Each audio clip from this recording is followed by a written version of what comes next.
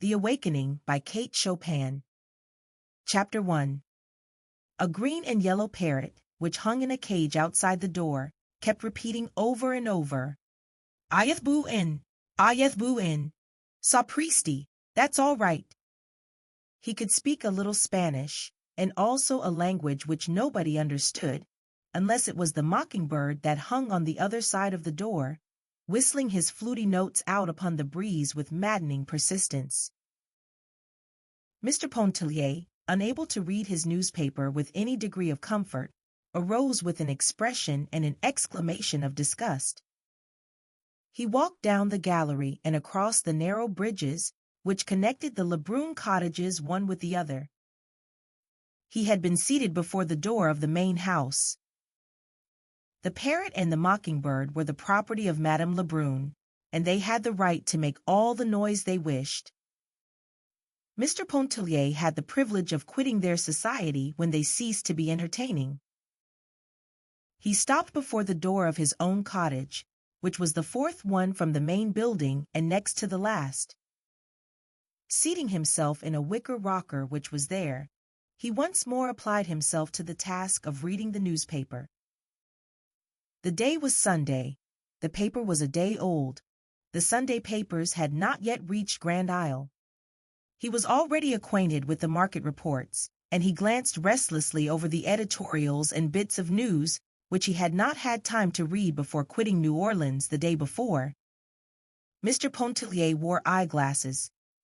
He was a man of 40, of medium height and rather slender build. He stooped a little.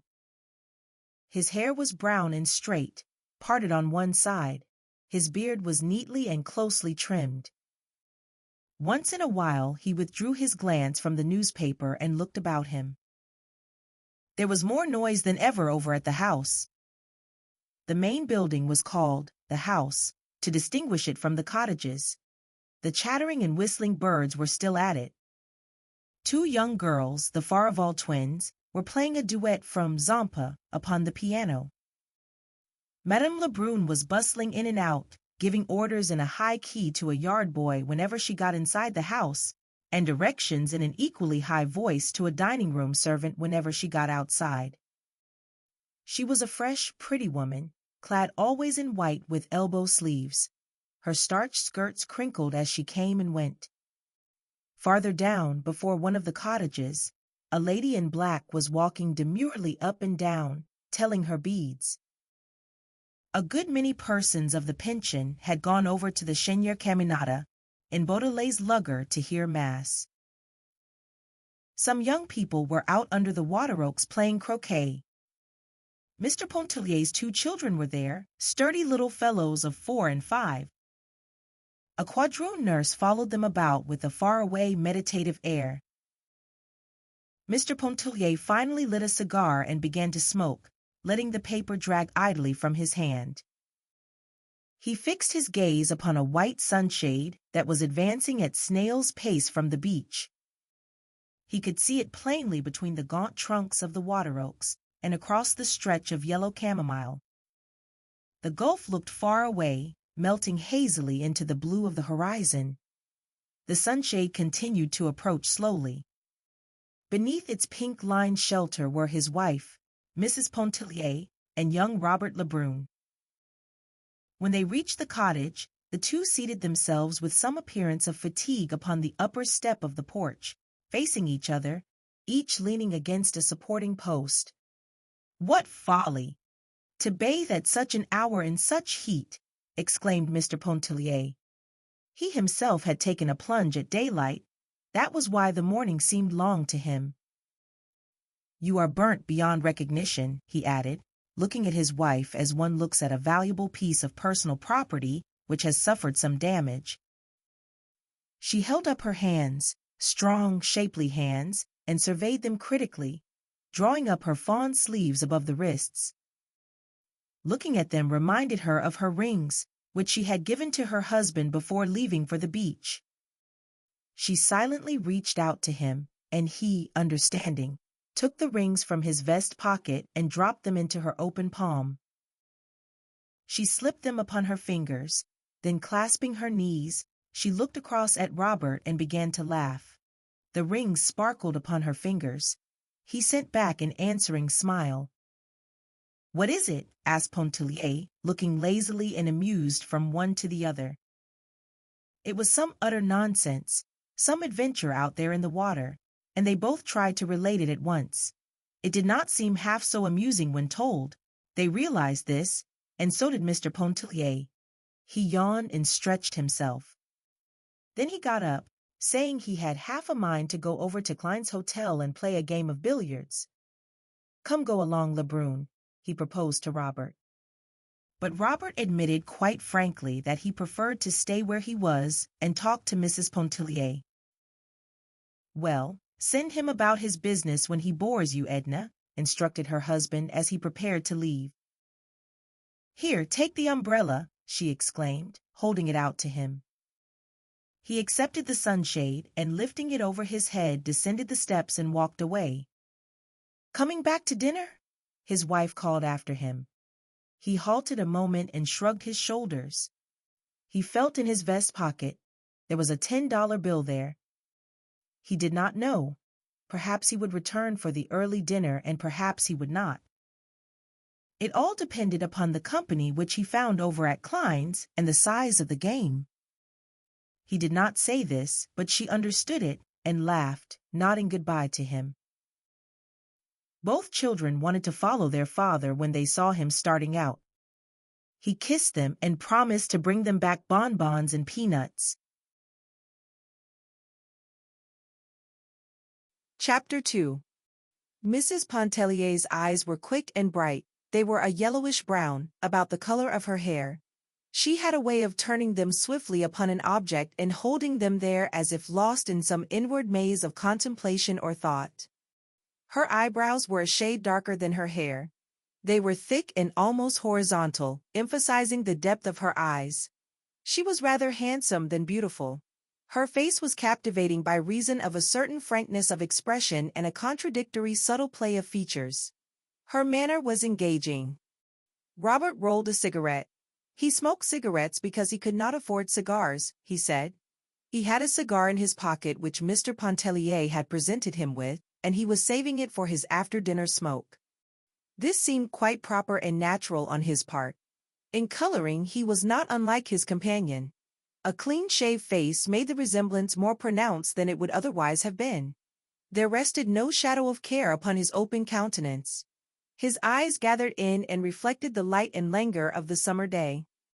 Mrs. Pontellier reached over for a palm-leaf fan that lay on the porch and began to fan herself, while Robert sent between his lips light puffs from his cigarette. They chatted incessantly, about the things around them, their amusing adventure out in the water.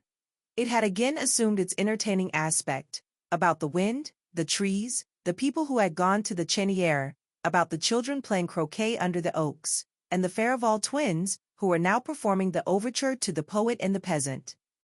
Robert talked a good deal about himself. He was very young, and did not know any better. Mrs. Pontellier talked a little about herself for the same reason. Each was interested in what the other said. Robert spoke of his intention to go to Mexico in the autumn, where fortune awaited him. He was always intending to go to Mexico, but some way never got there.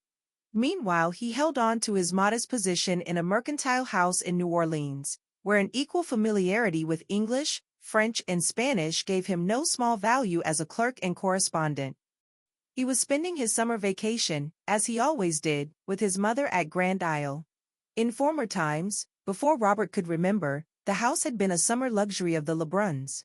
Now, flanked by its dozen or more cottages, which were always filled with exclusive visitors from the Quartier Français, it enabled Madame Lebrun to maintain the easy and comfortable existence which appeared to be her birthright.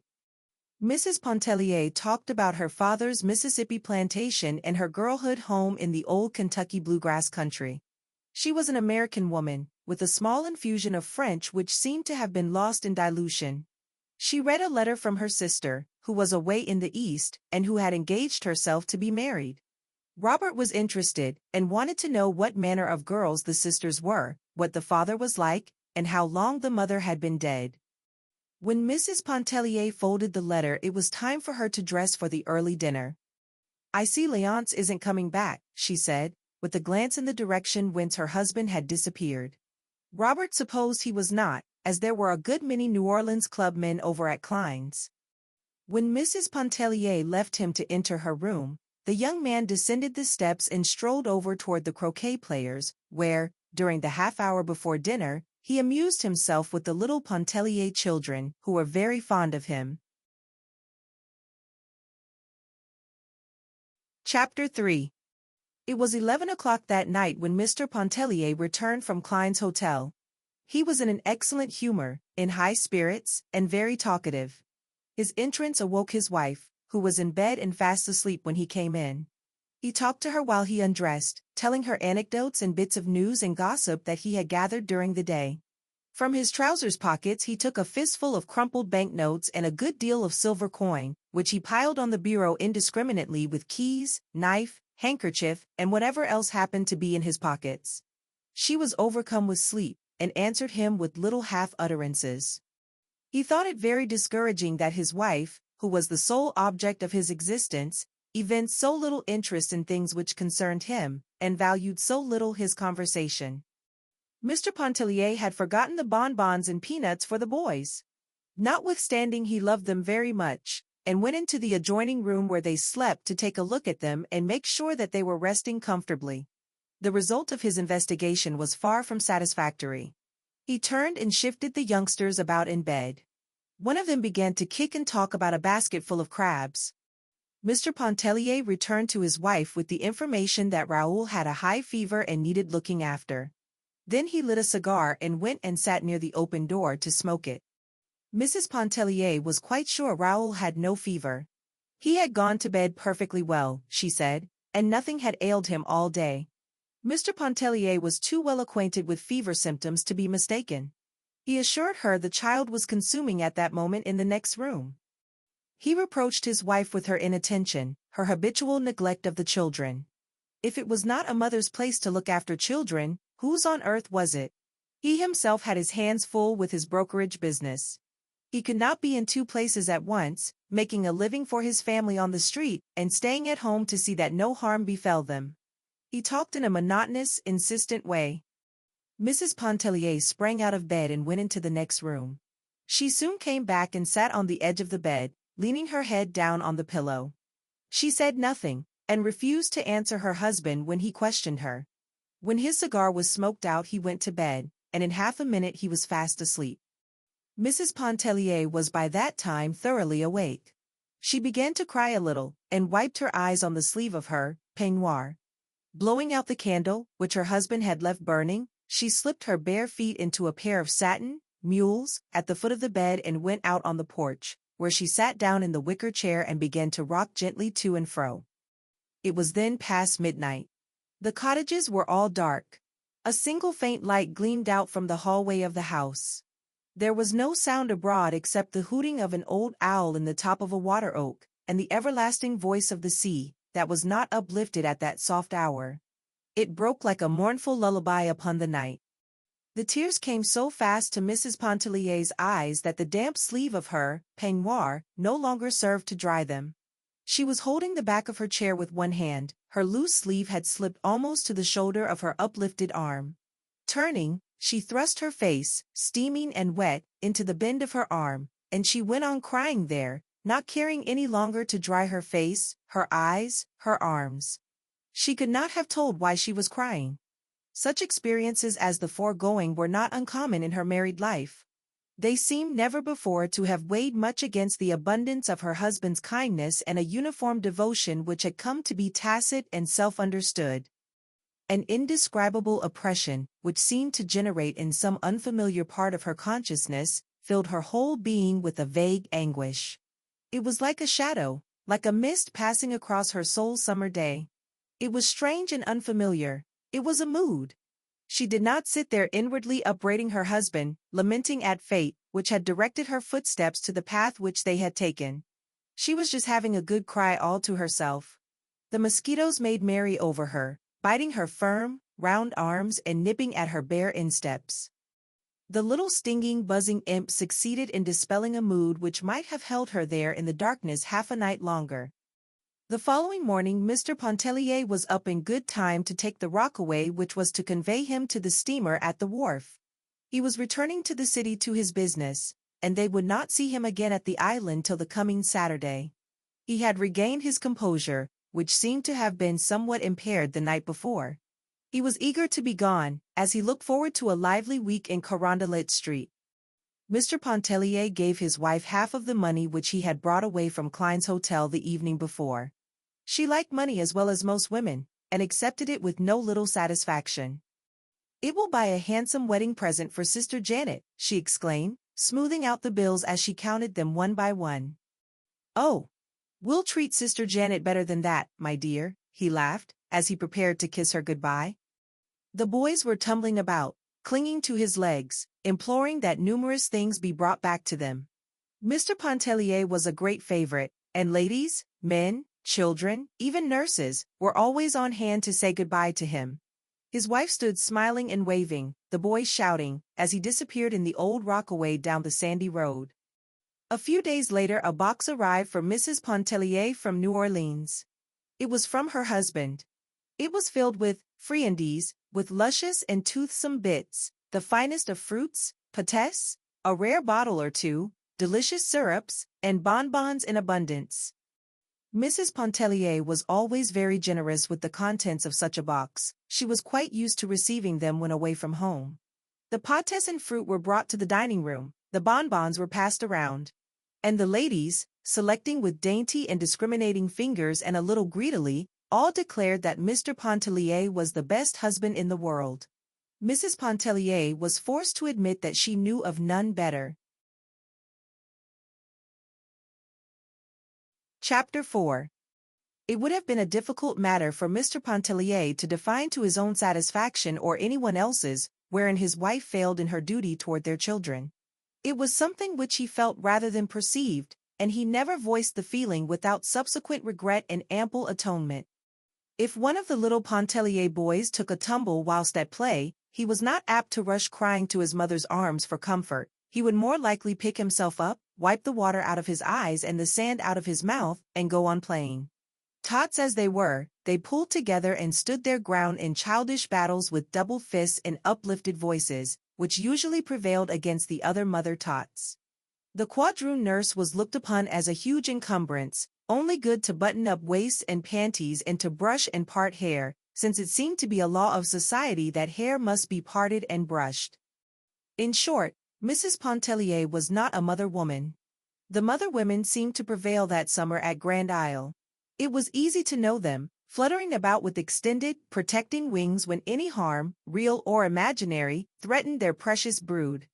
They were women who idolized their children, worshipped their husbands, and esteemed it a holy privilege to efface themselves as individuals and grow wings as ministering angels. Many of them were delicious in the role. One of them was the embodiment of every womanly grace and charm. If her husband did not adore her, he was a brute, deserving of death by slow torture. Her name was Adèle Ratignolle. There are no words to describe her save the old ones that have served so often to picture the bygone heroine of romance and the fair lady of our dreams. There was nothing subtle or hidden about her charms, her beauty was all there. Flaming and apparent, the spun gold hair that comb nor confining pin could restrain, the blue eyes that were like nothing but sapphires, two lips that pouted, that were so red one could only think of cherries or some other delicious crimson fruit in looking at them. She was growing a little stout, but it did not seem to detract an iota from the grace of every step, pose, gesture. One would not have wanted her white neck a mite less full or her beautiful arms more slender.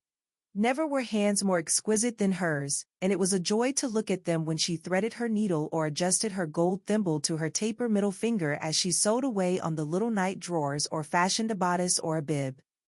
Madame Ratignolle was very fond of Mrs. Pontellier, and often she took her sewing and went over to sit with her in the afternoons. She was sitting there the afternoon of the day the box arrived from New Orleans. She had possession of the rocker, and she was busily engaged in sewing upon a diminutive pair of night drawers. She had brought the pattern of the drawers for Mrs. Pontellier to cut out, a marvel of construction, fashioned to enclose a baby's body so effectually that only two small eyes might look out from the garment, like an Eskimo's. They were designed for winter wear, when treacherous drafts came down chimneys and insidious currents of deadly cold found their way through keyholes. Mrs. Pontellier's mind was quite at rest concerning the present material needs of her children, and she could not see the use of anticipating and making winter night garments the subject of her summer meditations. But she did not want to appear unamiable and uninterested, so she had brought forth newspapers, which she spread upon the floor of the gallery, and under Madame Ratignolle's directions she had cut a pattern of the impervious garment. Robert was there, seated as he had been the Sunday before, and Mrs. Pontellier also occupied her former position on the upper step, leaning listlessly against the post. Beside her was a box of bonbons, which she held out at intervals to Madame Ratignole. That lady seemed at a loss to make a selection, but finally settled upon a stick of nougat, wondering if it were not too rich, whether it could possibly hurt her. Madame Ratignole had been married 7 years. About every 2 years she had a baby. At that time she had 3 babies, and was beginning to think of a 4th one. She was always talking about her condition. Her condition was in no way apparent, and no one would have known a thing about it but for her persistence in making it the subject of conversation. Robert started to reassure her, asserting that he had known a lady who had subsisted upon nougat during the entire, but seeing the color mount into Mrs. Pontellier's face he checked himself and changed the subject. Mrs. Pontellier, though she had married a Creole, was not thoroughly at home in the society of Creoles. Never before had she been thrown so intimately among them. There were only Creoles that summer at Lebrun's. They all knew each other, and felt like one large family, among whom existed the most amicable relations. A characteristic which distinguished them and which impressed Mrs. Pontellier most forcibly was their entire absence of prudery. Their freedom of expression was at first incomprehensible to her, though she had no difficulty in reconciling it with the lofty chastity which in the Creole woman seems to be inborn and unmistakable. Never would Edna Pontellier forget the shock with which she heard Madame Ratignole relating to old Monsieur Farival the harrowing story of one of her accouchements, withholding no intimate detail. She was growing accustomed to like shocks, but she could not keep the mounting color back from her cheeks.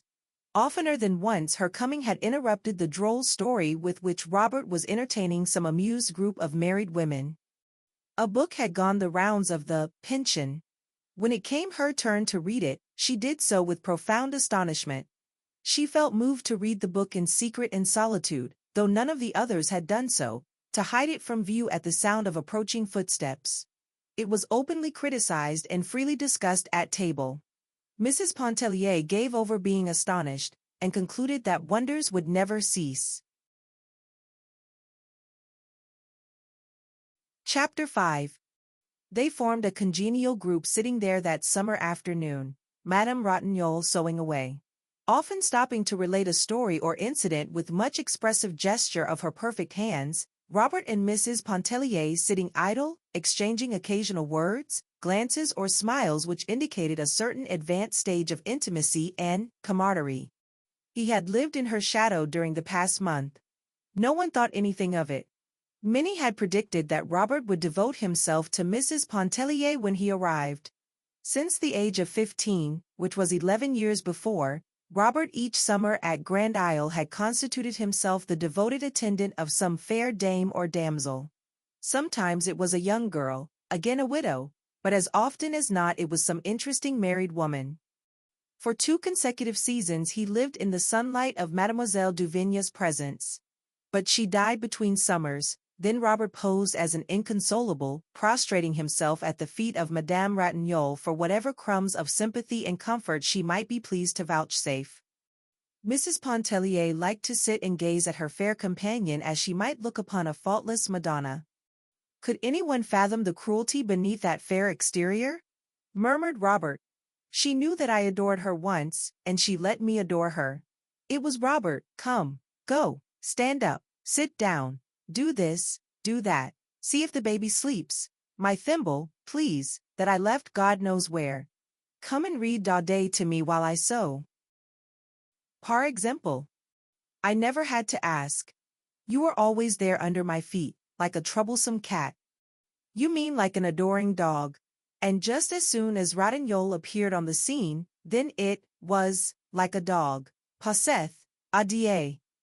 Ayeth buen. Perhaps I feared to make Alphonse jealous, she interjoined, with excessive naivete. That made them all laugh. The right hand jealous of the left. The heart jealous of the soul. But for that matter, the Creole husband is never jealous. With him the gangrene passion is one which has become dwarfed by disuse.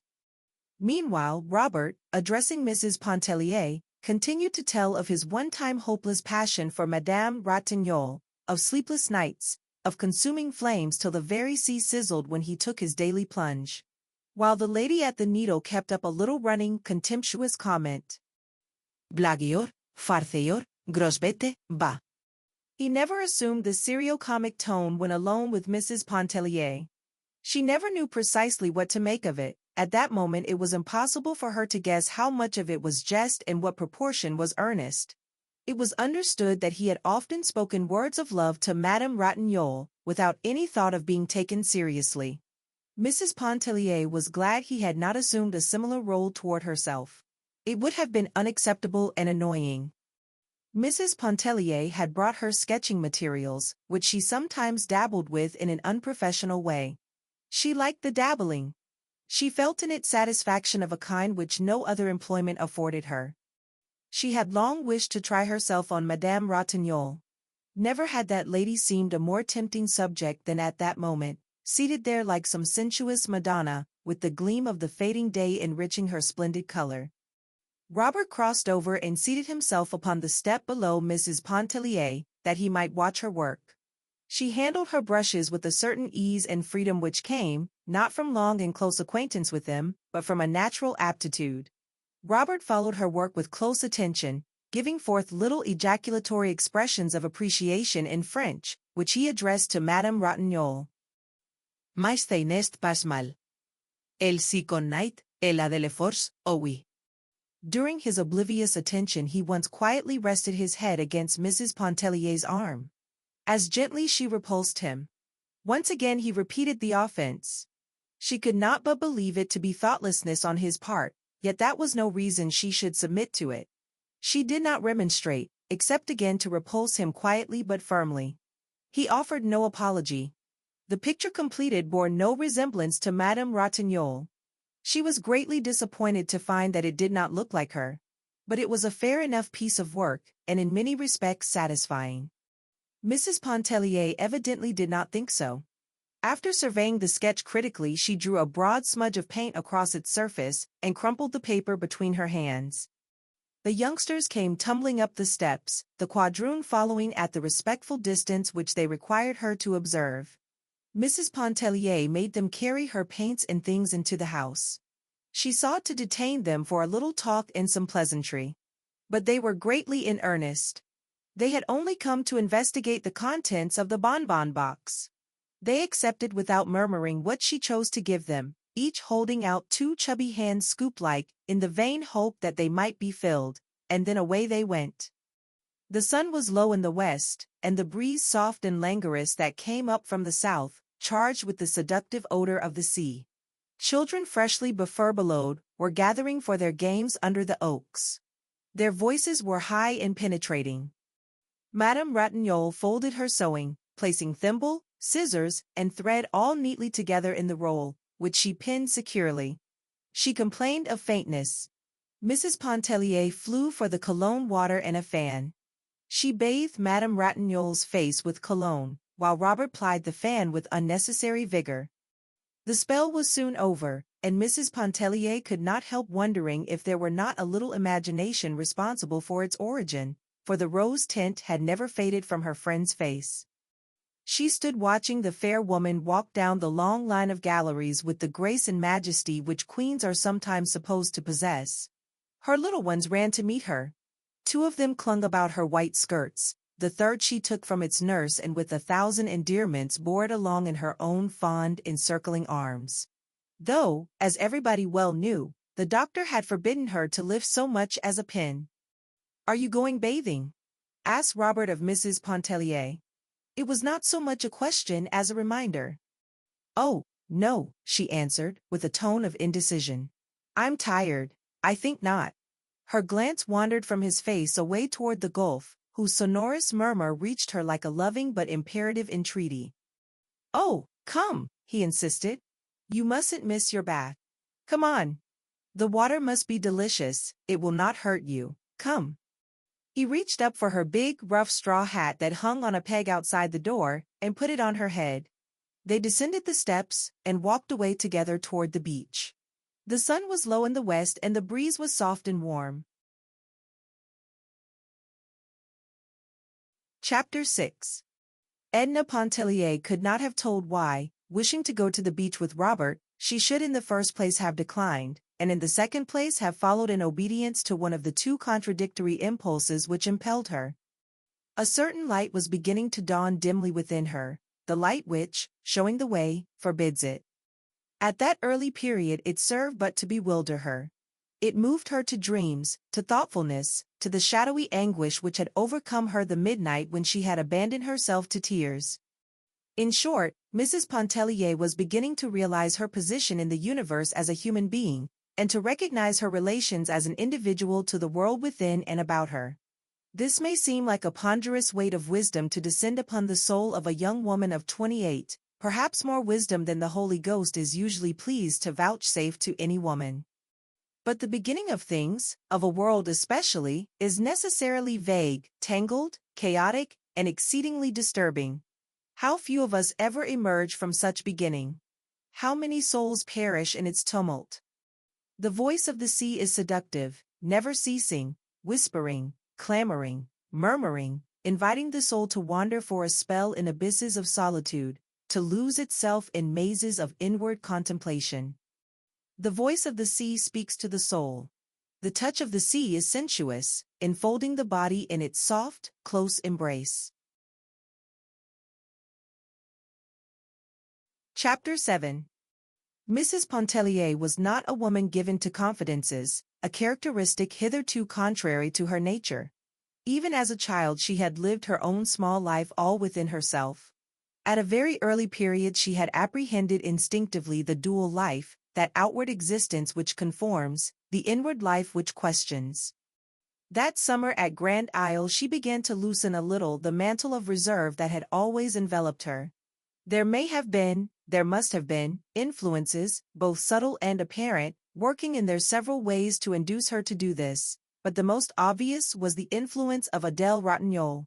The excessive physical charm of the Creole had first attracted her, for Edna had a sensuous susceptibility to beauty. Then the candor of the woman's whole existence, which everyone might read, and which formed so striking a contrast to her own habitual reserve, this might have furnished a link. Who can tell what metals the gods use in forging the subtle bond which we call sympathy, which we might as well call love? The two women went away one morning to the beach together, arm in arm, under the huge white sunshade. Edna had prevailed upon Madame Ratignolle to leave the children behind, though she could not induce her to relinquish a diminutive roll of needlework, which Adèle begged to be allowed to slip into the depths of her pocket. In some unaccountable way they had escaped from Robert. The walk to the beach was no inconsiderable one, consisting as it did of a long, sandy path, upon which a sporadic and tangled growth that bordered it on either side made frequent and unexpected inroads. There were acres of yellow chamomile reaching out on either hand. Further away still, vegetable gardens abounded, with frequent small plantations of orange or lemon trees intervening. The dark green clusters glistened from afar in the sun. The women were both of goodly height, Madame Ratignolle possessing the more feminine and matronly figure.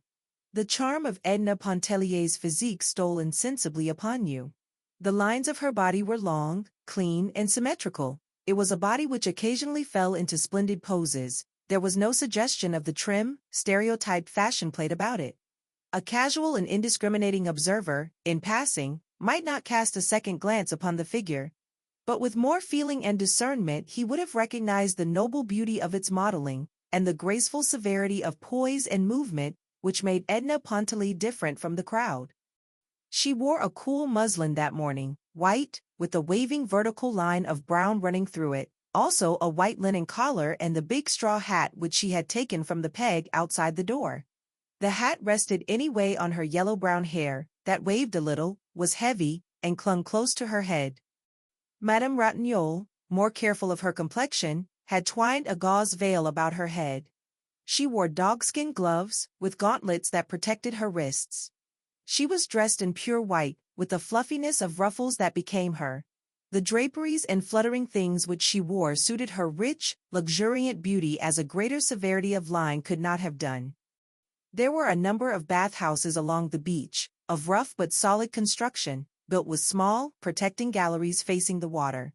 Each house consisted of 2 compartments, and each family at Lebrun's possessed a compartment for itself, fitted out with all the essential paraphernalia of the bath and whatever other conveniences the owners might desire. The 2 women had no intention of bathing. They had just strolled down to the beach for a walk and to be alone and near the water. The Pontellier and Rossignol compartments adjoined one another under the same roof. Mrs. Pontellier had brought down her key through force of habit. Unlocking the door of her bathroom, she went inside, and soon emerged, bringing a rug, which she spread upon the floor of the gallery, and 2 huge hair pillows covered with crash, which she placed against the front of the building. The 2 seated themselves there in the shade of the porch, side by side, with their backs against the pillows and their feet extended. Madame Rossignol removed her veil, wiped her face with a rather delicate handkerchief, and fanned herself with the fan which she always carried suspended somewhere about her person by a long, narrow ribbon. Edna removed her collar and opened her dress at the throat. She took the fan from Madame Rossignol and began to fan both herself and her companion. It was very warm, and for a while they did nothing but exchange remarks about the heat, the sun, the glare. But there was a breeze blowing, a choppy, stiff wind that whipped the water into froth. It fluttered the skirts of the 2 women and kept them for a while engaged in adjusting, readjusting, tucking in, securing hairpins and hatpins. A few persons were sporting some distance away in the water. The beach was very still of human sound at that hour. The lady in black was reading her morning devotions on the porch of a neighboring bathhouse. 2 young lovers were exchanging their hearts' yearnings beneath the children's tent, which they had found unoccupied. Edna Pontellier, casting her eyes about, had finally kept them at rest upon the sea. The day was clear and carried the gaze out as far as the blue sky went. There were a few white clouds suspended idly over the horizon. A lateen sail was visible in the direction of Cat Island, and others to the south seemed almost motionless in the far distance. "Of whom, of what are you thinking?" asked Adele of her companion, whose countenance she had been watching with a little amused attention, arrested by the absorbed expression which seemed to have seized and fixed every feature into a statuesque repose. "Nothing," returned Mrs. Pontellier, with a start, adding at once, "How stupid! But it seems to me it is the reply we make instinctively to such a question. Let me see," she went on, throwing back her head and narrowing her fine eyes till they shone like 2 vivid points of light. "Let me see. I was really not conscious of thinking of anything, but perhaps I can retrace my thoughts." "Oh, never mind," laughed Madame Rossignol. "I am not quite so exacting. I will let you off this time. It is really too hot to think, especially to think about thinking." "But for the fun of it," persisted Edna. "First of all, the sight of the water stretching so far away, those motionless sails against the blue sky, made a delicious picture that I just wanted to sit and look at. The hot wind beating in my face made me think, without any connection that I can trace of a summer day in Kentucky, of a meadow that seemed as big as the ocean to the very little girl walking through the grass, which was higher than her waist. She threw out her arms as if swimming when she walked, beating the tall grass as one strikes out in the water. Oh, I see the connection now. Where were you going that day in Kentucky, walking through the grass?" "I don't remember now. I was just walking diagonally across a big field. My sunbonnet obstructed the view. I could see only the stretch of green before me, and I felt as if I must walk on forever, without coming to the end of it. I don't remember whether I was frightened or pleased. I must have been entertained. Likely as not it was Sunday," she laughed, "and I was running away from prayers, from the Presbyterian service, read in a spirit of gloom by my father that chills me yet to think of." "And have you been running away from prayers ever since, ma chère?" asked Madame Rossignol, amused. "No. Oh, no," Edna hastened to say. "I was a little unthinking child in those days, just following a misleading impulse without question. On the contrary, during one period of my life religion took a firm hold upon me, after I was 12 and why, I suppose until now, though I never thought much about it, just driven along by habit. But do you know?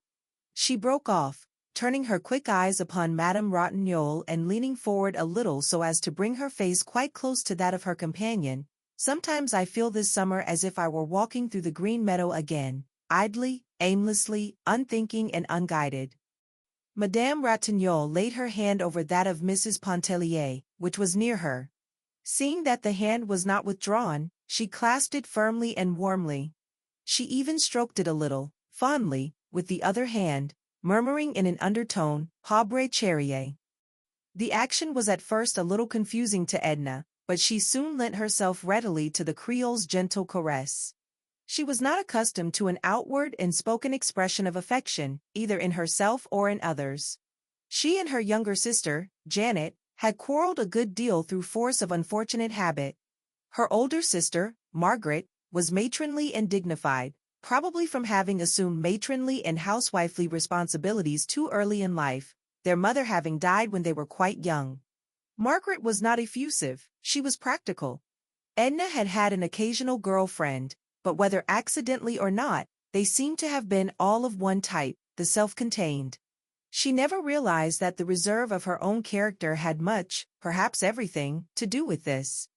Her most intimate friend at school had been one of rather exceptional intellectual gifts, who wrote fine-sounding essays, which Edna admired and strove to imitate, and with her she talked and glowed over the English classics, and sometimes held religious and political controversies.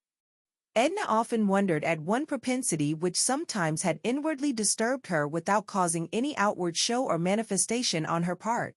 At a very early age, perhaps it was when she traversed the ocean of waving grass, she remembered that she had been passionately enamored of a dignified and sad-eyed cavalry officer who visited her father in Kentucky. She could not leave his presence when he was there, nor remove her eyes from his face, which was something like Napoleon's, with a lock of black hair failing across the forehead. But the cavalry officer melted imperceptibly out of her existence. At another time her affections were deeply engaged by a young gentleman who visited a lady on a neighboring plantation. It was after they went to Mississippi to live. The young man was engaged to be married to the young lady, and they sometimes called upon Margaret, driving over of afternoons in a buggy. Edna was a little miss, just merging into her teens, and the realization that she herself was nothing to the engaged young man was a bitter affliction to her. But he, too, went the way of dreams. She was a grown young woman when she was overtaken by what she supposed to be the climax of her fate. It was when the face and figure of a great tragedian began to haunt her imagination and stir her senses. The persistence of the infatuation lent it an aspect of genuineness. The hopelessness of it colored it with the lofty tones of a great passion. The picture of the tragedian stood enframed upon her desk. Anyone may possess the portrait of a tragedian without exciting suspicion or comment. This was a sinister reflection which she cherished. In the presence of others she expressed admiration for his exalted gifts, as she handed the photograph around and dwelt upon the fidelity of the likeness. When alone she sometimes picked it up and kissed the cold glass passionately. Her marriage to Léonce Pontellier was purely an accident, in this respect resembling many other marriages which masquerade as the decrees of fate. It was in the midst of her secret great passion that she met him. He fell in love, as men are in the habit of doing, and pressed his suit with an earnestness and an ardor which left nothing to be desired. He pleased her, his absolute devotion flattered her. She fancied there was a sympathy of thought and taste between them, in which fancy she was mistaken. Add to this the violent opposition of her father and her sister Margaret to her marriage with a Catholic, and we need seek no further for the motives which led her to accept Monsieur Pontellier for her husband. The acme of bliss, which would have been a marriage with the tragedian, was not for her in this world. As the devoted wife of a man who worshipped her, she felt she would take her place with a certain dignity in the world of reality, closing the portals forever behind her upon the realm of romance and dreams.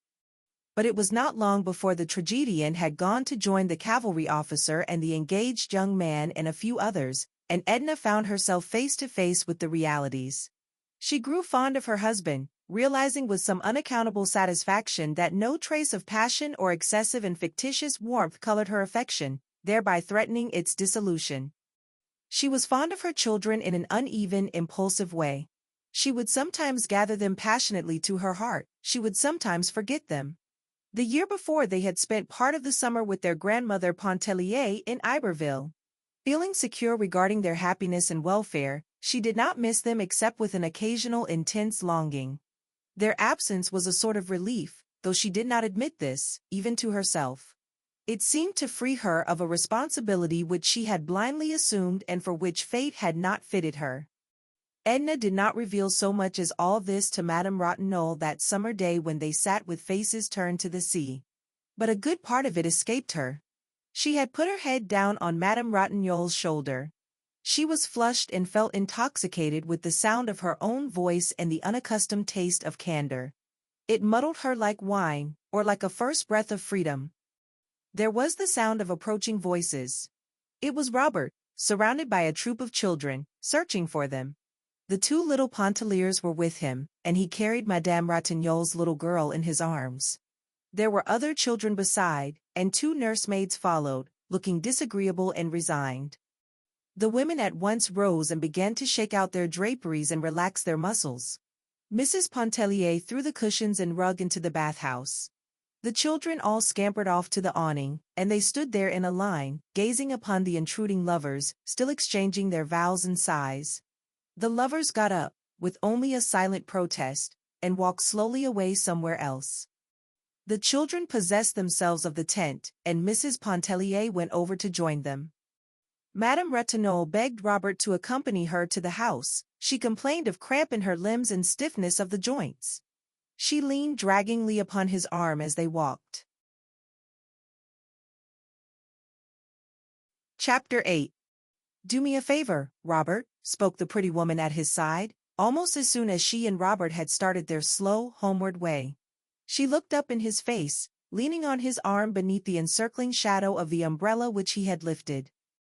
"Granted, as many as you like," he returned, glancing down into her eyes that were full of thoughtfulness and some speculation. "I only ask for one. Let Mrs. Pontellier alone." "Tiens!"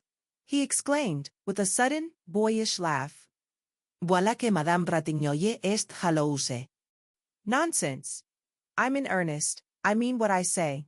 Let Mrs. Pontellier alone." "Why?"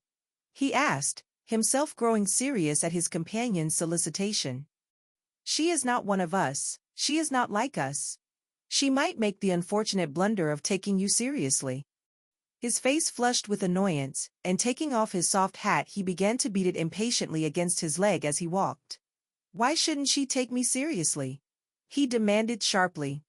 "Am I a comedian, a clown, a jack-in-the-box? Why shouldn't she? You Creoles! I have no patience with you. Am I always to be regarded as a feature of an amusing program? I hope Mrs. Pontellier does take me seriously. I hope she has discernment enough to find in me something besides the blagueur. If I thought there was any doubt—" "Oh, enough, Robert!"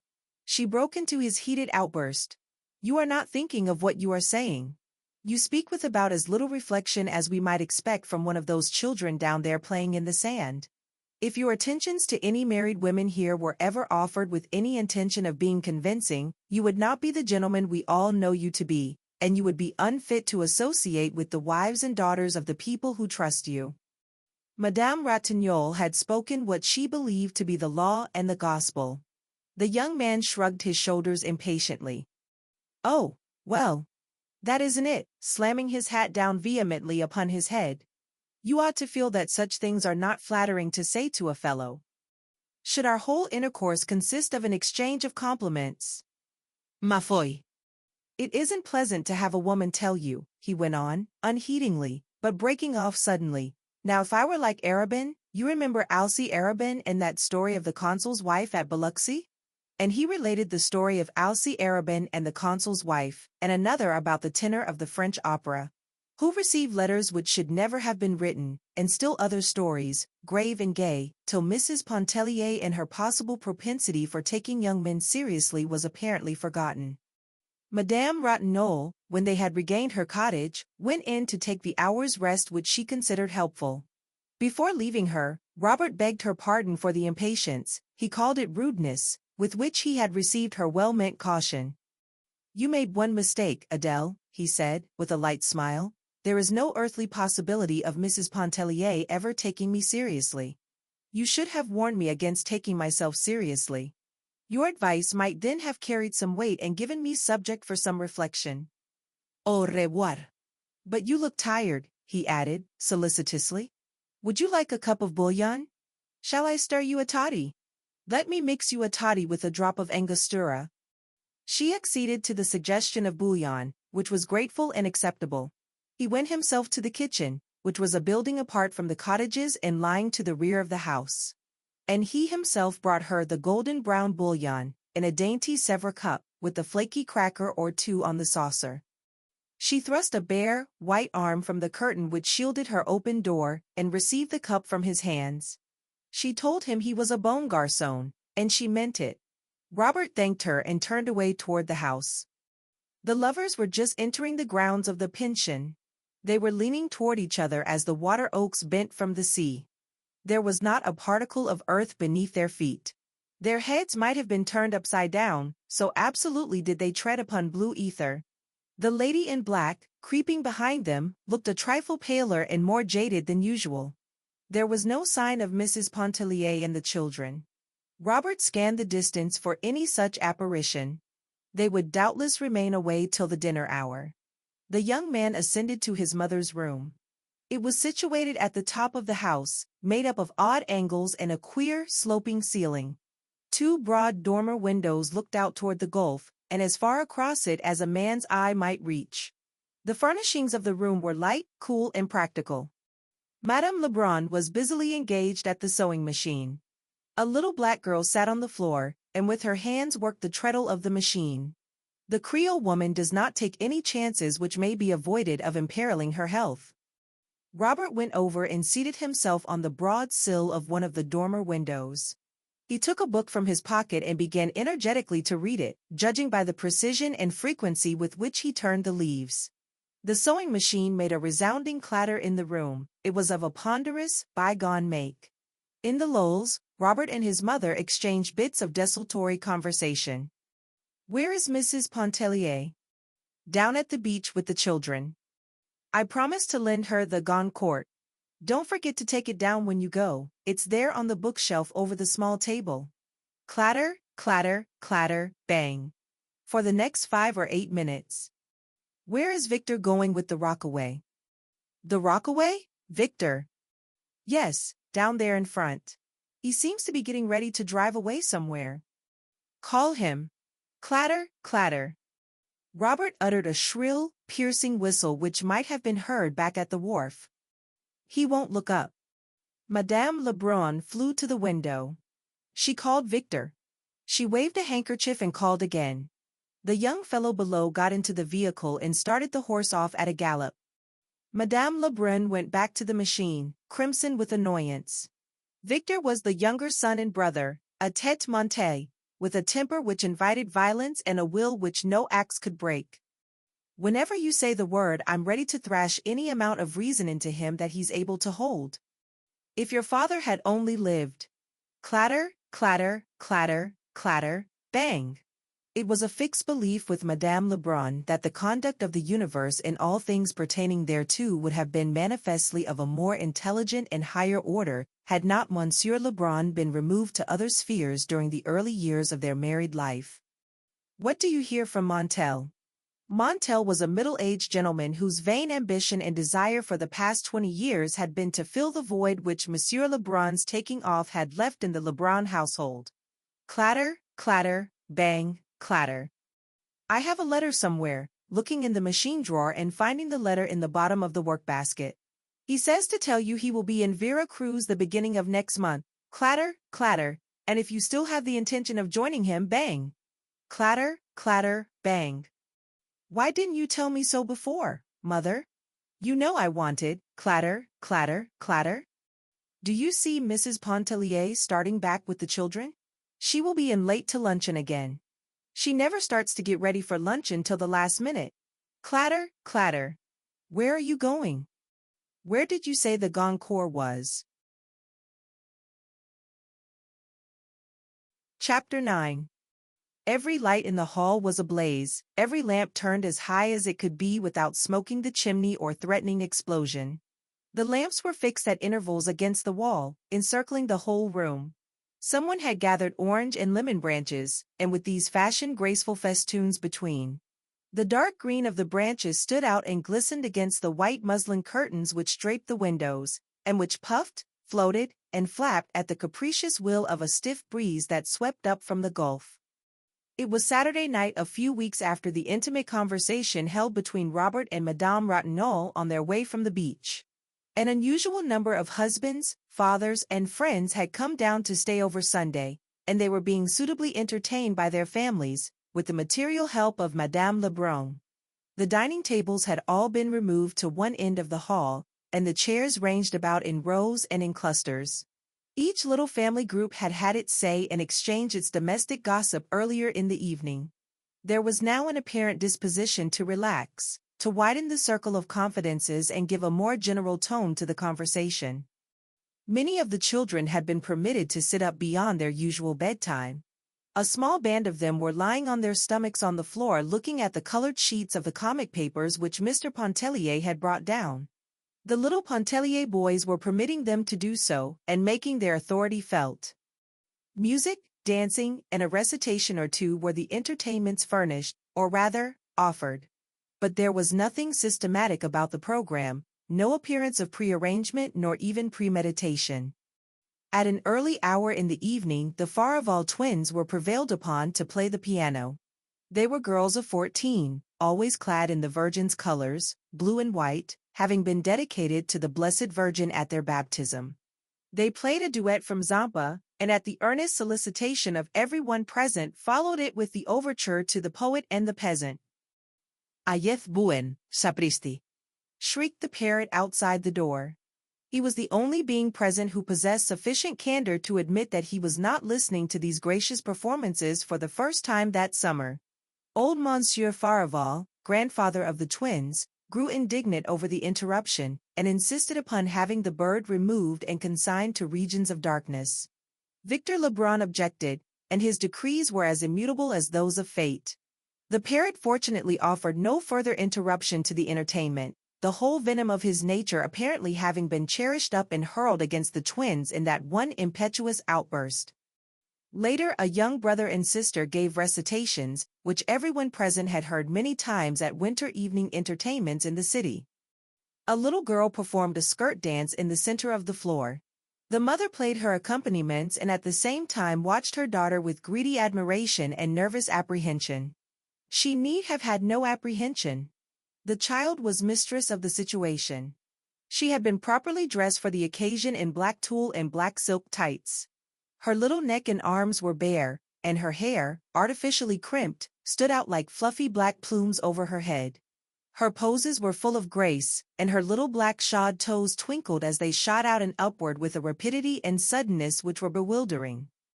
But there was no reason why everyone should not dance. Madame Ratignolle could not, so it was she who gaily consented to play for the others. She played very well, keeping excellent waltz time and infusing an expression into the strains which was indeed inspiring.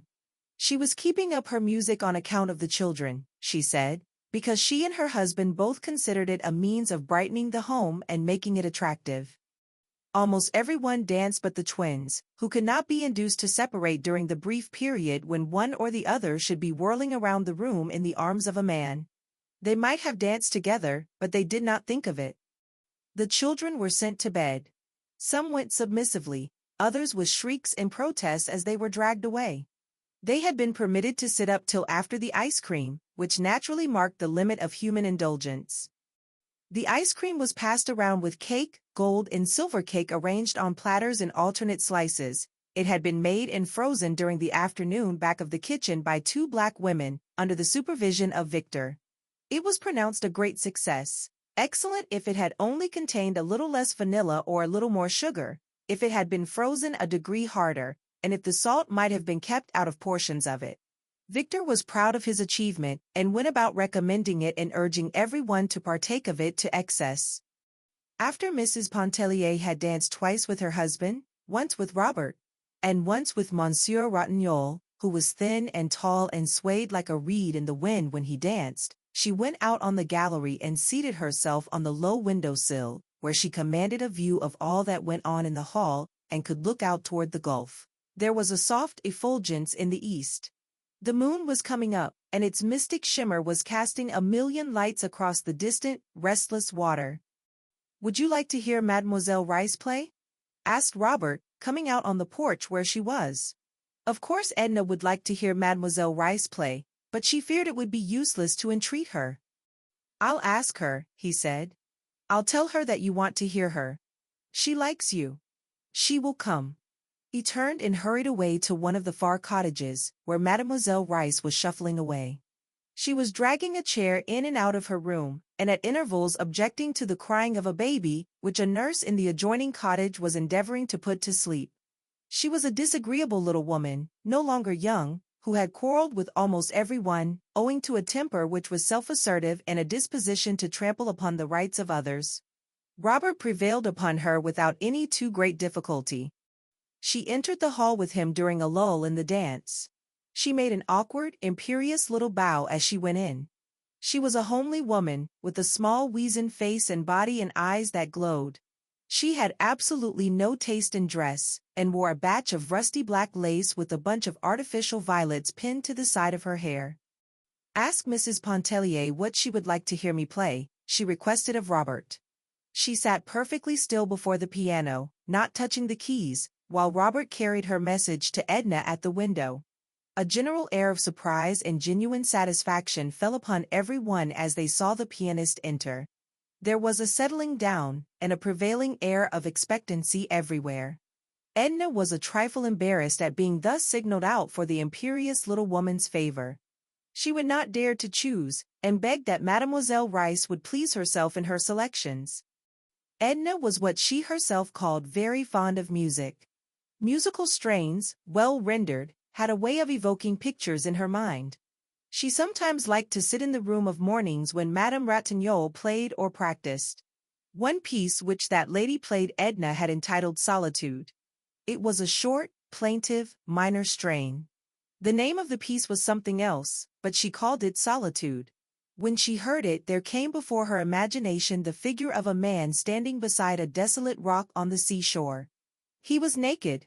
His attitude was one of hopeless resignation as he looked toward a distant bird winging its flight away from him. Another piece called to her mind a dainty young woman clad in an empire gown, taking mincing dancing steps as she came down a long avenue between tall hedges. Again, another reminded her of children at play, and still another of nothing on earth but a demure lady stroking a cat. The very first chords which Mademoiselle Rice struck upon the piano sent a keen tremor down Mrs. Pontellier's spinal column. It was not the first time she had heard an artist at the piano. Perhaps it was the first time she was ready, perhaps the first time her being was tempered to take an impress of the abiding truth.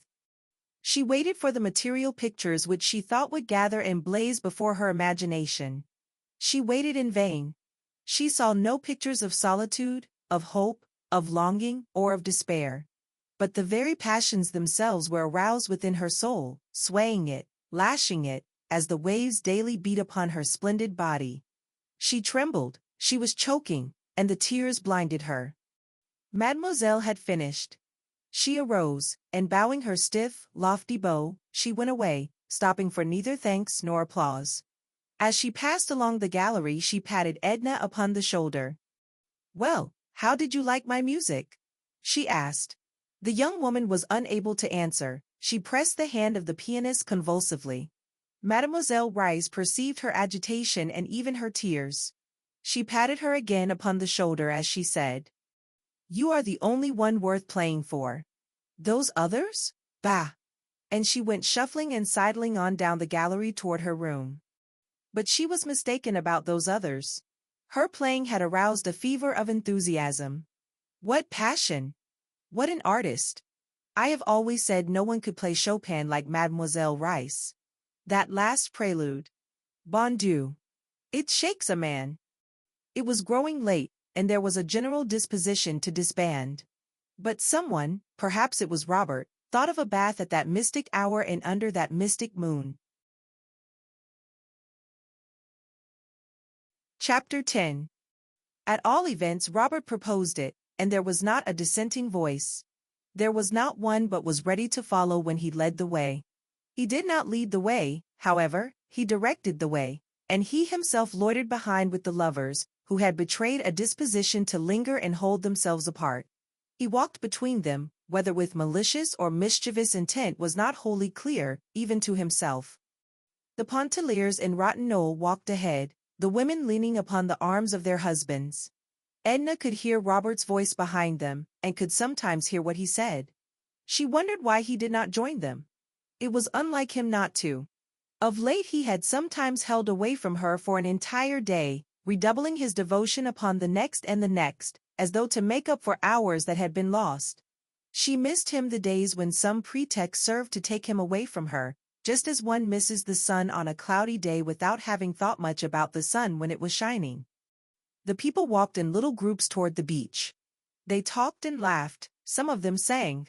There was a band playing down at Klein's hotel, and the strains reached them faintly, tempered by the distance. There were strange, rare odors abroad, a tangle of the sea smell and of weeds and damp, new-plowed earth, mingled with the heavy perfume of a field of white blossoms somewhere near. But the night sat lightly upon the sea and the land. There was no weight of darkness, there were no shadows. The white light of the moon had fallen upon the world like the mystery and the softness of sleep. Most of them walked into the water as though into a native element. The sea was quiet now, and swelled lazily in broad billows that melted into one another and did not break except upon the beach in little foamy crests that coiled back like slow, white serpents. Edna had attempted all summer to learn to swim. She had received instructions from both the men and women, in some instances from the children. Robert had pursued a system of lessons almost daily, and he was nearly at the point of discouragement in realizing the futility of his efforts. A certain ungovernable dread hung about her when in the water, unless there was a hand nearby that might reach out and reassure her. But that night she was like the little tottering, stumbling, clutching child, who of a sudden realizes its powers, and walks for the first time alone, boldly and with overconfidence. She could have shouted for joy. She did shout for joy, as with a sweeping stroke or two she lifted her body to the surface of the water. A feeling of exultation overtook her, as if some power of significant import had been given her to control the working of her body and her soul. She grew daring and reckless, overestimating her strength.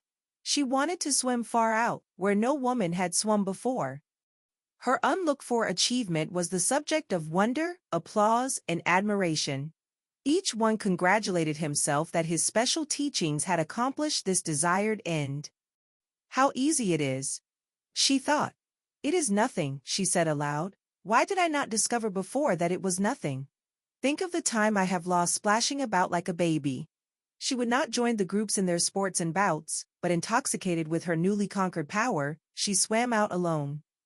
She turned her face seaward to gather in an impression of space and solitude, which the vast expanse of water, meeting and melting with the moonlit sky, conveyed to her excited fancy.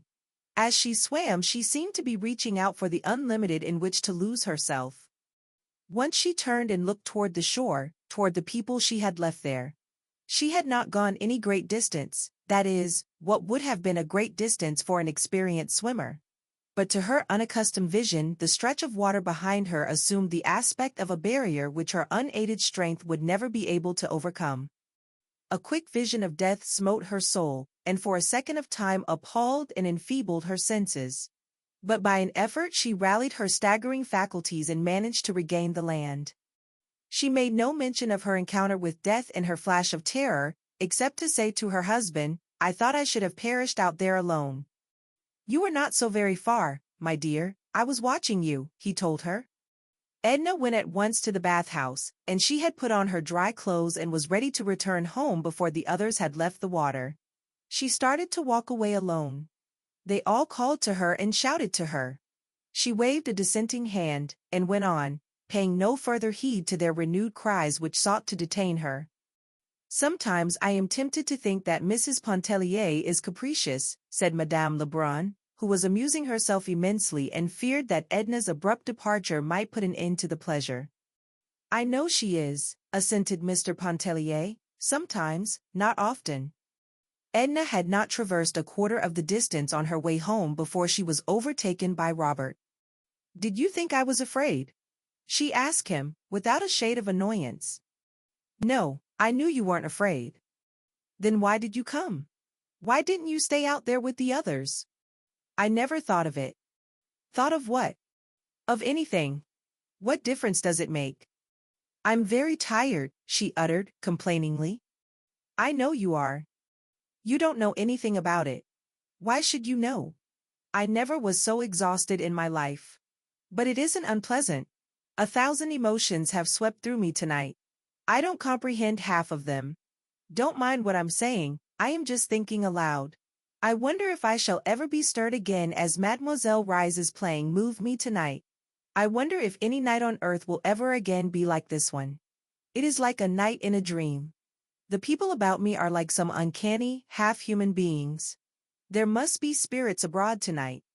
There are, whispered Robert. Didn't you know this was the 28th of August? The 28th of August. Yes. On the 28th of August, at the hour of midnight, and if the moon is shining, the moon must be shining, a spirit that has haunted these shores for ages rises up from the gulf. With its own penetrating vision, the spirit seeks some one mortal worthy to hold him company, worthy of being exalted for a few hours into realms of the semi-celestials. His search has always hitherto been fruitless, and he has sunk back, disheartened, into the sea. But tonight he found Mrs. Pontellier. Perhaps he will never wholly release her from the spell. Perhaps she will never again suffer a poor, unworthy earthling to walk in the shadow of her divine presence. Don't banter me, she said, wounded at what appeared to be his flippancy. He did not mind the entreaty, but the tone with its delicate note of pathos was like a reproach. He could not explain, he could not tell her that he had penetrated her mood and understood. He said nothing except to offer her his arm, for, by her own admission, she was exhausted. She had been walking alone with her arms hanging limp, letting her white skirts trail along the dewy path. She took his arm, but she did not lean upon it. She let her hand lie listlessly, as though her thoughts were elsewhere, somewhere in advance of her body, and she was striving to overtake them. Robert assisted her into the hammock which swung from the post before her door out to the trunk of a tree. Will you stay out here and wait for Mr. Pontellier? He asked. I'll stay out here. Good night. Shall I get you a pillow? There's one here, she said, feeling about, for they were in the shadow. It must be soiled, the children have been tumbling it about. No matter. And having discovered the pillow, she adjusted it beneath her head. She extended herself in the hammock with a deep breath of relief. She was not a supercilious or an over-dainty woman. She was not much given to reclining in the hammock, and when she did so it was with no cat-like suggestion of voluptuous ease, but with a beneficent repose which seemed to invade her whole body. Shall I stay with you till Mr. Pontellier comes? Asked Robert, seating himself on the outer edge of one of the steps and taking hold of the hammock rope which was fastened to the post. If you wish. Don't swing the hammock. Will you get my white shawl which I left on the windowsill over at the house? Are you chilly? No, but I shall be presently. Presently? He laughed. Do you know what time it is? How long are you going to stay out here? I don't know. Will you get the shawl? Of course I will, he said, rising. He went over to the house, walking along the grass. She watched his figure pass in and out of the strips of moonlight. It was past midnight. It was very quiet. When he returned with the shawl, she took it and kept it in her hand. She did not put it around her. Did you say I should stay till Mr. Pontellier came back? I said you might if you wished to. He seated himself again and rolled a cigarette, which he smoked in silence. Neither did Mrs. Pontellier speak. No multitude of words could have been more significant than those moments of silence, or more pregnant with the first felt throbbings of desire. When the voices of the bathers were heard approaching, Robert said good night. She did not answer him. He thought she was asleep. Again she watched his figure pass in and out of the strips of moonlight as he walked away. Chapter 11. What are you doing out here, Edna? I thought I should find you in bed, said her husband, when he discovered her lying there. He had walked up with Madame Lebrun and left her at the house. His wife did not reply. Are you asleep? He asked, bending down close to look at her. No. Her eyes gleamed bright and intense, with no sleepy shadows, as they looked into his. Do you know it is past 1 o'clock? Come on, and he mounted the steps and went into their room. Edna, called Mr. Pontellier from within, after a few moments had gone by. Don't wait for me, she answered. He thrust his head through the door. You will take cold out there, he said, irritably. What folly is this? Why don't you come in? It isn't cold, I have my shawl. The mosquitoes will devour you. There are no mosquitoes. She heard him moving about the room, every sound indicating impatience and irritation. Another time she would have gone in at his request.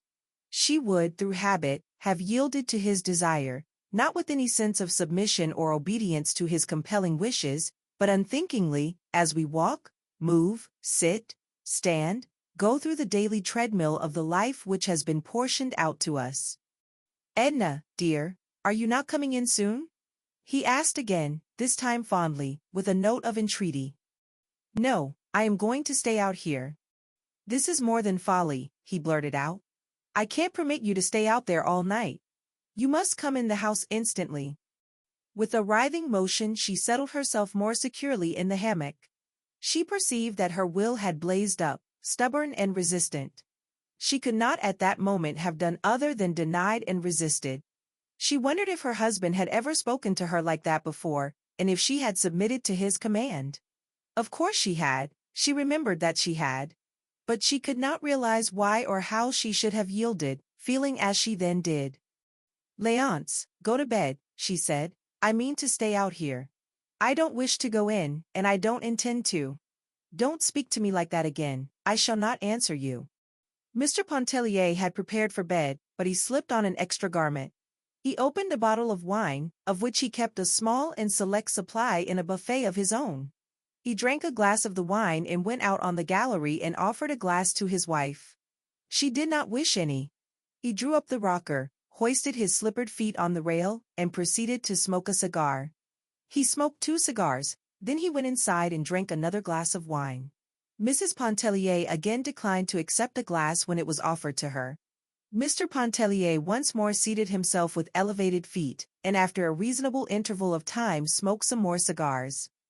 Edna began to feel like one who awakens gradually out of a dream, a delicious, grotesque, impossible dream, to feel again the realities pressing into her soul.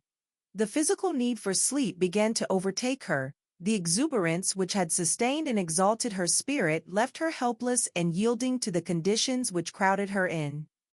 The stillest hour of the night had come, the hour before dawn, when the world seems to hold its breath. The moon hung low and had turned from silver to copper in the sleeping sky. The old owl no longer hooted, and the water oaks had ceased to moan as they bent their heads. Edna arose, cramped from lying so long and still in the hammock. She tottered up the steps, clutching feebly at the post before passing into the house. Are you coming in, Léonce? She asked, turning her face toward her husband. Yes, dear, he answered, with a glance following a misty puff of smoke. Just as soon as I have finished my cigar. Chapter 12. She slept but a few hours. They were troubled and feverish hours, disturbed with dreams that were intangible, that eluded her, leaving only an impression upon her half-awakened senses of something unattainable. She was up and dressed in the cool of the early morning. The air was invigorating and steadied somewhat her faculties. However, she was not seeking refreshment or help from any source, either external or from within. She was blindly following whatever impulse moved her, as if she had placed herself in alien hands for direction, and freed her soul of responsibility. Most of the people at that early hour were still in bed and asleep. A few, who intended to go over to the Cheniere for Mass, were moving about. The lovers, who had laid their plans the night before, were already strolling toward the wharf. The lady in black, with her Sunday prayer book, velvet and gold clasp, and her Sunday silver beads, was following them at no great distance. Old Monsieur Farival was up, and was more than half inclined to do anything that suggested itself. He put on his big straw hat, and taking his umbrella from the stand in the hall, followed the lady in black, never overtaking her. The little Negro girl who worked Madame Lebrun's sewing machine was sweeping the galleries with long, absent-minded strokes of the broom. Edna sent her up into the house to awaken Robert. "Tell him I am going to the Cheniere. The boat is ready, tell him to hurry." He had soon joined her. She had never sent for him before. She had never asked for him. She had never seemed to want him before. She did not appear conscious that she had done anything unusual in commanding his presence. He was apparently equally unconscious of anything extraordinary in the situation. But his face was suffused with a quiet glow when he met her. They went together back to the kitchen to drink coffee. There was no time to wait for any nicety of service.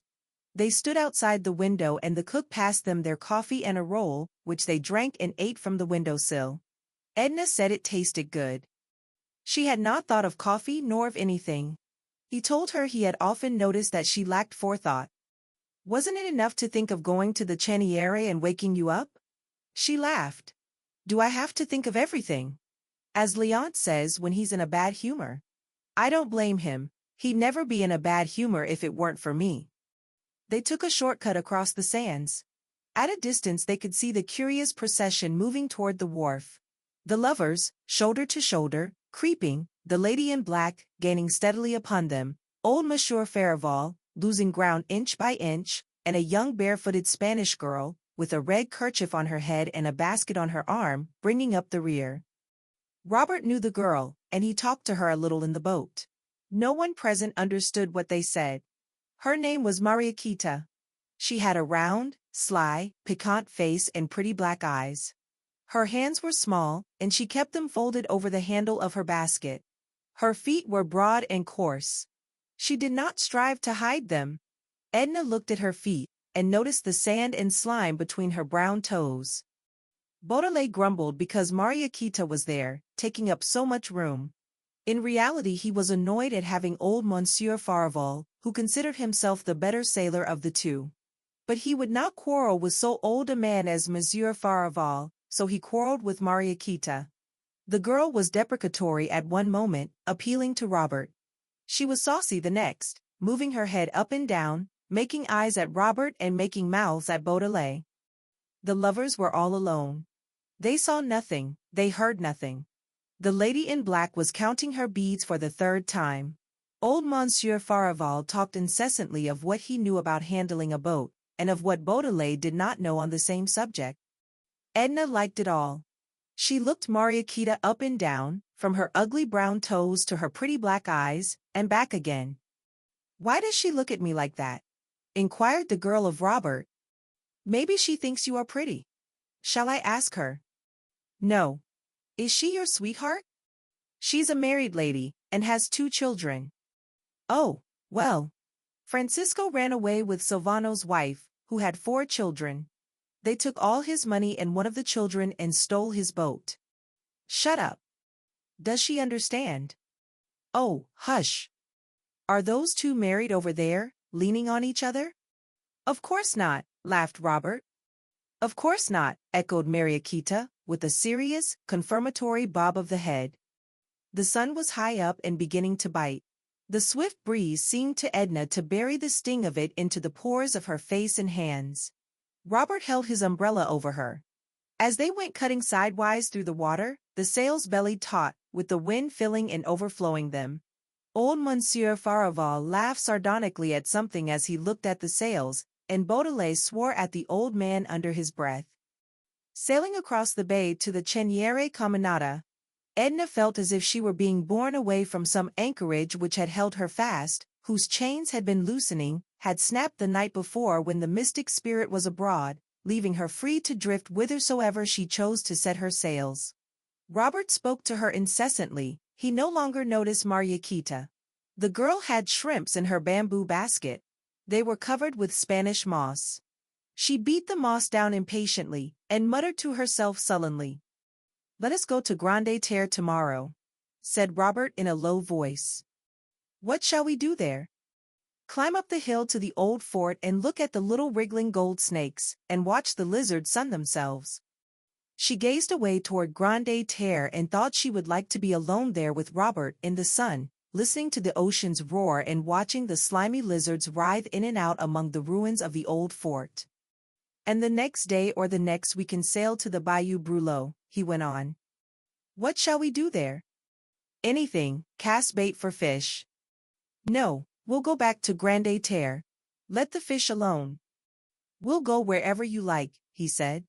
"I'll have Tony come over and help me patch and trim my boat. We shall not need Beaudelet nor anyone.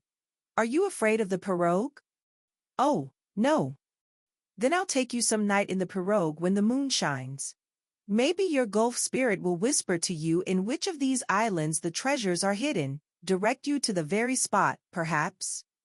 And in a day we should be rich," she laughed. "I'd give it all to you, the pirate gold and every bit of treasure we could dig up. I think you would know how to spend it. Pirate gold isn't a thing to be hoarded or utilized. It is something to squander and throw to the four winds, for the fun of seeing the golden specks fly." "We'd share it and scatter it together," he said. His face flushed. They all went together up to the quaint little Gothic church of Our Lady of Lourdes, gleaming all brown and yellow with paint in the sun's glare. Only Beaudelet remained behind, tinkering at his boat, and Mariquita walked away with her basket of shrimps, casting a look of childish ill humor and reproach at Robert from the corner of her eye. Chapter 13. A feeling of oppression and drowsiness overcame Edna during the service. Her head began to ache, and the lights on the altar swayed before her eyes. Another time she might have made an effort to regain her composure, but her one thought was to quit the stifling atmosphere of the church and reach the open air. She arose, climbing over Robert's feet with a muttered apology. Old Monsieur Farival, flurried, curious, stood up, but upon seeing that Robert had followed Mrs. Pontellier, he sank back into his seat. He whispered an anxious inquiry of the lady in black, who did not notice him or reply, but kept her eyes fastened upon the pages of her velvet prayer book. "I felt giddy and almost overcome," Edna said, lifting her hands instinctively to her head and pushing her straw hat up from her forehead. "I couldn't have stayed through the service." They were outside in the shadow of the church. Robert was full of solicitude. "It was folly to have thought of going in the first place, let alone staying. Come over to Madame Antoine's, you can rest there." He took her arm and led her away, looking anxiously and continuously down into her face. How still it was, with only the voice of the sea whispering through the reeds that grew in the saltwater pools. The long line of little gray, weather-beaten houses nestled peacefully among the orange trees. It must always have been God's day on that low, drowsy island, Edna thought. They stopped, leaning over a jagged fence made of sea drift, to ask for water. A youth, a mild-faced Acadian, was drawing water from the cistern, which was nothing more than a rusty buoy, with an opening on one side, sunk in the ground. The water which the youth handed to them in a tin pail was not cold to taste, but it was cool to her heated face, and it greatly revived and refreshed her. Madame Antoine's cot was at the far end of the village. She welcomed them with all the native hospitality, as she would have opened her door to let the sunlight in. She was fat, and walked heavily and clumsily across the floor. She could speak no English, but when Robert made her understand that the lady who accompanied him was ill and desired to rest, she was all eagerness to make Edna feel at home and to dispose of her comfortably. The whole place was immaculately clean, and the big, four-posted bed, snow-white, invited one to repose. It stood in a small side room which looked out across a narrow grass plot toward the shed, where there was a disabled boat lying keel upward. Madame Antoine had not gone to Mass. Her son Tony had, but she supposed he would soon be back, and she invited Robert to be seated and wait for him. But he went and sat outside the door and smoked. Madame Antoine busied herself in the large front room preparing dinner. She was boiling mullets over a few red coals in the huge fireplace.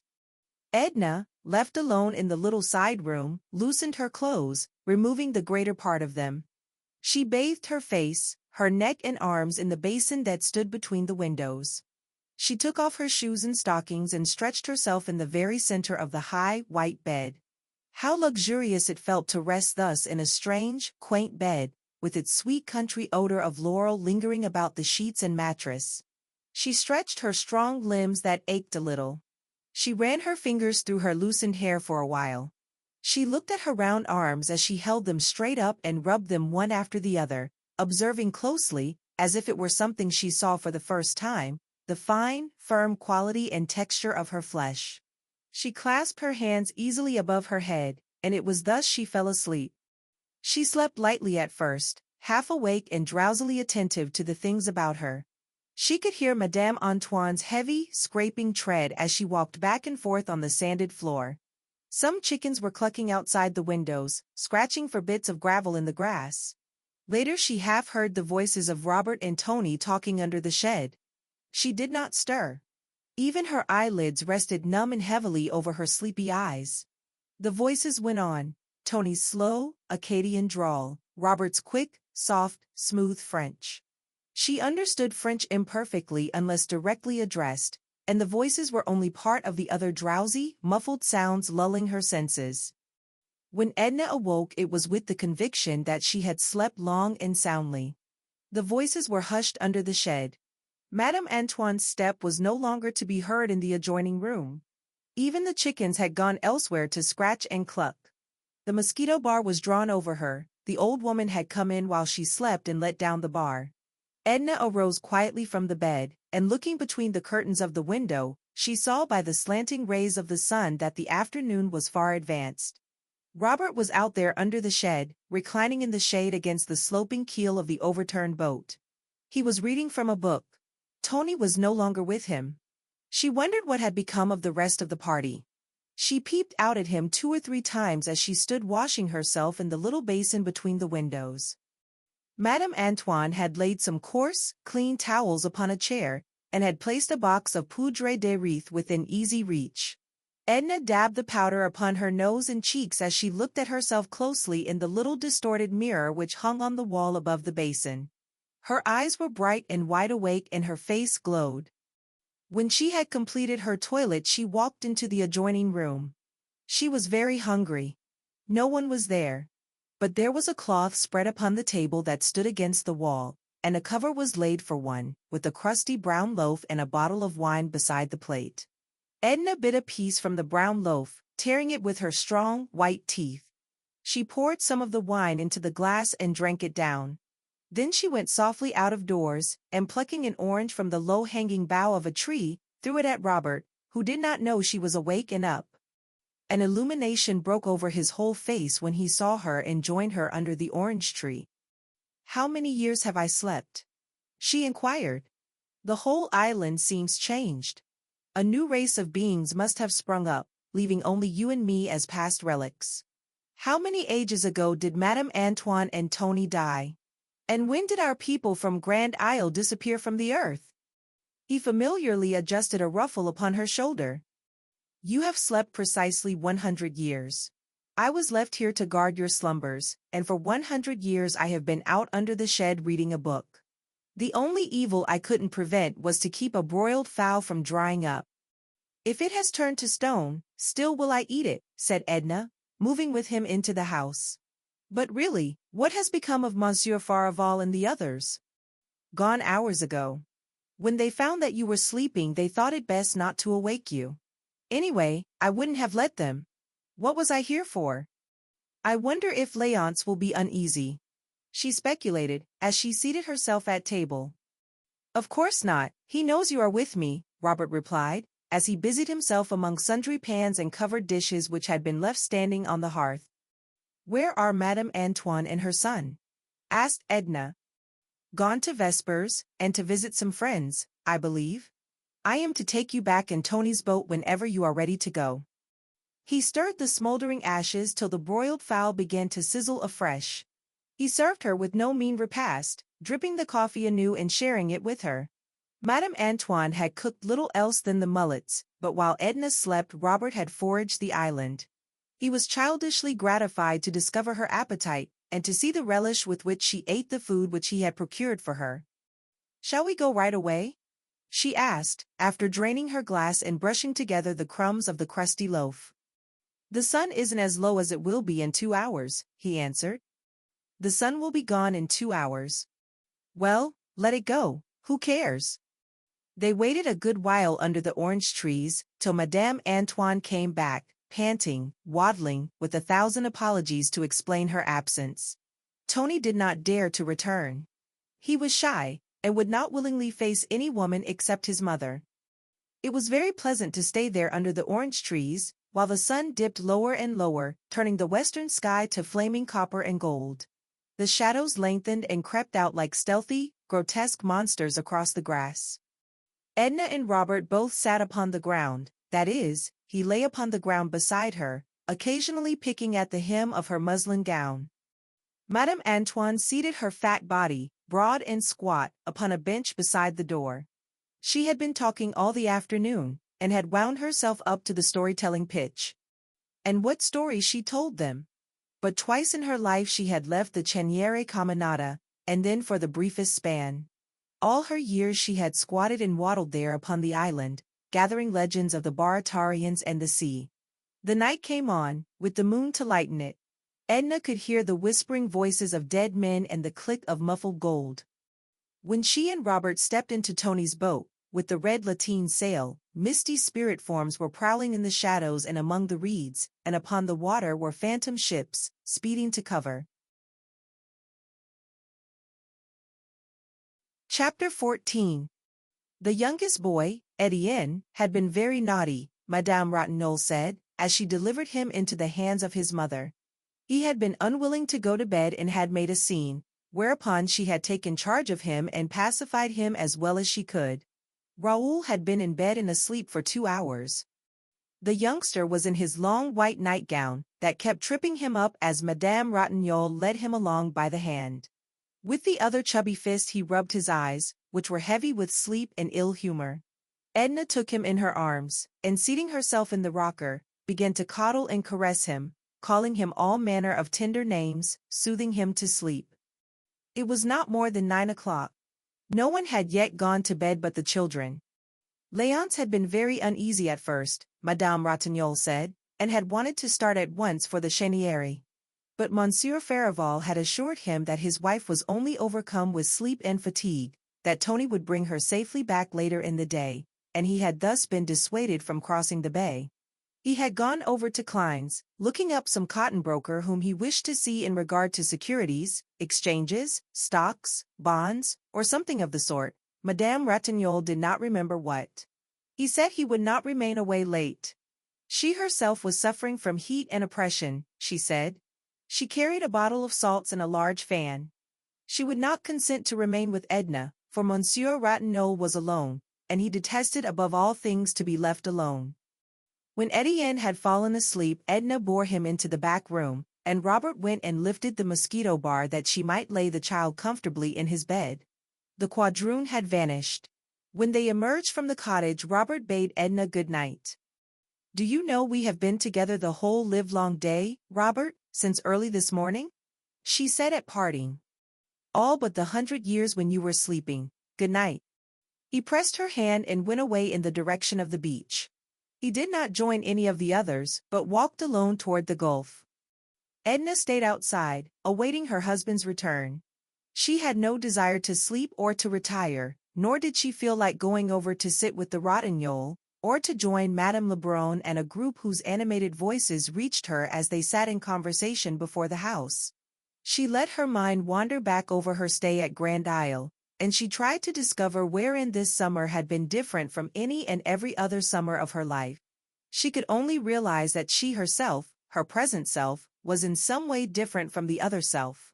That she was seeing with different eyes and making the acquaintance of new conditions in herself that colored and changed her environment, she did not yet suspect. She wondered why Robert had gone away and left her. It did not occur to her to think he might have grown tired of being with her the livelong day. She was not tired, and she felt that he was not. She regretted that he had gone. It was so much more natural to have him stay when he was not absolutely required to leave her. As Edna waited for her husband, she sang low a little song that Robert had sung as they crossed the bay. It began with "Ah, si tu sabes," and everywhere ended with "si tu sabes." Robert's voice was not pretentious. It was musical and true. The voice, the notes, the whole refrain haunted her memory. Chapter 15. When Edna entered the dining room one evening a little late, as was her habit, an unusually animated conversation seemed to be going on. Several persons were talking at once, and Victor's voice was predominating, even over that of his mother. Edna had returned late from her bath, had dressed in some haste, and her face was flushed. Her head, set off by her dainty white gown, suggested a rich, rare blossom. She took her seat at table between old Monsieur Farival and Madame Ratignolle. As she seated herself and was about to begin to eat her soup, which had been served when she entered the room, several persons informed her simultaneously that Robert was going to Mexico. She laid her spoon down and looked about her bewildered. He had been with her, reading to her all the morning, and had never even mentioned such a place as Mexico. She had not seen him during the afternoon. She had heard someone say he was at the house, upstairs with his mother. This she had thought nothing of, though she was surprised when he did not join her later in the afternoon, when she went down to the beach. She looked across at him, where he sat beside Madame Lebrun, who presided. Edna's face was a blank picture of bewilderment, which she never thought of disguising. He lifted his eyebrows with the pretext of a smile as he returned her glance. He looked embarrassed and uneasy. "When is he going?" she asked of everybody in general, as if Robert were not there to answer for himself. "Tonight. This very evening." "Did you ever?" "What possesses him?" were some of the replies she gathered, uttered simultaneously in French and English. "Impossible," she exclaimed. "How can a person start off from Grand Isle to Mexico at a moment's notice, as if he were going over to Klein's or to the wharf or down to the beach?" "I said all along I was going to Mexico. I've been saying so for years," cried Robert, in an excited and irritable tone, with the air of a man defending himself against a swarm of stinging insects. Madame Lebrun knocked on the table with her knife handle. "Please let Robert explain why he is going, and why he is going tonight," she called out. "Really, this table is getting to be more and more like Bedlam every day, with everybody talking at once. Sometimes, I hope God will forgive me, but positively, sometimes I wish Victor would lose the power of speech." Victor laughed sardonically as he thanked his mother for her holy wish, of which he failed to see the benefit to anybody, except that it might afford her a more ample opportunity and license to talk herself. Monsieur Farival thought that Victor should have been taken out in mid-ocean in his earliest youth and drowned. Victor thought there would be more logic in thus disposing of old people with an established claim for making themselves universally obnoxious. Madame Lebrun grew a trifle hysterical. Robert called his brother some sharp, hard names. "There's nothing much to explain, mother," he said, though he explained, nevertheless, looking chiefly at Edna, that he could only meet the gentleman whom he intended to join at Vera Cruz by taking such and such a steamer, which left New Orleans on such a day, that Beaudelet was going out with his lugger load of vegetables that night, which gave him an opportunity of reaching the city and making his vessel in time. "But when did you make up your mind to all this?" demanded Monsieur Farival. "This afternoon," returned Robert, with a shade of annoyance. "At what time this afternoon?"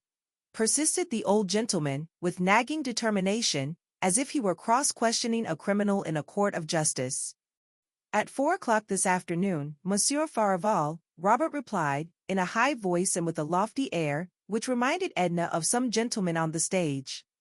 She had forced herself to eat most of her soup, and now she was picking the flaky bits of a court bouillon with her fork. The lovers were profiting by the general conversation on Mexico to speak in whispers of matters which they rightly considered were interesting to no one but themselves. The lady in black had once received a pair of prayer beads of curious workmanship from Mexico, with very special indulgence attached to them, but she had never been able to ascertain whether the indulgence extended outside the Mexican border. Father Focal of the cathedral had attempted to explain it, but he had not done so to her satisfaction. and she begged that Robert would interest himself and discover, if possible, whether she was entitled to the indulgence accompanying the remarkably curious Mexican prayer beads. Madame Ratignolle hoped that Robert would exercise extreme caution in dealing with the Mexicans, who, she considered, were a treacherous people, unscrupulous and revengeful. She trusted she did them no injustice in thus condemning them as a race. She had known personally but one Mexican, who made and sold excellent tamales, and whom she would have trusted implicitly, so soft-spoken was he. One day he was arrested for stabbing his wife.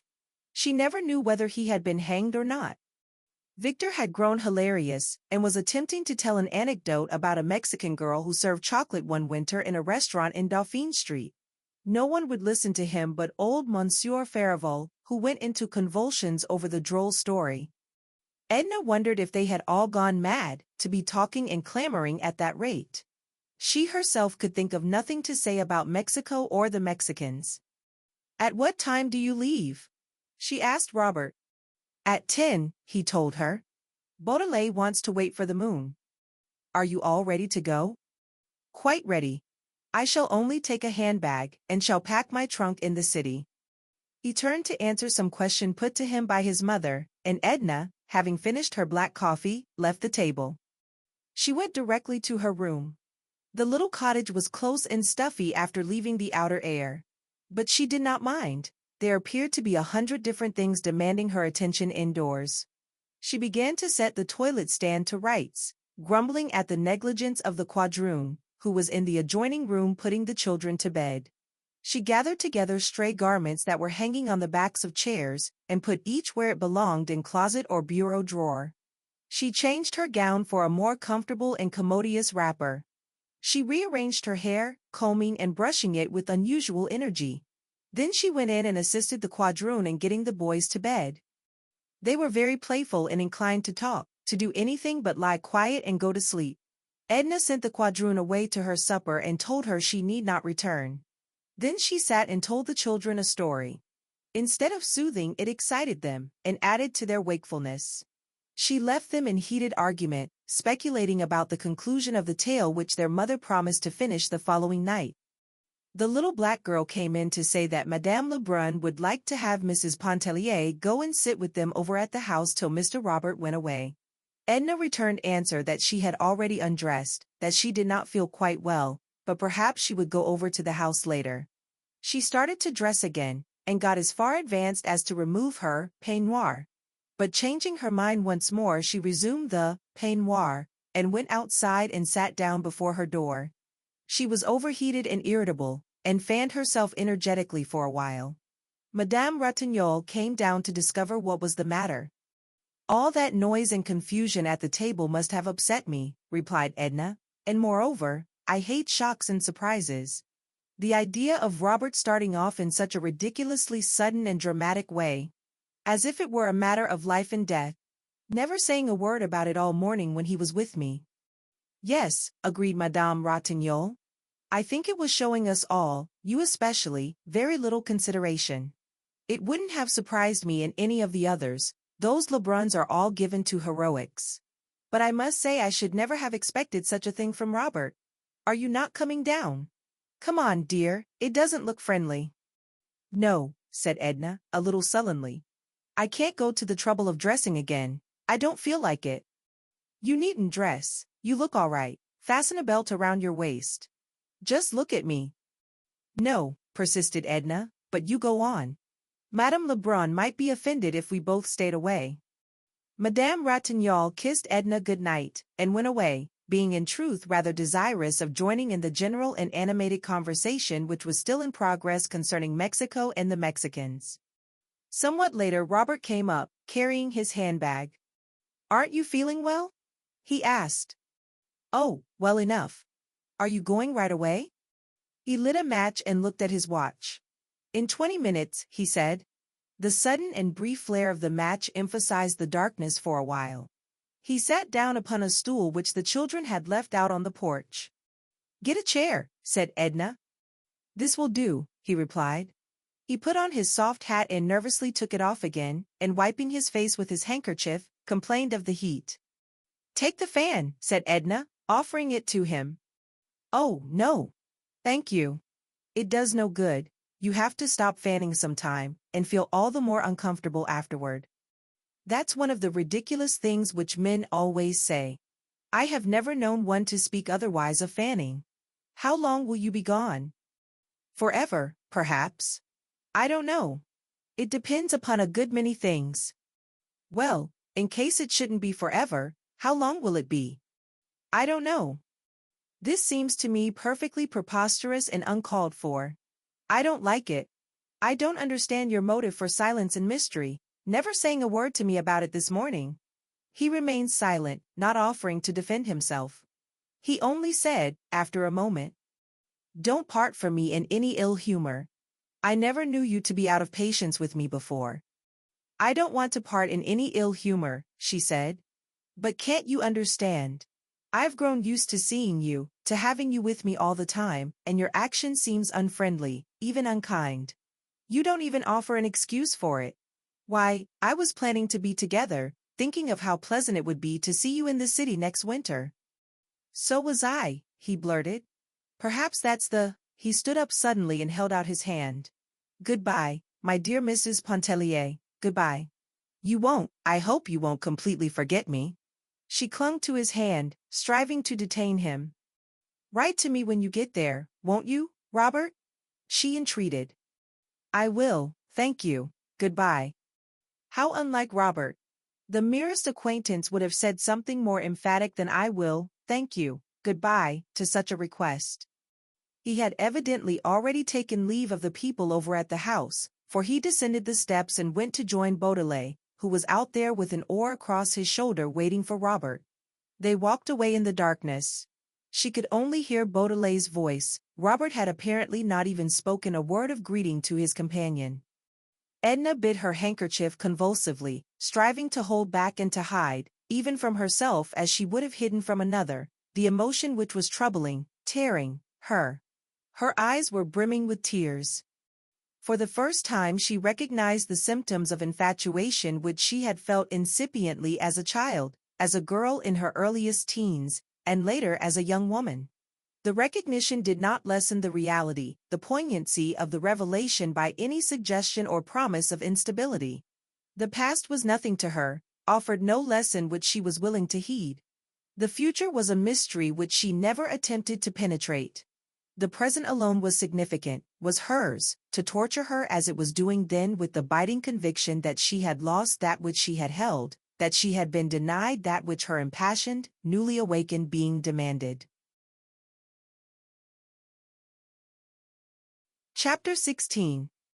"Do you miss your friend greatly?" asked Mademoiselle Reisz one morning as she came creeping up behind Edna, who had just left her cottage on her way to the beach. She spent much of her time in the water since she had acquired finally the art of swimming. As their stay at Grand Isle drew near its close, she felt that she could not give too much time to a diversion which afforded her the only real pleasurable moments that she knew. When Mademoiselle Reisz came and touched her upon the shoulder and spoke to her, the woman seemed to echo the thought which was ever in Edna's mind, or, better, the feeling which constantly possessed her. Robert's going had some way taken the brightness, the color, the meaning out of everything. The conditions of her life were in no way changed, but her whole existence was dulled, like a faded garment which seems to be no longer worth wearing. She sought him everywhere, in others whom she induced to talk about him. She went up in the mornings to Madame Lebrun's room, braving the clatter of the old sewing machine. She sat there and chatted at intervals as Robert had done. She gazed around the room at the pictures and photographs hanging upon the wall, and discovered in some corner an old family album, which she examined with the keenest interest, appealing to Madame Lebrun for enlightenment concerning the many figures and faces which she discovered between its pages. There was a picture of Madame Lebrun with Robert as a baby, seated in her lap, a round-faced infant with a fist in his mouth. The eyes alone in the baby suggested the man. And that was he also in kilts, at the age of 5, wearing long curls and holding a whip in his hand. It made Edna laugh, and she laughed too, at the portrait in his first long trousers, while another interested her, taken when he left for college, looking thin, long-faced, with eyes full of fire, ambition and great intentions. But there was no recent picture, none which suggested the Robert who had gone away 5 days ago, leaving a void and wilderness behind him.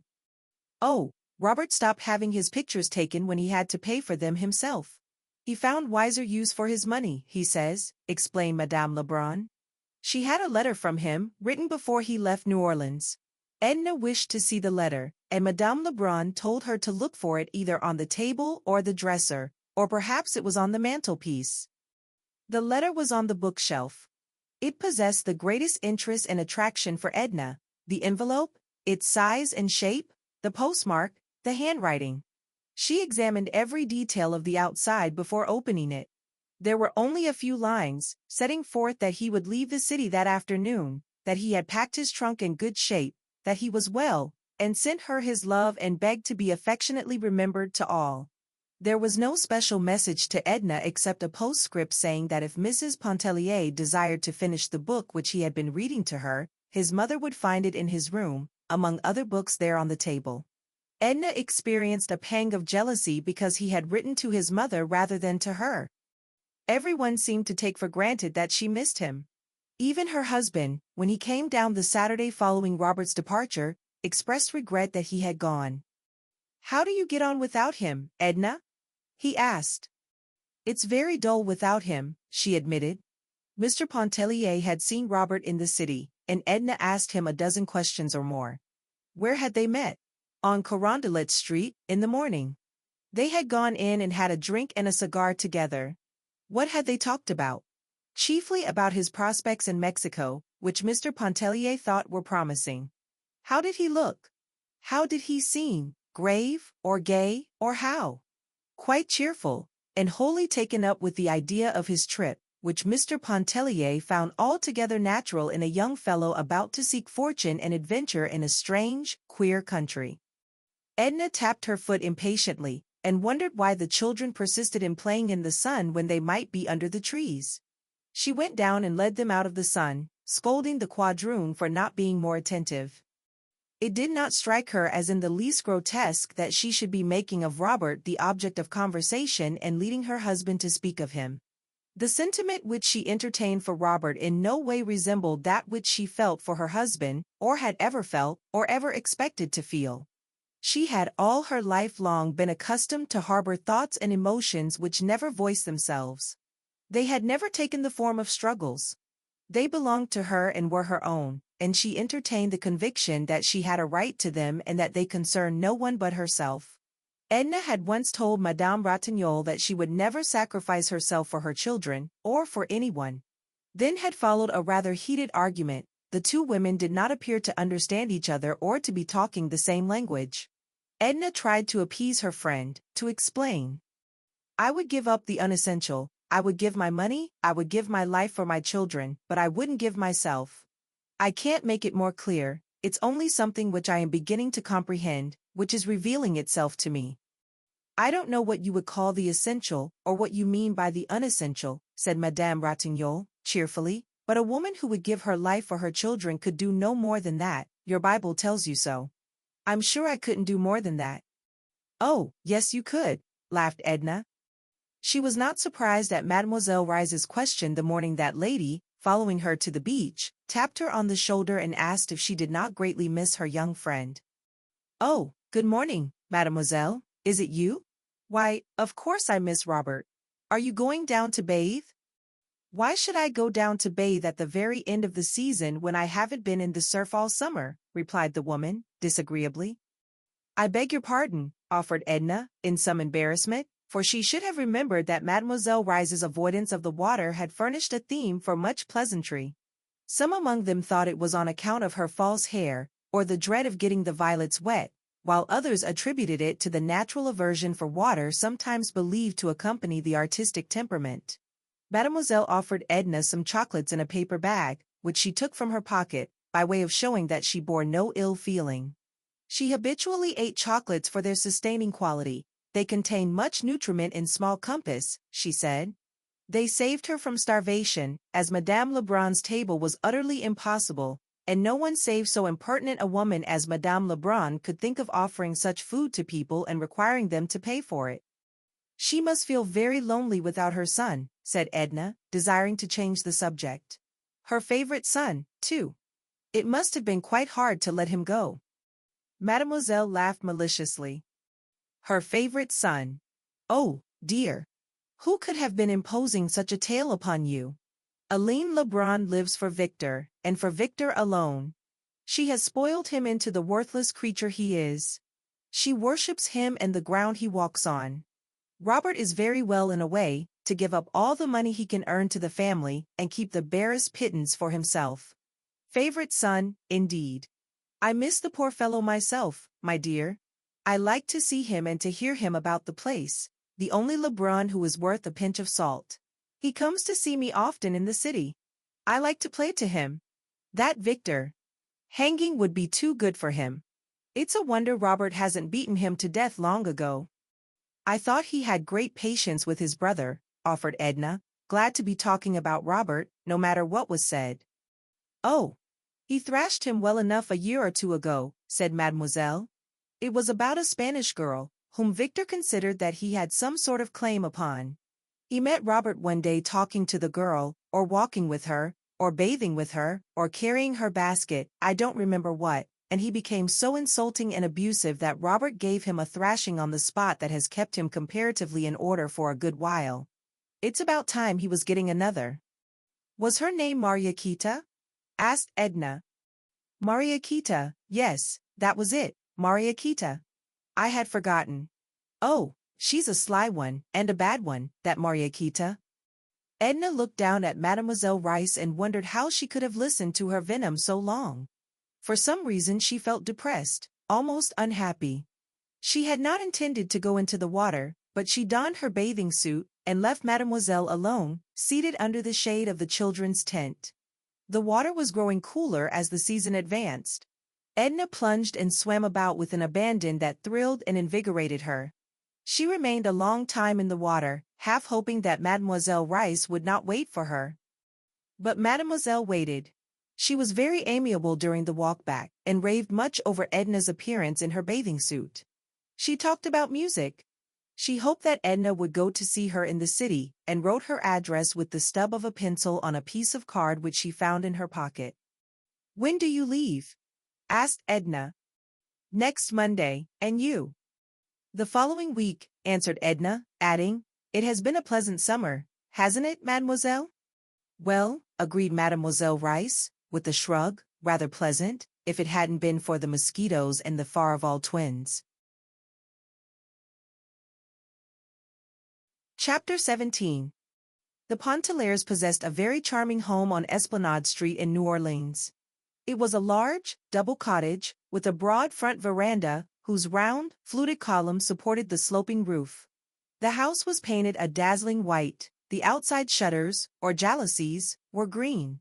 In the yard, which was kept scrupulously neat, were flowers and plants of every description which flourishes in South Louisiana. Within doors the appointments were perfect after the conventional type. The softest carpets and rugs covered the floors, rich and tasteful draperies hung at doors and windows. There were paintings, selected with judgment and discrimination, upon the walls. The cut glass, the silver, the heavy damask which daily appeared upon the table were the envy of many women whose husbands were less generous than Mr. Pontellier. Mr. Pontellier was very fond of walking about his house examining its various appointments and details, to see that nothing was amiss. He greatly valued his possessions, chiefly because they were his, and derived genuine pleasure from contemplating a painting, a statuette, a rare lace curtain, no matter what, after he had bought it and placed it among his household gods.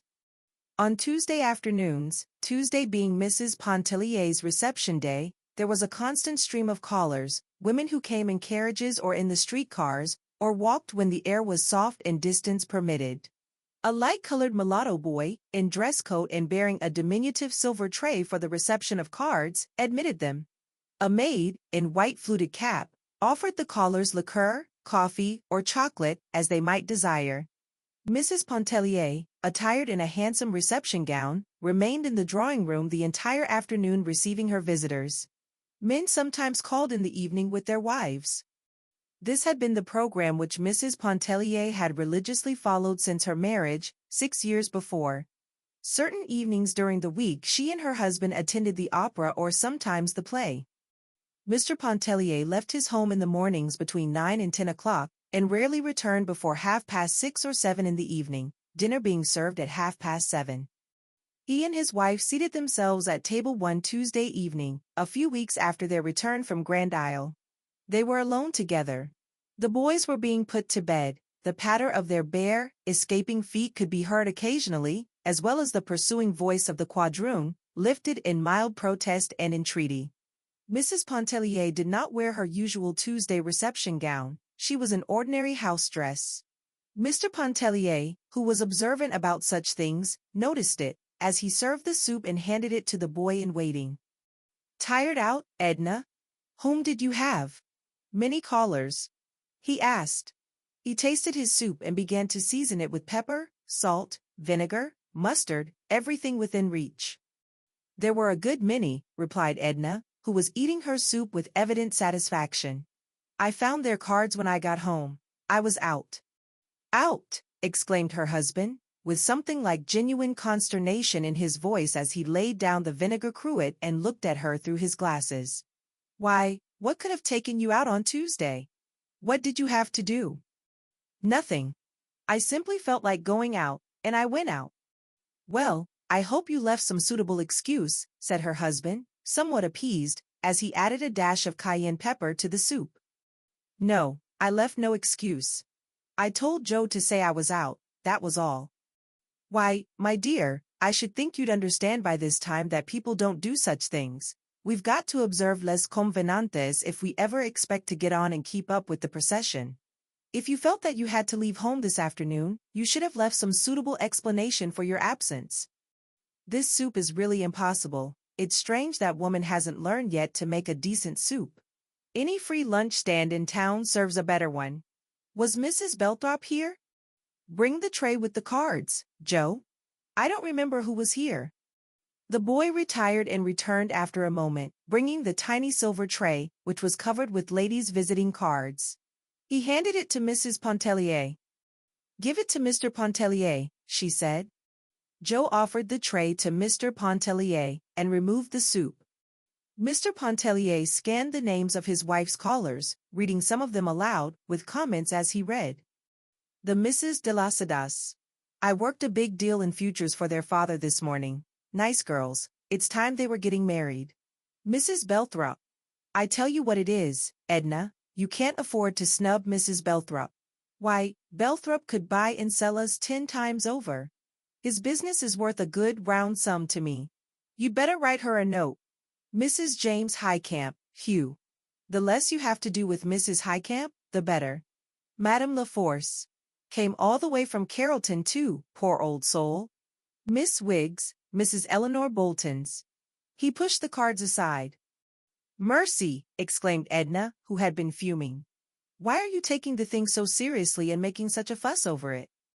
"I'm not making any fuss over it.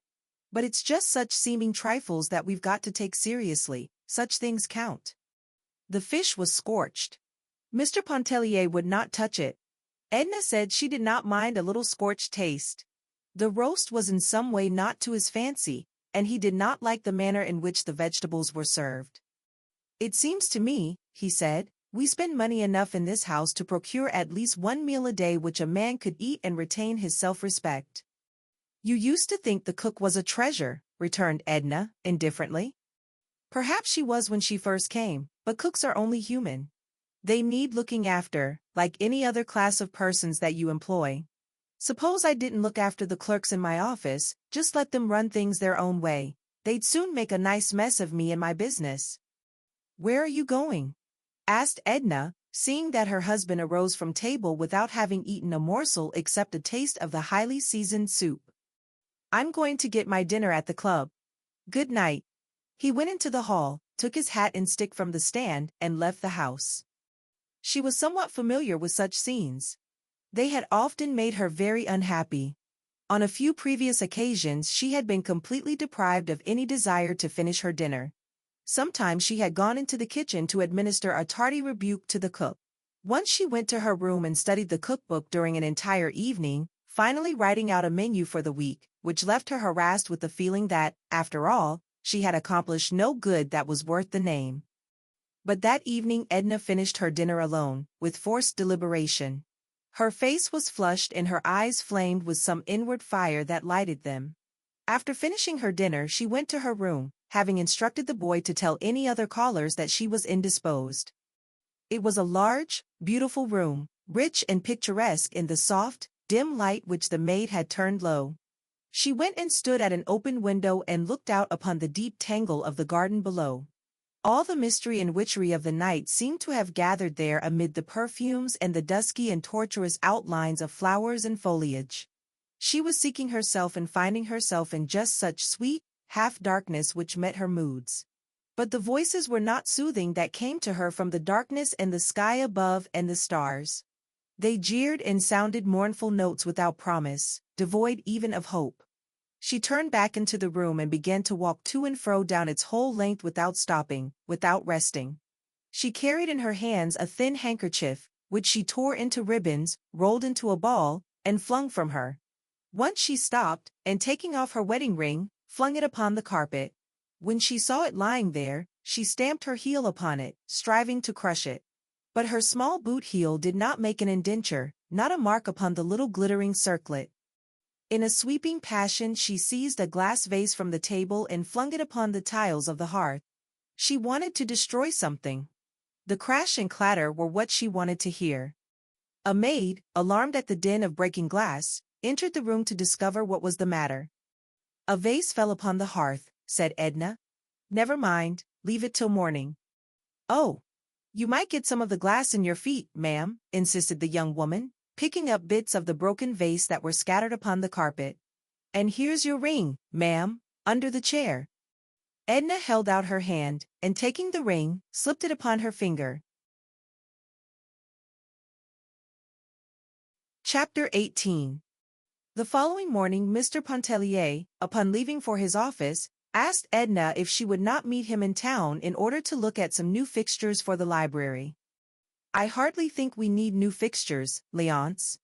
Don't let us get anything new, you are too extravagant. I don't believe you ever think of saving or putting by. The way to become rich is to make money, my dear Edna, not to save it," he said. He regretted that she did not feel inclined to go with him and select new fixtures. He kissed her goodbye, and told her she was not looking well and must take care of herself. She was unusually pale and very quiet. She stood on the front veranda as he quitted the house, and absently picked a few sprays of jessamine that grew upon a trellis nearby. She inhaled the odor of the blossoms and thrust them into the bosom of her white morning gown. The boys were dragging along the banquette a small express wagon, which they had filled with blocks and sticks. The quadroon was following them with little quick steps, having assumed a fictitious animation and alacrity for the occasion. A fruit vendor was crying his wares in the street. Edna looked straight before her with a self-absorbed expression upon her face. She felt no interest in anything about her. The street, the children, the fruit vendor, the flowers growing there under her eyes, were all part and parcel of an alien world which had suddenly become antagonistic. She went back into the house. She had thought of speaking to the cook concerning her blunders of the previous night, but Mr. Pontellier had saved her that disagreeable mission, for which she was so poorly fitted. Mr. Pontellier's arguments were usually convincing with those whom he employed. He left home feeling quite sure that he and Edna would sit down that evening, and possibly a few subsequent evenings, to a dinner deserving of the name. Edna spent an hour or two in looking over some of her old sketches. She could see their shortcomings and defects, which were glaring in her eyes. She tried to work a little, but found she was not in the humor. Finally she gathered together a few of the sketches, those which she considered the least discreditable, and she carried them with her when, a little later, she dressed and left the house. She looked handsome and distinguished in her street gown. The tan of the seashore had left her face, and her forehead was smooth, white, and polished beneath her heavy, yellow-brown hair. There were a few freckles on her face, and a small, dark mole near the under lip and one on the temple, half hidden in her hair. As Edna walked along the street she was thinking of Robert. She was still under the spell of her infatuation. She had tried to forget him, realizing the inutility of remembering. But the thought of him was like an obsession, ever pressing itself upon her. It was not that she dwelt upon details of their acquaintance, or recalled in any special or peculiar way his personality, it was his being, his existence, which dominated her thought, fading sometimes as if it would melt into the mist of the forgotten, reviving again with an intensity which filled her with an incomprehensible longing. Edna was on her way to Madame Ratignolle's. Their intimacy, begun at Grand Isle, had not declined, and they had seen each other with some frequency since their return to the city. The Ratignolles lived at no great distance from Edna's home, on the corner of a side street, where Monsieur Ratignolles owned and conducted a drugstore which enjoyed a steady and prosperous trade. His father had been in the business before him, and Monsieur Ratignolles stood well in the community and bore an enviable reputation for integrity and clear-headedness. His family lived in commodious apartments over the store, having an entrance on the side within the porte-cochere. There was something which Edna thought very French, very foreign, about their whole manner of living. In the large and pleasant salon which extended across the width of the house, the Ratignolles entertained their friends once a fortnight with a soirée musicale, sometimes diversified by card-playing. There was a friend who played upon the cello. One brought his flute and another his violin, while there were some who sang and a number who performed upon the piano with various degrees of taste and agility. The Ratignolles' soirées musicales were widely known, and it was considered a privilege to be invited to them. Edna found her friend engaged in assorting the clothes which had returned that morning from the laundry. She at once abandoned her occupation upon seeing Edna, who had been ushered without ceremony into her presence. "Cité can do it as well as I, it is really her business," she explained to Edna, who apologized for interrupting her. And she summoned a young black woman, whom she instructed, in French, to be very careful in checking off the list which she handed her. She told her to notice particularly if a fine linen handkerchief of Monsieur Ratignolles, which was missing last week, had been returned, and to be sure to set to one side such pieces as required mending and darning. Then placing an arm around Edna's waist, she led her to the front of the house, to the salon, where it was cool and sweet with the odor of great roses that stood upon the hearth in jars. Madame Ratignolle looked more beautiful than ever there at home, in a negligée which left her arms almost wholly bare and exposed the rich, melting curves of her white throat. "Perhaps I shall be able to paint your picture some day," said Edna with a smile when they were seated. She produced the roll of sketches and started to unfold them. "I believe I ought to work again. I feel as if I wanted to be doing something. What do you think of them? Do you think it worthwhile to take it up again and study some more? I might study for a while with Lebrun." She knew that Madame Ratignolle's opinion in such a matter would be next to valueless, that she herself had not alone decided, but determined, but she sought the words of praise and encouragement that would help her to put heart into her venture. "Your talent is immense, dear." "Nonsense," protested Edna, well pleased. "Immense, I tell you," persisted Madame Ratignolle, surveying the sketches one by one, at close range, then holding them at arm's length, narrowing her eyes, and dropping her head on one side. "Surely, this Bavarian peasant is worthy of framing, and this basket of apples. Never have I seen anything more lifelike. One might almost be tempted to reach out a hand and take one." Edna could not control a feeling which bordered upon complacency at her friend's praise, even realizing, as she did, its true worth. She retained a few of the sketches and gave all the rest to Madame Ratignolle, who appreciated the gift far beyond its value and proudly exhibited the pictures to her husband when he came up from the store a little later for his midday dinner. Mr. Ratignolle was one of those men who are called the salt of the earth. His cheerfulness was unbounded, and it was matched by his goodness of heart, his broad charity, and common sense.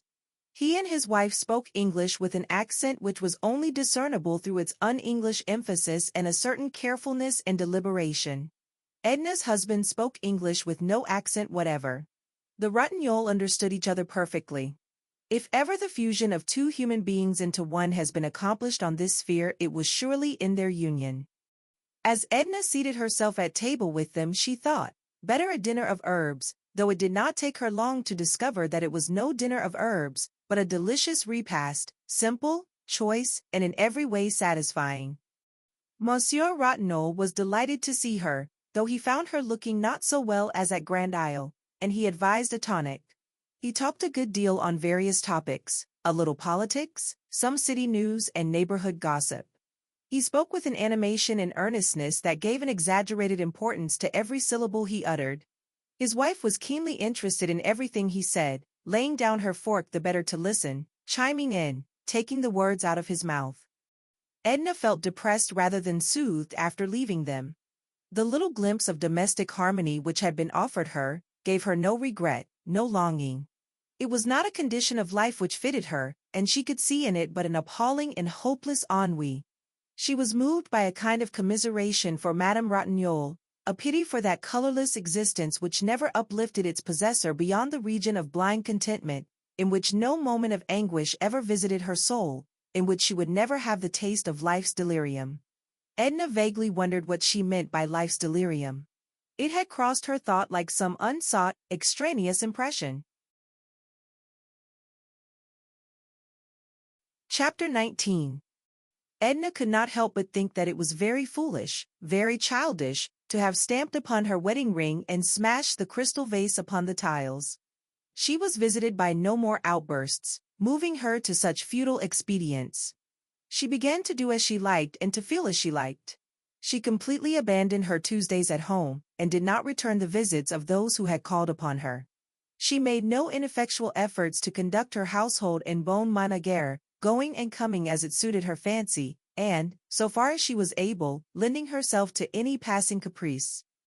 Mr. Pontellier had been a rather courteous husband so long as he met a certain tacit submissiveness in his wife. But her new and unexpected line of conduct completely bewildered him. It shocked him. Then her absolute disregard for her duties as a wife angered him. When Mr. Pontellier became rude, Edna grew insolent. She had resolved never to take another step backward.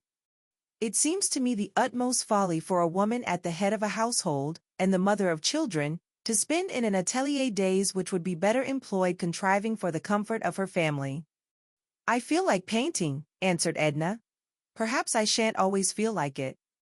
"Then in God's name paint. But don't let the family go to the devil. There's Madame Ratignolle, because she keeps up her music, she doesn't let everything else go to chaos. And she's more of a musician than you are a painter." "She isn't a musician, and I'm not a painter. It isn't on account of painting that I let things go." "On account of what, then?" "Oh, I don't know. Let me alone, you bother me." It sometimes entered Mr. Pontellier's mind to wonder if his wife were not growing a little unbalanced mentally. He could see plainly that she was not herself. That is, he could not see that she was becoming herself and daily casting aside that fictitious self which we assume like a garment with which to appear before the world. Her husband let her alone as she requested, and went away to his office. Edna went up to her atelier, a bright room in the top of the house. She was working with great energy and interest, without accomplishing anything, however, which satisfied her even in the smallest degree. For a time she had the whole household enrolled in the service of art. The boys posed for her.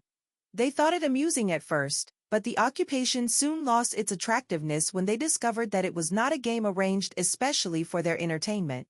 The quadroon sat for hours before Edna's palette, patient as a savage, while the housemaid took charge of the children, and the drawing-room went undusted.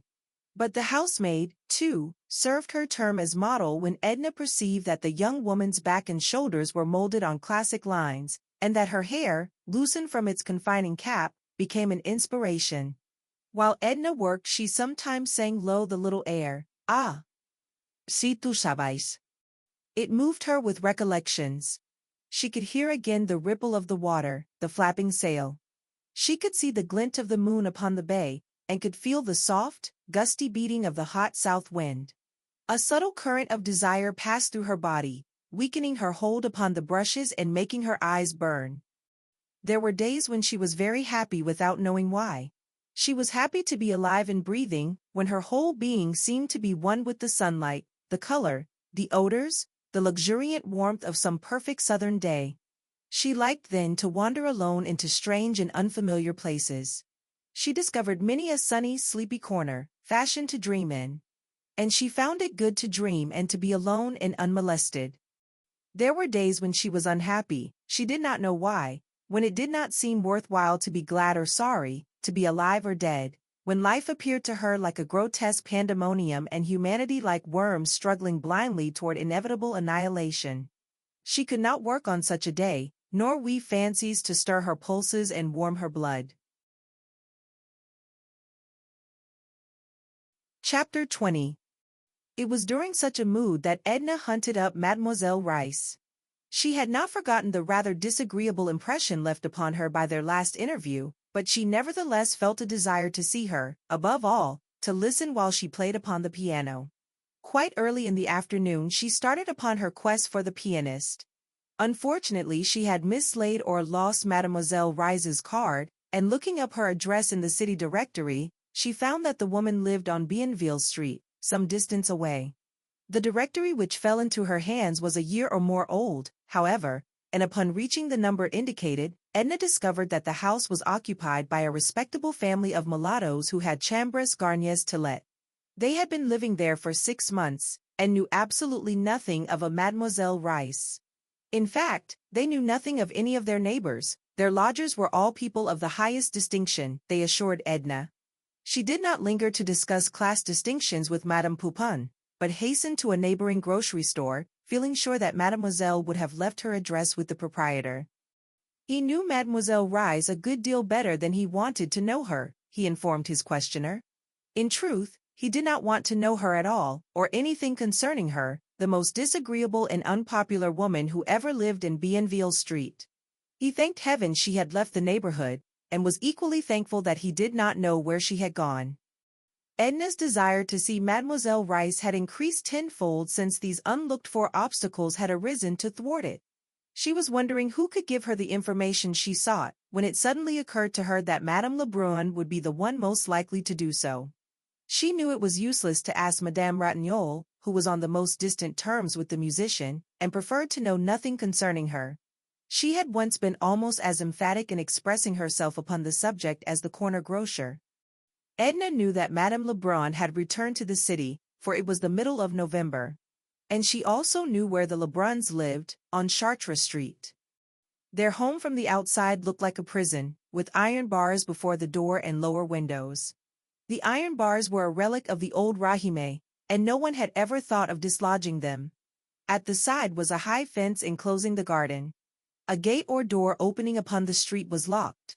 Edna rang the bell at this side garden gate, and stood upon the banquette, waiting to be admitted. It was Victor who opened the gate for her. A black woman, wiping her hands upon her apron, was close at his heels. Before she saw them, Edna could hear them in altercation, the woman, plainly an anomaly, claiming the right to be allowed to perform her duties, one of which was to answer the bell. Victor was surprised and delighted to see Mrs. Pontellier, and he made no attempt to conceal either his astonishment or his delight. He was a dark-browed, good-looking youngster of 19, greatly resembling his mother, but with 10 times her impetuosity. He instructed the black woman to go at once and inform Madame Lebrun that Mrs. Pontellier desired to see her. The woman grumbled a refusal to do part of her duty when she had not been permitted to do it all, and started back to her interrupted task of weeding the garden. Whereupon Victor administered a rebuke in the form of a volley of abuse, which, owing to its rapidity and incoherence, was all but incomprehensible to Edna. Whatever it was, the rebuke was convincing, for the woman dropped her hoe and went mumbling into the house. Edna did not wish to enter. It was very pleasant there on the side porch, where there were chairs, a wicker lounge, and a small table. She seated herself, for she was tired from her long tramp, and she began to rock gently and smooth out the folds of her silk parasol. Victor drew up his chair beside her. He at once explained that the black woman's offensive conduct was all due to imperfect training, as he was not there to take her in hand. He had only come up from the island the morning before, and expected to return next day. He stayed all winter at the island, he lived there, and kept the place in order and got things ready for the summer visitors. But a man needed occasional relaxation, he informed Mrs. Pontellier, and every now and again he drummed up a pretext to bring him to the city. But he had had a time of it the evening before. He wouldn't want his mother to know, and he began to talk in a whisper. He was scintillant with recollections. Of course, he couldn't think of telling Mrs. Pontellier all about it, she being a woman and not comprehending such things. But it all began with a girl peeping and smiling at him through the shutters as he passed by. Oh, but she was a beauty. Certainly he smiled back, and went up and talked to her. Mrs. Pontellier did not know him if she supposed he was one to let an opportunity like that escape him. Despite herself, the youngster amused her. She must have betrayed in her look some degree of interest or entertainment. The boy grew more daring, and Mrs. Pontellier might have found herself, in a little while, listening to a highly colored story but for the timely appearance of Madame Lebrun. That lady was still clad in white, according to her custom of the summer. Her eyes beamed an effusive welcome. Would not Mrs. Pontellier go inside? Would she partake of some refreshment? Why had she not been there before? How was that dear Mr. Pontellier, and how were those sweet children? Had Mrs. Pontellier ever known such a warm November? Victor went and reclined on the wicker lounge behind his mother's chair, where he commanded a view of Edna's face. He had taken her parasol from her hands while he spoke to her, and he now lifted it and twirled it above him as he lay on his back. When Madame Lebrun complained that it was so dull coming back to the city, that she saw so few people now, that even Victor, when he came up from the island for a day or two, had so much to occupy him and engage his time, then it was that the youth went into contortions on the lounge and winked mischievously at Edna. She somehow felt like a confederate in crime, and tried to look severe and disapproving. There had been but 2 letters from Robert, with little in them, they told her. Victor said it was really not worthwhile to go inside for the letters, when his mother entreated him to go in search of them. He remembered the contents, which in truth he rattled off very glibly when put to the test. One letter was written from Vera Cruz and the other from the city of Mexico. He had met Montel, who was doing everything toward his advancement. So far, the financial situation was no improvement over the one he had left in New Orleans, but of course the prospects were vastly better. He wrote of the city of Mexico, the buildings, the people and their habits, the conditions of life which he found there. He sent his love to the family. He enclosed a check to his mother, and hoped she would affectionately remember him to all his friends. That was about the substance of the 2 letters. Edna felt that if there had been a message for her, she would have received it. The despondent frame of mind in which she had left home began again to overtake her, and she remembered that she wished to find Mademoiselle Rice. Madame Lebrun knew where Mademoiselle Rice lived. She gave Edna the address, regretting that she would not consent to stay and spend the remainder of the afternoon, and pay a visit to Mademoiselle Rice some other day. The afternoon was already well advanced. Victor escorted her out upon the banquette, lifted her parasol, and held it over her while he walked to the car with her. He entreated her to bear in mind that the disclosures of the afternoon were strictly confidential. She laughed and bantered him a little, remembering too late that she should have been dignified and reserved.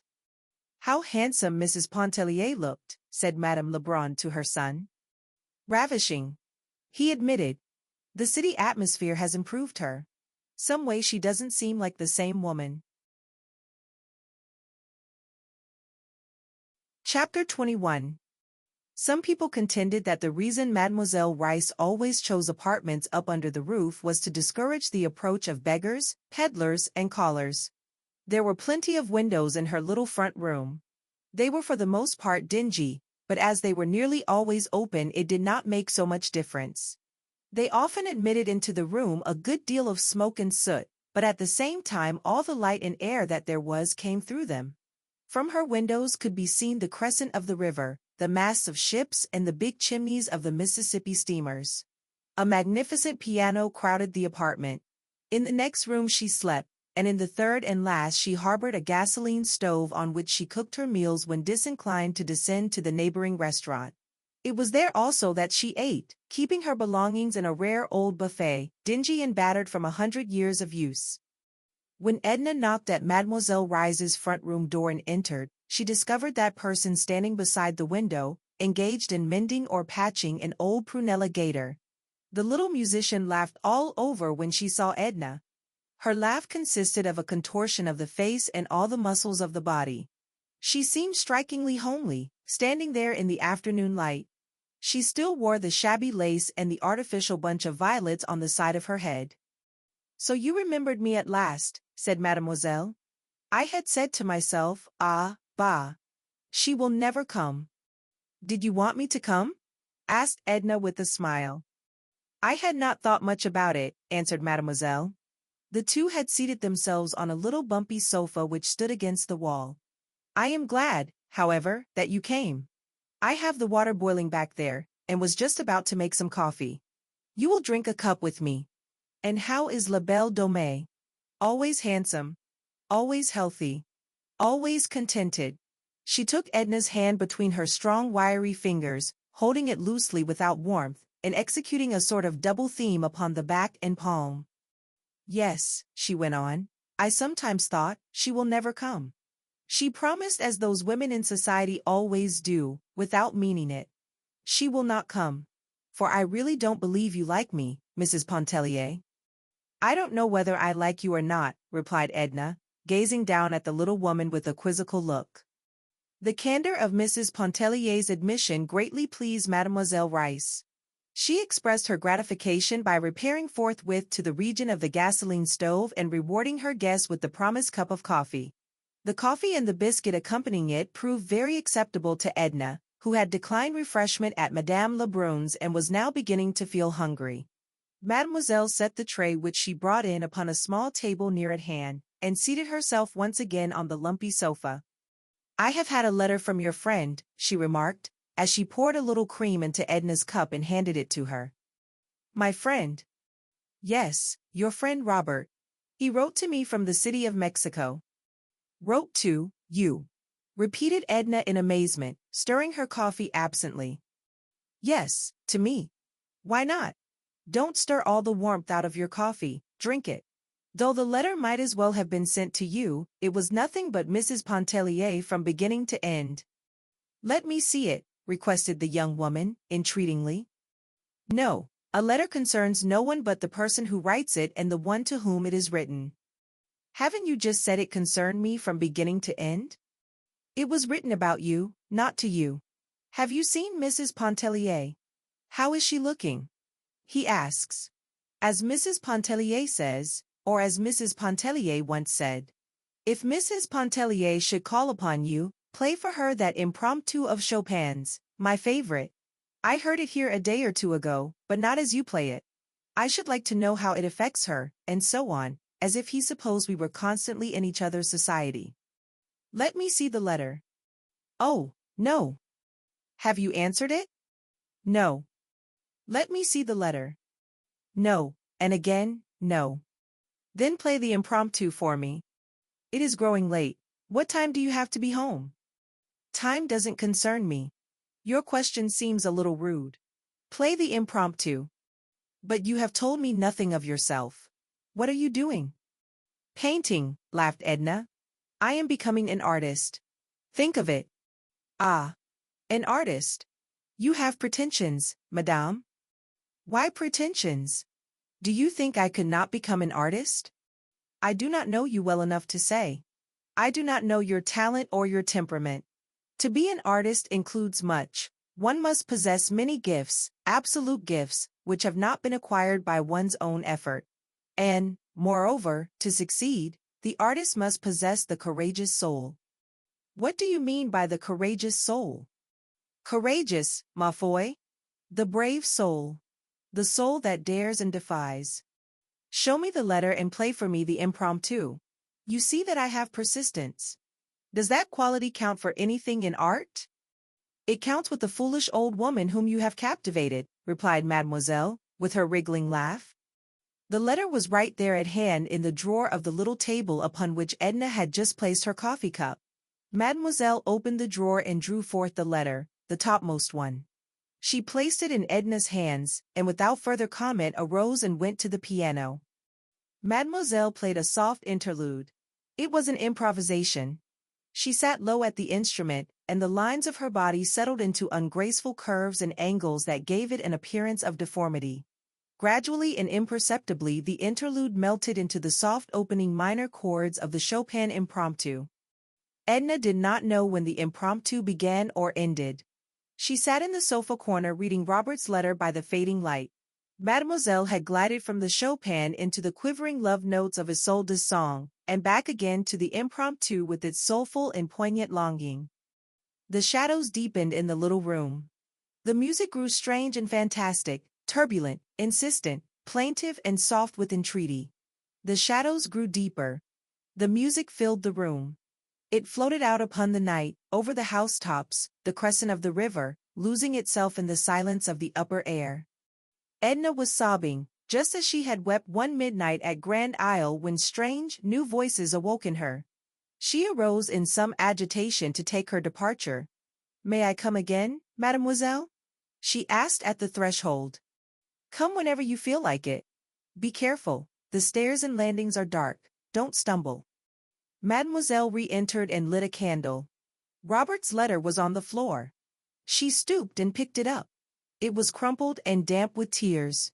Mademoiselle smoothed the letter out, restored it to the envelope, and replaced it in the table drawer. Chapter 22. One morning on his way into town, Mr. Pontellier stopped at the house of his old friend and family physician, Dr. Mandelet. The doctor was a semi-retired physician, resting, as the saying is, upon his laurels. He bore a reputation for wisdom rather than skill, leaving the active practice of medicine to his assistants and younger contemporaries, and was much sought for in matters of consultation. A few families, united to him by bonds of friendship, he still attended when they required the services of a physician. The Pontelliers were among these. Mr. Pontellier found the doctor reading at the open window of his study. His house stood rather far back from the street, in the center of a delightful garden, so that it was quiet and peaceful at the old gentleman's study window. He was a great reader. He stared up disapprovingly over his eyeglasses as Mr. Pontellier entered, wondering who had the temerity to disturb him at that hour of the morning. "Ah, Pontellier. Not sick, I hope. Come and have a seat. What news do you bring this morning?" He was quite portly, with a profusion of gray hair, and small blue eyes which age had robbed of much of their brightness but none of their penetration. "Oh, I'm never sick, doctor. You know that I come of tough fiber, of that old Creole race of Pontelliers that dry up and finally blow away. I came to consult, no, not precisely to consult, to talk to you about Edna. I don't know what ails her." "Madame Pontellier not well," marveled the doctor. "Why, I saw her, I think it was a week ago, walking along Canal Street, the picture of health, it seemed to me." Yes, she seems quite well," said Mr. Pontellier, leaning forward and whirling his stick between his two hands, "but she doesn't act well. She's odd, she's not like herself. I can't make her out, and I thought perhaps you'd help me." "How does she act?" inquired the doctor. "Well, it isn't easy to explain," said Mr. Pontellier, throwing himself back in his chair. "She lets the housekeeping go to the dickens." Well, women are not all alike, my dear Pontellier. We've got to consider." "I know that. I told you I couldn't explain. Her whole attitude, toward me and everybody and everything, has changed. You know I have a quick temper, but I don't want to quarrel or be rude to a woman, especially my wife, yet I'm driven to it, and feel like 10,000 devils after I've made a fool of myself. She's making it devilishly uncomfortable for me," he went on nervously. "She's got some sort of notion in her head concerning the eternal rights of women, and, you understand, we meet in the morning at the breakfast table." The old gentleman lifted his shaggy eyebrows, protruded his thick nether lip, and tapped the arms of his chair with his cushioned fingertips. "What have you been doing to her, Pontellier?" "Doing? Parbleu! Has she?" asked the doctor, with a smile. "Has she been associating of late with the circle of pseudo-intellectual women, super-spiritual superior beings? My wife has been telling me about them." "That's the trouble," broke in Mr. Pontellier. "She hasn't been associating with anyone. She has abandoned her Tuesdays at home, has thrown over all her acquaintances, and goes tramping about by herself, moping in the streetcars, getting in after dark. I tell you she's peculiar. I don't like it, I feel a little worried over it." This was a new aspect for the doctor. "Nothing hereditary?" he asked, seriously. "Nothing peculiar about her family antecedents, is there?" Oh, no, indeed. She comes of sound old Presbyterian Kentucky stock. The old gentleman, her father, I have heard, used to atone for his weekday sins with his Sunday devotions. I know for a fact that his race horses literally ran away with the prettiest bit of Kentucky farming land I ever laid eyes upon. Margaret, you know Margaret, she has all the Presbyterianism undiluted. And the youngest is something of a vixen. By the way, she gets married in a couple of weeks from now. Send your wife up to the wedding, exclaimed the doctor, foreseeing a happy solution. Let her stay among her own people for a while, it will do her good. That's what I want her to do. She won't go to the marriage. She says a wedding is one of the most lamentable spectacles on earth. Nice thing for a woman to say to her husband, exclaimed Mr. Pontellier, fuming anew at the recollection. Pontellier, said the doctor, after a moment's reflection, let your wife alone for a while. Don't bother her, and don't let her bother you. Woman, my dear friend, is a very peculiar and delicate organism, a sensitive and highly organized woman, such as I know Mrs. Pontellier to be, is especially peculiar. It would require an inspired psychologist to deal successfully with them. And when ordinary fellows like you and me attempt to cope with their idiosyncrasies, the result is bungling. Most women are moody and whimsical. This is some passing whim of your wife, due to some cause or causes which you and I needn't try to fathom. But it will pass happily over, especially if you let her alone. Send her around to see me. Oh, I couldn't do that. There'd be no reason for it, objected Mr. Pontellier. Then I'll go around and see her, said the doctor. I'll drop in to dinner some evening en bonne amie. Do. By all means, urged Mr. Pontellier. What evening will you come? Say Thursday. Will you come Thursday?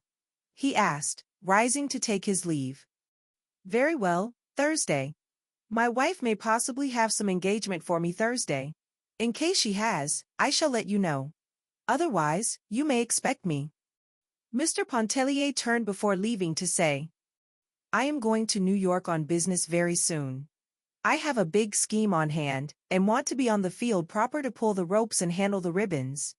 We'll let you in on the inside if you say so, doctor, he laughed.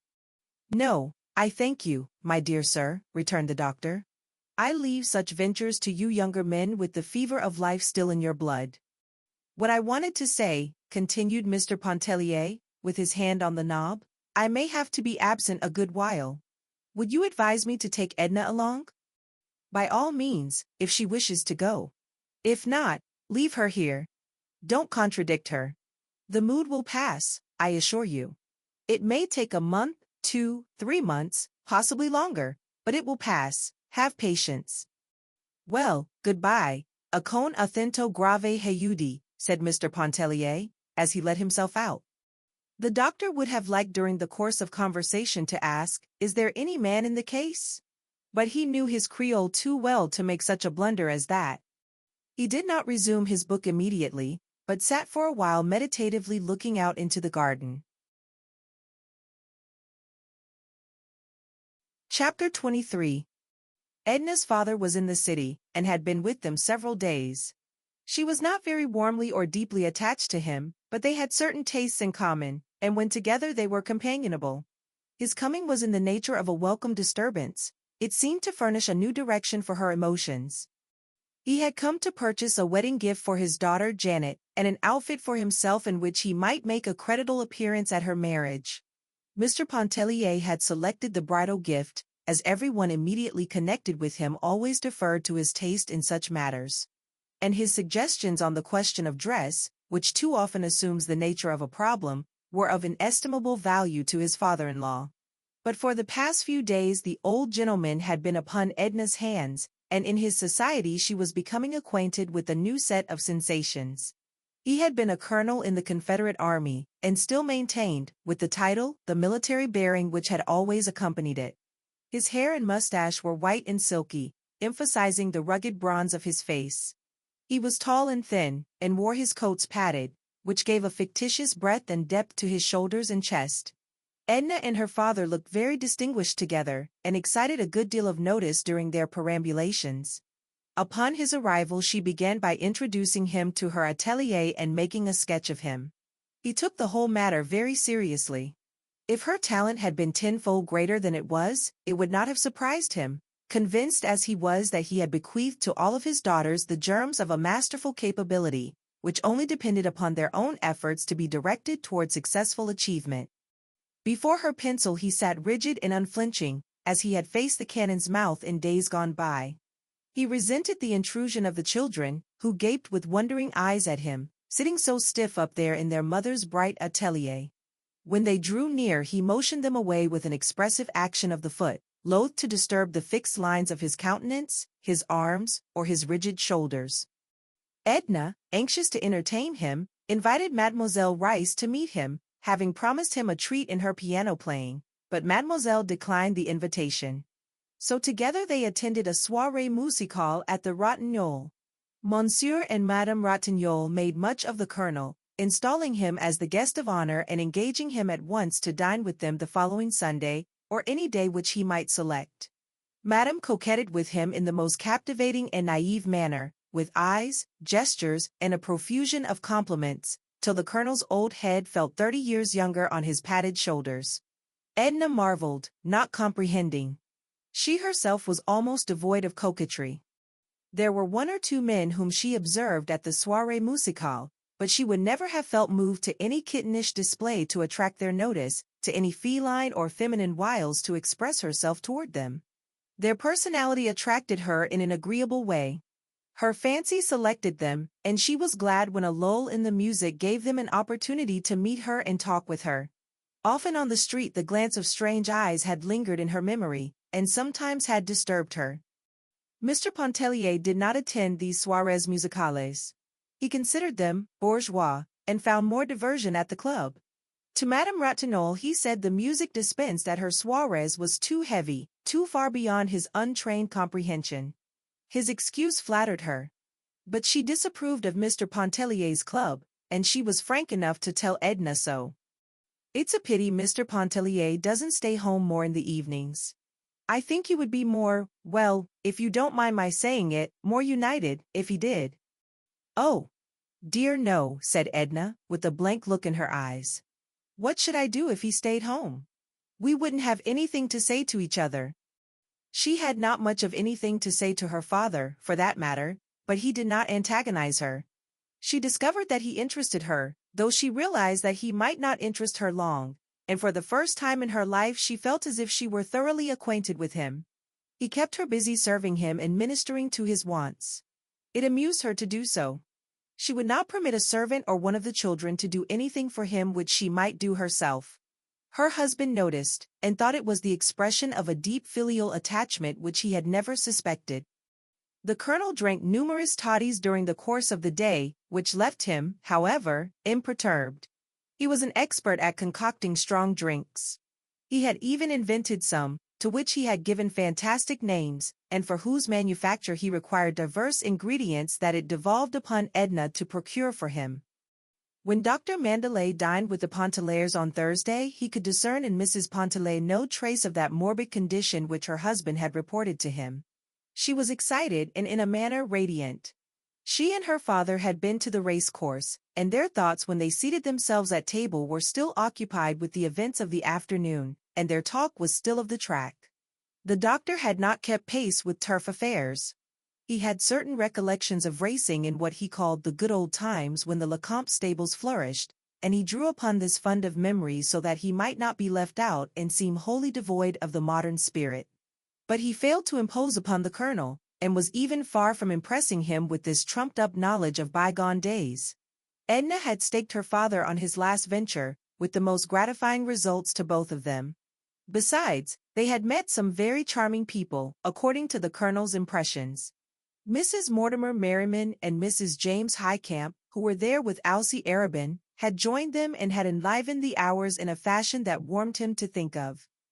Mr. Pontellier himself had no particular leaning toward horse racing, and was even rather inclined to discourage it as a pastime, especially when he considered the fate of that bluegrass farm in Kentucky. He endeavored, in a general way, to express a particular disapproval, and only succeeded in arousing the ire and opposition of his father-in-law. A pretty dispute followed, in which Edna warmly espoused her father's cause and the doctor remained neutral. He observed his hostess attentively from under his shaggy brows, and noted a subtle change which had transformed her from the listless woman he had known into a being who, for the moment, seemed palpitant with the forces of life. Her speech was warm and energetic. There was no repression in her glance or gesture. She reminded him of some beautiful, sleek animal waking up in the sun. The dinner was excellent. The claret was warm and the champagne was cold, and under their beneficent influence the threatened unpleasantness melted and vanished with the fumes of the wine. Mr. Pontellier warmed up and grew reminiscent. He told some amusing plantation experiences. Recollections of old Iberville in his youth, when he hunted possum in company with some friendly darky, thrashed the pecan trees, shot the grosbeak, and roamed the woods and fields in mischievous idleness. The Colonel, with little sense of humor and of the fitness of things, related a somber episode of those dark and bitter days, in which he had acted a conspicuous part and always formed a central figure. Nor was the doctor happier in his selection when he told the old, ever-new and curious story of the waning of a woman's love, seeking strange, new channels, only to return to its legitimate source after days of fierce unrest. It was one of the many little human documents which had been unfolded to him during his long career as a physician. The story did not seem especially to impress Edna. She had one of her own to tell, of a woman who paddled away with her lover one night in a pirogue and never came back. They were lost amid the Baratarian Islands, and no one ever heard of them or found trace of them from that day to this. It was a pure invention. She said that Madame Antoine had related it to her. That, also, was an invention. Perhaps it was a dream she had had. But every glowing word seemed real to those who listened. They could feel the hot breath of the southern night, they could hear the long sweep of the pirogue through the glistening moonlit water. The beating of birds' wings, rising startled from among the reeds in the saltwater pools. They could see the faces of the lovers, pale, close together, wrapped in oblivious forgetfulness, drifting into the unknown. The champagne was cold, and its subtle fumes played fantastic tricks with Edna's memory that night. Outside, away from the glow of the fire and the soft lamplight, the night was chill and murky. The doctor doubled his old-fashioned cloak across his breast as he strode home through the darkness. He knew his fellow creatures better than most men, knew that inner life which so seldom unfolds itself to unanointed eyes. He was sorry he had accepted Pontellier's invitation. He was growing old, and beginning to need rest and an imperturbed spirit. He did not want the secrets of other lives thrust upon him. "I hope it isn't Arabin," he muttered to himself as he walked. "I hope to heaven it isn't Alcée Arabin." Chapter 24. Edna and her father had a warm and almost violent dispute upon the subject of her refusal to attend her sister's wedding. Mr. Pontellier declined to interpose either his influence or his authority. He was following Dr. Mandelet's advice, and letting her do as she liked. The Colonel reproached his daughter for her lack of filial kindness and respect, her want of sisterly affection and womanly consideration. His arguments were labored and unconvincing. He doubted if Janet would accept any excuse, forgetting that Edna had offered none. He doubted if Janet would ever speak to her again, and he was sure Margaret would not. Edna was glad to be rid of her father when he finally took himself off with his wedding garments and his bridal gifts, with his padded shoulders, his Bible reading, his toddies and ponderous oaths. Mr. Pontellier followed him closely. He meant to stop at the wedding on his way to New York and endeavor by every means which money and love could devise to atone somewhat for Edna's incomprehensible action. "You are too lenient by far, Léonce," asserted the Colonel. "Authority, coercion are what is needed. Put your foot down good and hard, the only way to manage a wife. Take my word for it." The Colonel was perhaps unaware that he had coerced his own wife into her grave. Mr. Pontellier had a vague suspicion of it which he thought it needless to mention at that late day. Edna was not so consciously gratified at her husband's leaving home as she had been over the departure of her father. As the day approached when he was to leave her for a comparatively long stay, she grew melting and affectionate, remembering his many acts of consideration and his repeated expressions of an ardent attachment. She was solicitous about his health and his welfare. She bustled around, looking after his clothing, thinking about heavy underwear, quite as Madame Ratignolle would have done under similar circumstances. She cried when he went away, calling him her dear, good friend, and she was quite certain she would grow lonely before very long and go to join him in New York. But after all, a radiant peace settled upon her when she at last found herself alone. Even the children were gone. Old Madame Pontellier had come herself and carried them off to Iberville with their quadroon. The old madam did not venture to say she was afraid they would be neglected during Léonce's absence. She hardly ventured to think so. She was hungry for them, even a little fierce in her attachment. She did not want them to be wholly children of the pavement, she always said when begging to have them for a space. She wished them to know the country, with its streams, its fields, its woods, its freedom, so delicious to the young. She wished them to taste something of the life their father had lived and known and loved when he, too, was a little child. When Edna was at last alone, she breathed a big, genuine sigh of relief. A feeling that was unfamiliar but very delicious came over her. She walked all through the house, from one room to another, as if inspecting it for the first time. She tried the various chairs and lounges, as if she had never sat and reclined upon them before. And she perambulated around the outside of the house, investigating, looking to see if windows and shutters were secure and in order. The flowers were like new acquaintances. She approached them in a familiar spirit, and made herself at home among them. The garden walks were damp, and Edna called to the maid to bring out her rubber sandals. And there she stayed, and stooped, digging around the plants, trimming, picking dead, dry leaves. The children's little dog came out, interfering, getting in her way. She scolded him, laughed at him, played with him. The garden smelled so good and looked so pretty in the afternoon sunlight. Edna plucked all the bright flowers she could find, and went into the house with them, she and the little dog. Even the kitchen assumed a sudden interesting character which she had never before perceived. She went in to give directions to the cook, to say that the butcher would have to bring much less meat, that they would require only half their usual quantity of bread, of milk and groceries. She told the cook that she herself would be greatly occupied during Mr. Pontellier's absence, and she begged her to take all thought and responsibility of the larder upon her own shoulders. That night Edna dined alone. The candelabra, with a few candles in the center of the table, gave all the light she needed. Outside the circle of light in which she sat, the large dining room looked solemn and shadowy. The cook, placed upon her mettle, served a delicious repast, a luscious tenderloin broiled à cône à thento grave point. The wine tasted good. The marron glacé seemed to be just what she wanted. It was so pleasant, too, to dine in a comfortable peignoir. She thought a little sentimentally about Léonce and the children, and wondered what they were doing. As she gave a dainty scrap or two to the doggie, she talked intimately to him about Etienne and Raoul. He was beside himself with astonishment and delight over these companionable advances, and showed his appreciation by his little quick, snappy barks and a lively agitation. Then Edna sat in the library after dinner and read Emerson until she grew sleepy. She realized that she had neglected her reading, and determined to start anew upon a course of improving studies, now that her time was completely her own to do with as she liked. After a refreshing bath, Edna went to bed, and as she snuggled comfortably beneath the eiderdown a sense of restfulness invaded her, such as she had not known before. Chapter 25. When the weather was dark and cloudy, Edna could not work. She needed the sun to mellow and temper her mood to the sticking point.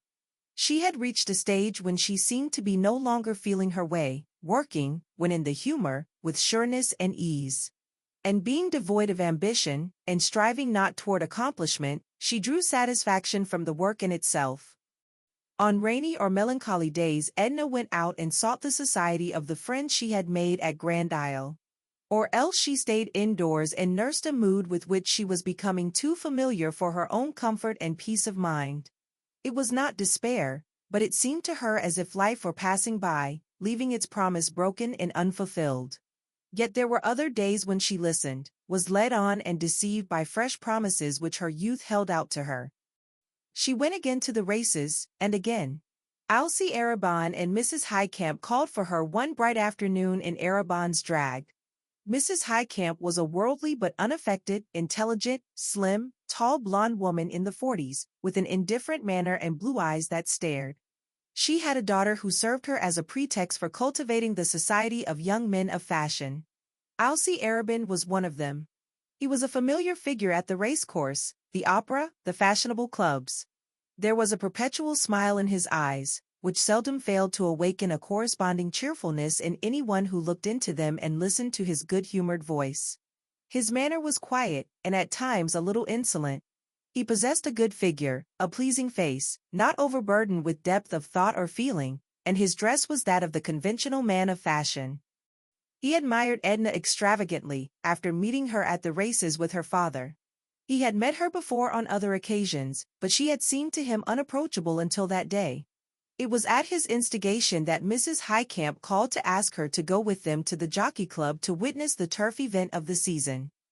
There were possibly a few trackmen out there who knew the racehorse as well as Edna, but there was certainly none who knew it better. She sat between her two companions as one having authority to speak. She laughed at Arobin's pretensions, and deplored Mrs. Highcamp's ignorance. The racehorse was a friend and intimate associate of her childhood. The atmosphere of the stables and the breath of the bluegrass paddock revived in her memory and lingered in her nostrils. She did not perceive that she was talking like her father as the sleek geldings ambled in review before them. She played for very high stakes, and fortune favored her. The fever of the game flamed in her cheeks and eyes, and it got into her blood and into her brain like an intoxicant. People turned their heads to look at her, and more than one lent an attentive ear to her utterances, hoping thereby to secure the elusive but ever-desired tip. Arobin caught the contagion of excitement which drew him to Edna like a magnet. Mrs. Highcamp remained, as usual, unmoved, with her indifferent stare and uplifted eyebrows. Edna stayed and dined with Mrs. Highcamp upon being urged to do so. Arobin also remained and sent away his drag. The dinner was quiet and uninteresting, save for the cheerful efforts of Arobin to enliven things. Mrs. Highcamp deplored the absence of her daughter from the races, and tried to convey to her what she had missed by going to the Dante reading instead of joining them. The girl held a geranium leaf up to her nose and said nothing, but looked knowing and non-committal. Mr. Highcamp was a plain, bald-headed man, who only talked under compulsion. He was unresponsive. Mrs. Highcamp was full of delicate courtesy and consideration toward her husband. She addressed most of her conversation to him at table. They sat in the library after dinner and read the evening papers together under the droplight, while the younger people went into the drawing-room nearby and talked. Miss Highcamp played some selections from Grieg upon the piano. She seemed to have apprehended all of the composer's coldness and none of his poetry. While Edna listened, she could not help wondering if she had lost her taste for music. When the time came for her to go home, Mr. Highcamp grunted a lame offer to escort her, looking down at his slippered feet with tactless concern. It was Arobin who took her home. The car ride was long, and it was late when they reached Esplanade Street. Arobin asked permission to enter for a second to light his cigarette. His match safe was empty. He filled his match safe, but did not light his cigarette until he left her, after she had expressed her willingness to go to the races with him again. Edna was neither tired nor sleepy. She was hungry again, for the Highcamp dinner, though of excellent quality, had lacked abundance. She rummaged in the larder and brought forth a slice of Gruyere and some crackers. She opened a bottle of beer which she found in the icebox. Edna felt extremely restless and excited. She vacantly hummed a fantastic tune as she poked at the wood embers on the hearth and munched a cracker. She wanted something to happen, something, anything, she did not know what. She regretted that she had not made Arobin stay a half hour to talk over the horses with her. She counted the money she had won. But there was nothing else to do, so she went to bed, and tossed there for hours in a sort of monotonous agitation. In the middle of the night she remembered that she had forgotten to write her regular letter to her husband, and she decided to do so next day and tell him about her afternoon at the Jockey Club. She lay wide awake composing a letter which was nothing like the one which she wrote next day. When the maid awoke her in the morning, Edna was dreaming of Mr. Highcamp playing the piano at the entrance of a music store on Canal Street, while his wife was saying to Alcée Arobin, as they boarded an Esplanade streetcar. "What a pity that so much talent has been neglected. But I must go." When, a few days later, Alcée Arobin again called for Edna in his drag, Mrs. Highcamp was not with him. He said they would pick her up. But as that lady had not been apprised of his intention of picking her up, she was not at home. The daughter was just leaving the house to attend the meeting of a branch folklore society, and regretted that she could not accompany them. Arobin appeared nonplussed, and asked Edna if there were anyone else she cared to ask. She did not deem it worthwhile to go in search of any of the fashionable acquaintances from whom she had withdrawn herself. She thought of Madame Rossignol, but knew that her fair friend did not leave the house, except to take a languid walk around the block with her husband after nightfall. Mademoiselle Rice would have laughed at such a request from Edna. Madame Lebrun might have enjoyed the outing, but for some reason Edna did not want her. So they went alone, she and Arobin. The afternoon was intensely interesting to her. The excitement came back upon her like a remittent fever. Her talk grew familiar and confidential. It was no labor to become intimate with Arobin. His manner invited easy confidence. The preliminary stage of becoming acquainted was one which he always endeavored to ignore when a pretty and engaging woman was concerned. He stayed and dined with Edna. He stayed and sat beside the wood fire. They laughed and talked, and before it was time to go he was telling her how different life might have been if he had known her years before. With ingenuous frankness he spoke of what a wicked, ill-disciplined boy he had been, and impulsively drew up his cuff to exhibit upon his wrist the scar from a saber cut which he had received in a duel outside of Paris when he was 19. She touched his hand as she scanned the red cicatrice on the inside of his white wrist. A quick impulse that was somewhat spasmodic impelled her fingers to close in a sort of clutch upon his hand. He felt the pressure of her pointed nails in the flesh of his palm. She arose hastily and walked toward the mantel. "The sight of a wound or scar always agitates and sickens me," she said. "I shouldn't have looked at it." "I beg your pardon," he entreated, following her. "It never occurred to me that it might be repulsive." He stood close to her, and the effrontery in his eyes repelled the old, vanishing self in her, yet drew all her awakening sensuousness. He saw enough in her face to impel him to take her hand and hold it while he said his lingering good night. "Will you go to the races again?" he asked. "No," she said. "I've had enough of the races. I don't want to lose all the money I've won, and I've got to work when the weather is bright, instead of—" "Yes, work, to be sure. You promised to show me your work. What morning may I come up to your atelier? Tomorrow? No. Day after? No, no. Oh, please don't refuse me. I know something of such things. I might help you with a stray suggestion or two." "No. Good night. Why don't you go after you have said good night? I don't like you," she went on in a high, excited pitch, attempting to draw away her hand. She felt that her words lacked dignity and sincerity, and she knew that he felt it. "I'm sorry you don't like me. I'm sorry I offended you." "How have I offended you? What have I done? Can't you forgive me?" And he bent and pressed his lips upon her hand as if he wished never more to withdraw them. "Mr. Arobin," she complained, "I'm greatly upset by the excitement of the afternoon. I'm not myself. My manner must have misled you in some way. I wish you to go, please." She spoke in a monotonous, dull tone. He took his hat from the table, and stood with eyes turned from her, looking into the dying fire. For a moment or two he kept an impressive silence. "Your manner has not misled me, Mrs. Pontellier," he said finally. "My own emotions have done that. I couldn't help it. When I'm near you, how could I help it?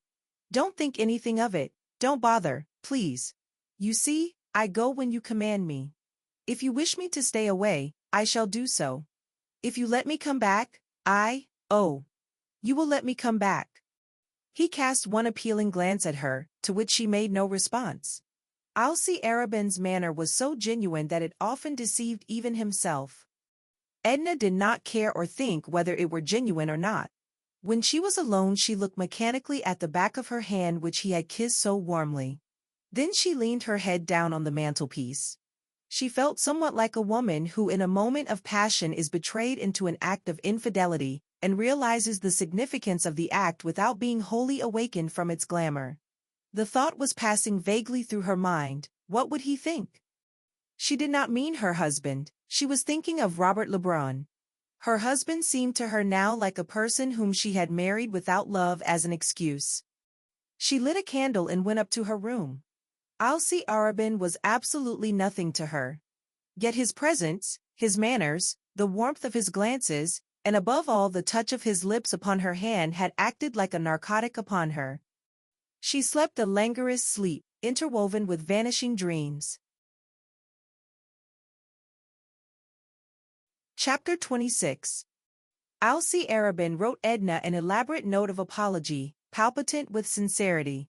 It embarrassed her, for in a cooler, quieter moment it appeared to her absurd that she should have taken his actions so seriously, so dramatically.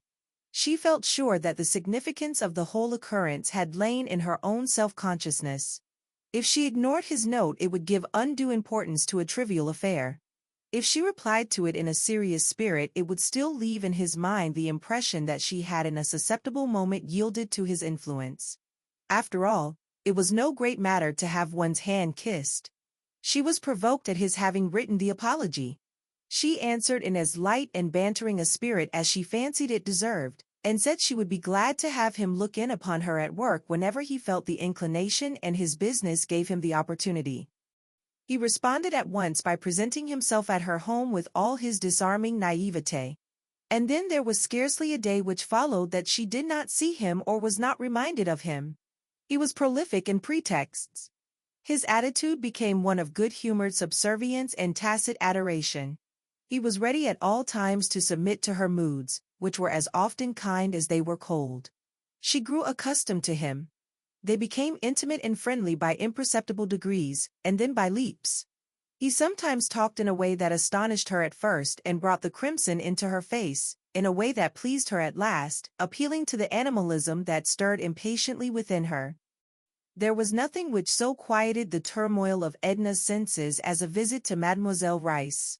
It was then, in the presence of that personality which was offensive to her, that the woman, by her divine art, seemed to reach Edna's spirit and set it free.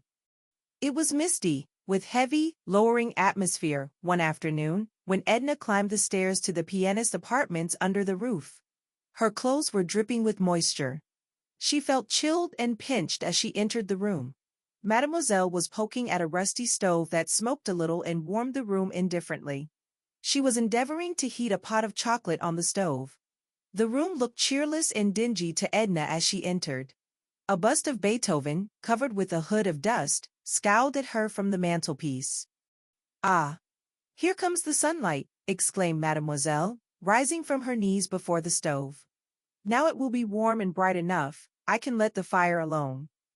She closed the stove door with a bang, and approaching, assisted in removing Edna's dripping mackintosh. "You are cold, you look miserable. The chocolate will soon be hot. But would you rather have a taste of brandy? I have scarcely touched the bottle which you brought me for my cold." A piece of red flannel was wrapped around Mademoiselle's throat. A stiff neck compelled her to hold her head on one side. "I will take some brandy," said Edna, shivering as she removed her gloves and overshoes. She drank the liquor from the glass as a man would have done. Then flinging herself upon the uncomfortable sofa she said, "Mademoiselle, I am going to move away from my house on Esplanade Street." "Ah!"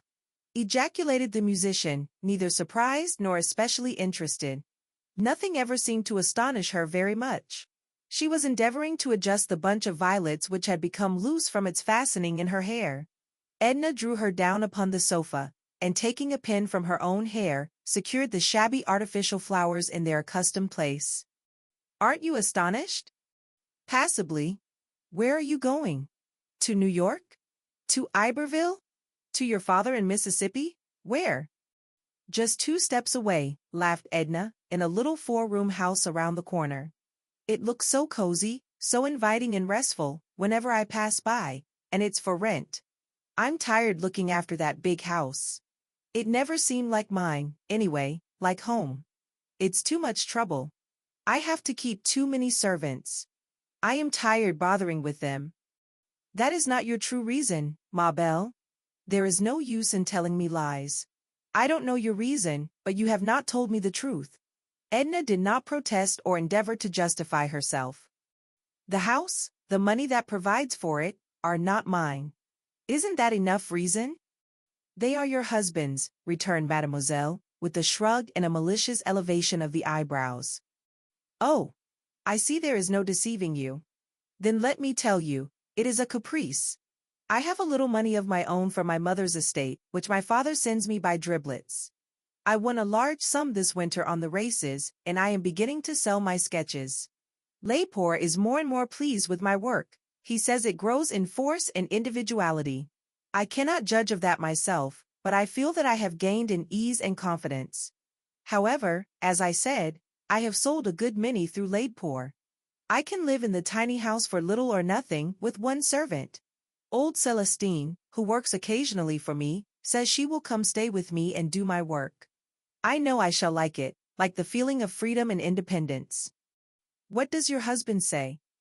I have not told him yet. I only thought of it this morning. He will think I am demented, no doubt.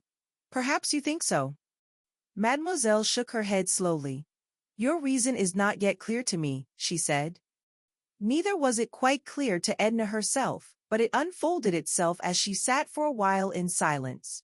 Instinct had prompted her to put away her husband's bounty and casting off her allegiance. She did not know how it would be when he returned. There would have to be an understanding, an explanation.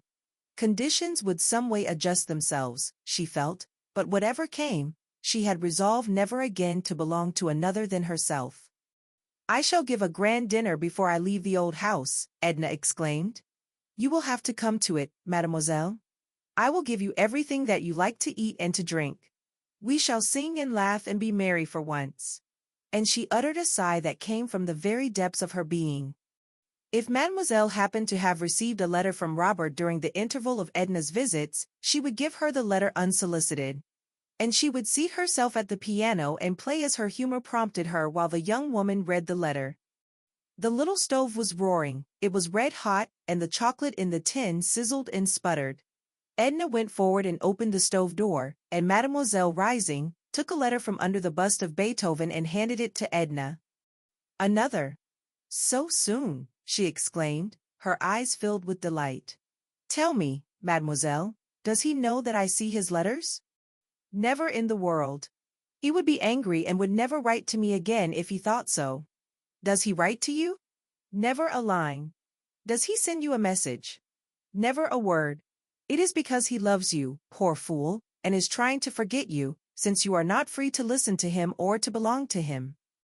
Why do you show me his letters, then? Haven't you begged for them? Can I refuse you anything? Oh, you cannot deceive me, and Mademoiselle approached her beloved instrument and began to play. Edna did not at once read the letter. She sat holding it in her hand, while the music penetrated her whole being like an effulgence, warming and brightening the dark places of her soul. It prepared her for joy and exultation. Oh, she exclaimed, letting the letter fall to the floor. Why did you not tell me? She went and grasped Mademoiselle's hands up from the keys. Oh, unkind, malicious. Why did you not tell me? That he was coming back? No great news, ma foi. I wonder he did not come long ago. But when? Cried Edna, impatiently. He does not say when. He says very soon. You know as much about it as I do, it is all in the letter. But why? Why is he coming? Oh, if I thought, and she snatched the letter from the floor and turned the pages this way and that way, looking for the reason, which was left untold. If I were young and in love with a man, said Mademoiselle, turning on the stool and pressing her wiry hands between her knees as she looked down at Edna, who sat on the floor holding the letter, it seems to me he would have to be some grand esprit, a man with lofty aims and ability to reach them, one who stood high enough to attract the notice of his fellow men. It seems to me if I were young and in love I should never deem a man of ordinary caliber worthy of my devotion. Now it is you who are telling lies and seeking to deceive me, mademoiselle, or else you have never been in love, and know nothing about it. Why, went on Edna, clasping her knees and looking up into Mademoiselle's twisted face, do you suppose a woman knows why she loves? Does she select? Does she say to herself, go to? Here is a distinguished statesman with presidential possibilities, I shall proceed to fall in love with him. Or, I shall set my heart upon this musician, whose fame is on every tongue. Or, this financier, who controls the world's money markets. You are purposely misunderstanding me, Ma Rainée. Are you in love with Robert? Yes, said Edna. It was the first time she had admitted it, and a glow overspread her face, blotching it with red spots. Why? Asked her companion. Why do you love him when you ought not to? Edna, with a motion or two, dragged herself on her knees before Mademoiselle Rice, who took the glowing face between her two hands. Why? Because his hair is brown and grows away from his temples, because he opens and shuts his eyes, and his nose is a little out of drawing, because he has two lips and a square chin, and a little finger which he can't straighten from having played baseball too energetically in his youth, because you do, in short, laughed Mademoiselle. What will you do when he comes back? She asked. Do? Nothing, except feel glad and happy to be alive. She was already glad and happy to be alive at the mere thought of his return. The murky, lowering sky, which had depressed her a few hours before, seemed bracing and invigorating as she splashed through the streets on her way home. She stopped at a confectioner's and ordered a huge box of bonbons for the children in Iberville. She slipped a card in the box, on which she scribbled a tender message and sent an abundance of kisses.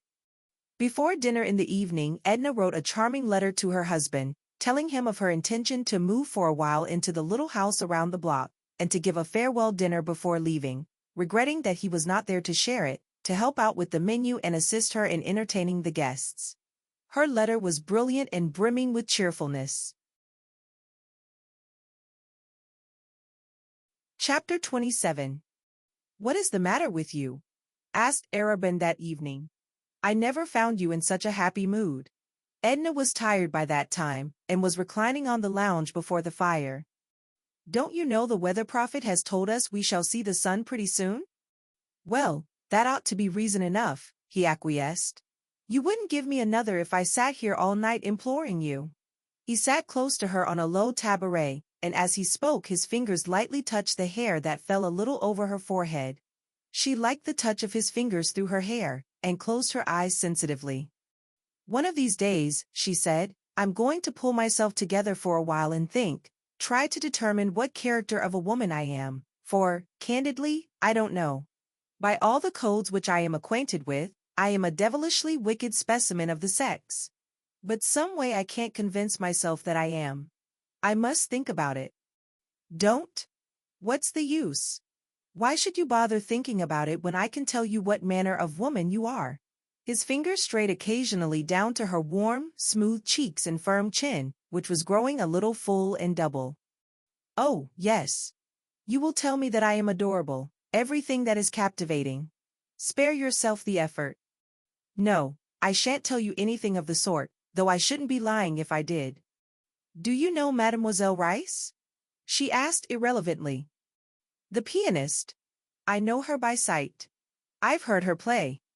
She says queer things sometimes in a bantering way that you don't notice at the time and you find yourself thinking about afterward. For instance? Well, for instance, when I left her today, she put her arms around me and felt my shoulder blades, to see if my wings were strong, she said. The bird that would soar above the level plane of tradition and prejudice must have strong wings. It is a sad spectacle to see the weaklings bruised, exhausted, fluttering back to earth. Whither would you soar? I'm not thinking of any extraordinary flights. I only half comprehend her. I've heard she's partially demented, said Arobin. She seems to me wonderfully sane, Edna replied. I'm told she's extremely disagreeable and unpleasant. Why have you introduced her at a moment when I desired to talk of you? Oh, talk of me if you like, cried Edna, clasping her hands beneath her head, but let me think of something else while you do. I'm jealous of your thoughts tonight. They're making you a little kinder than usual, but some way I feel as if they were wandering, as if they were not here with me. She only looked at him and smiled. His eyes were very near. He leaned upon the lounge with an arm extended across her, while the other hand still rested upon her hair. They continued silently to look into each other's eyes. When he leaned forward and kissed her, she clasped his head, holding his lips to hers. It was the first kiss of her life to which her nature had really responded. It was a flaming torch that kindled desire. Chapter 28.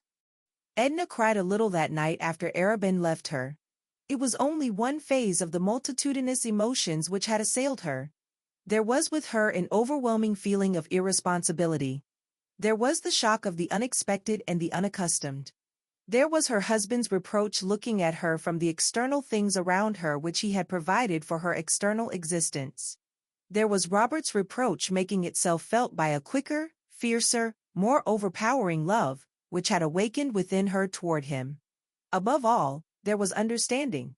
She felt as if a mist had been lifted from her eyes, enabling her to look upon and comprehend the significance of life, that monster made up of beauty and brutality. But among the conflicting sensations which assailed her, there was neither shame nor remorse. There was a dull pang of regret because it was not the kiss of love which had inflamed her, because it was not love which had held this cup of life to her lips. Chapter 29. Without even waiting for an answer from her husband regarding his opinion or wishes in the matter, Edna hastened her preparations for quitting her home on Esplanade Street and moving into the little house around the block. A feverish anxiety attended her every action in that direction. There was no moment of deliberation, no interval of repose between the thought and its fulfillment. Early upon the morning following those hours passed in Arabin's society, Edna set about securing her new abode and hurrying her arrangements for occupying it. Within the precincts of her home she felt like one who has entered and lingered within the portals of some forbidden temple in which 1,000 muffled voices bade her begone. Whatever was her own in the house, everything which she had acquired aside from her husband's bounty, she caused to be transported to the other house, supplying simple and meager deficiencies from her own resources. Arabin found her with rolled sleeves, working in company with the housemaid when he looked in during the afternoon. She was splendid and robust, and had never appeared handsomer than in the old blue gown, with a red silk handkerchief knotted at random around her head to protect her hair from the dust. She was mounted upon a high step-ladder, unhooking a picture from the wall when he entered. He had found the front door open, and had followed his ring by walking in unceremoniously. "Come down," he said. "Do you want to kill yourself?" She greeted him with affected carelessness, and appeared absorbed in her occupation. If he had expected to find her languishing, reproachful, or indulging in sentimental tears, he must have been greatly surprised. He was no doubt prepared for any emergency, ready for any one of the foregoing attitudes, just as he bent himself easily and naturally to the situation which confronted him. "Please come down," he insisted, holding the ladder and looking up at her. "No," she answered, "Ellen is afraid to mount the ladder.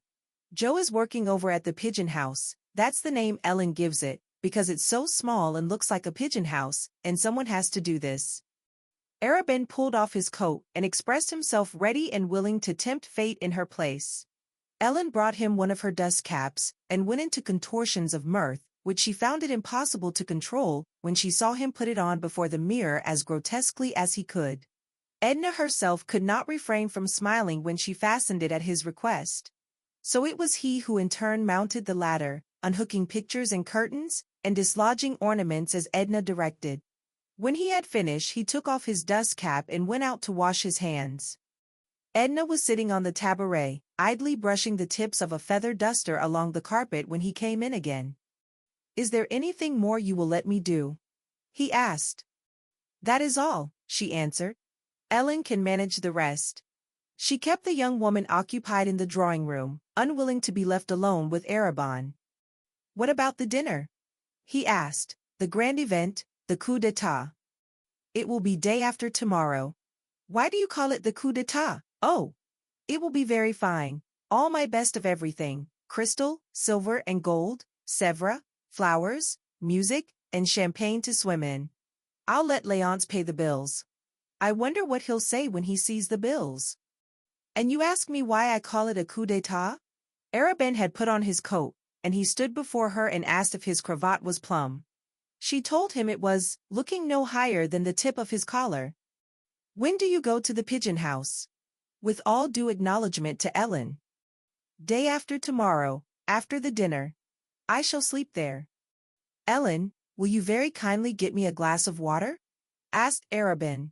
The dust in the curtains, if you will pardon me for hinting such a thing, has parched my throat to a crisp. While Ellen gets the water, said Edna, rising, I will say goodbye and let you go. I must get rid of this grime, and I have a million things to do and think of. When shall I see you? Asked Arabin, seeking to detain her, the maid having left the room. At the dinner, of course. You are invited. Not before. Not tonight or tomorrow morning or tomorrow noon or night. Or the day after morning or noon. Can't you see yourself, without my telling you, what an eternity it is? He had followed her into the hall and to the foot of the stairway, looking up at her as she mounted with her face half turned to him. Not an instant sooner, she said. But she laughed and looked at him with eyes that at once gave him courage to wait and made it torture to wait. Chapter 30. Though Edna had spoken of the dinner as a very grand affair, it was in truth a very small affair and very select, insomuch as the guests invited were few and were selected with discrimination. She had counted upon an even dozen seating themselves at her round mahogany board. Forgetting for the moment that Madame Ratignolle was to the last degree souffrante and unpresentable, and not foreseeing that Madame Lebrun would send 1,000 regrets at the last moment. So there were only 10, after all, which made a cozy, comfortable number. There were Mr. and Mrs. Merriman, a pretty, vivacious little woman in the 30s, her husband, a jovial fellow, something of a shallow pate, who laughed a good deal at other people's witticisms, and had thereby made himself extremely popular. Mrs. Highcamp had accompanied them. Of course, there was Alcée Arobin, and Mademoiselle Rice had consented to come.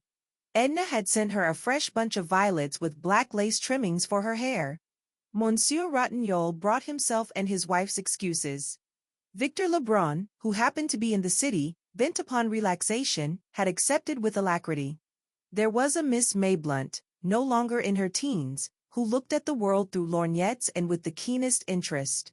It was thought and said that she was intellectual. It was suspected of her that she wrote under a nom de guerre. She had come with a gentleman by the name of Gouvernail, connected with one of the daily papers, of whom nothing special could be said, except that he was observant and seemed quiet and inoffensive.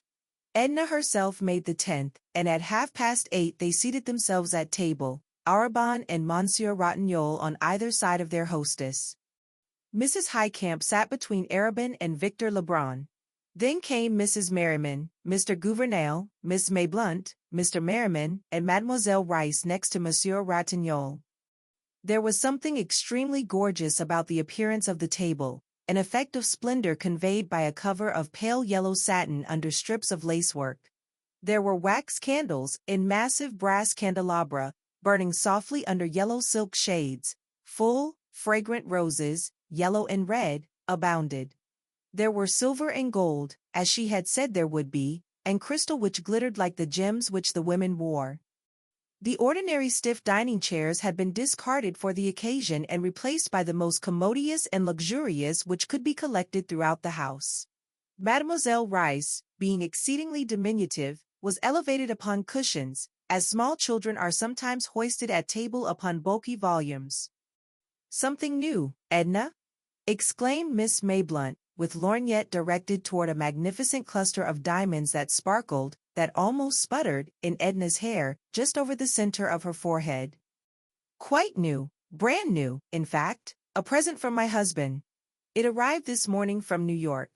I may as well admit that this is my birthday, and that I am 29. In good time I expect you to drink my health. Meanwhile, I shall ask you to begin with this cocktail, composed, would you say composed? With an appeal to Miss Mayblunt, composed by my father in honor of Sister Janet's wedding." Before each guest stood a tiny glass that looked and sparkled like a garnet gem. Then, all things considered, spoke Arobin, it might not be amiss to start out by drinking the Colonel's health in the cocktail which he composed, on the birthday of the most charming of women, the daughter whom he invented. Mr. Merriman's laugh at this sally was such a genuine outburst and so contagious that it started the dinner with an agreeable swing that never slackened. Miss Mayblunt begged to be allowed to keep her cocktail untouched before her, just to look at. The color was marvelous. She could compare it to nothing she had ever seen, and the garnet lights which it emitted were unspeakably rare. She pronounced the colonel an artist, and stuck to it. Monsieur Ratignolle was prepared to take things seriously. The mets, the entremets, the service, the decorations, even the people. He looked up from his pompano and inquired of Arabon if he were related to the gentleman of that name who formed one of the firm of Leitner and Arabon, lawyers.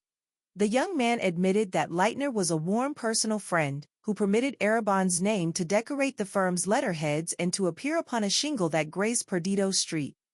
"There are so many inquisitive people in institutions abounding," said Arabon, "that one is really forced as a matter of convenience these days to assume the virtue of an occupation if he has it not." Monsieur Ratignolle stared a little, and turned to ask Mademoiselle Rice if she considered the symphony concerts up to the standard which had been set the previous winter. Mademoiselle Rice answered Monsieur Ratignolle in French, which Edna thought a little rude, under the circumstances, but characteristic.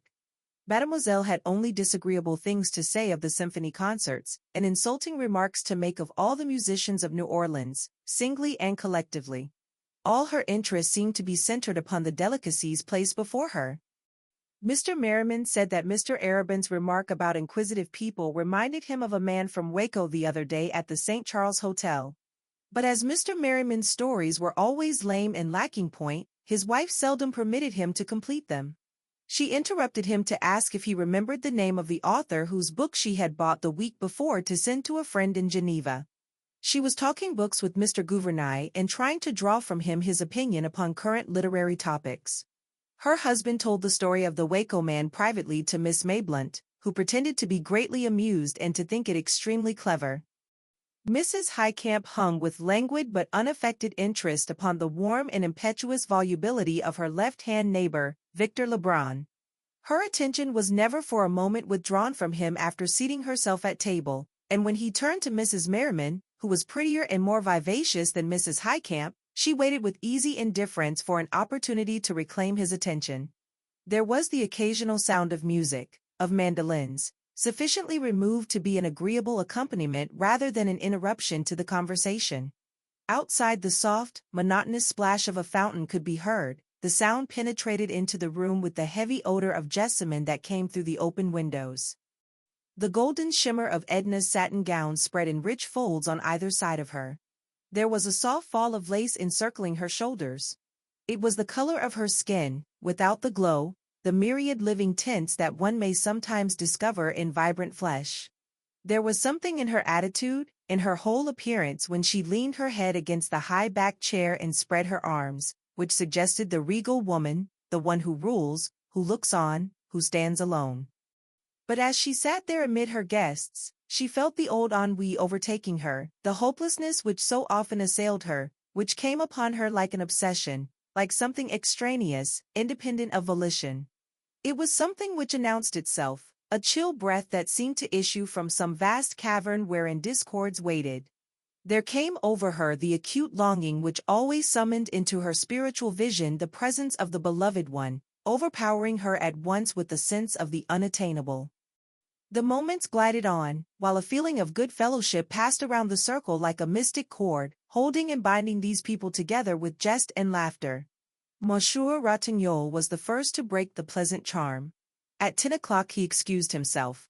Madame Ratignolle was waiting for him at home.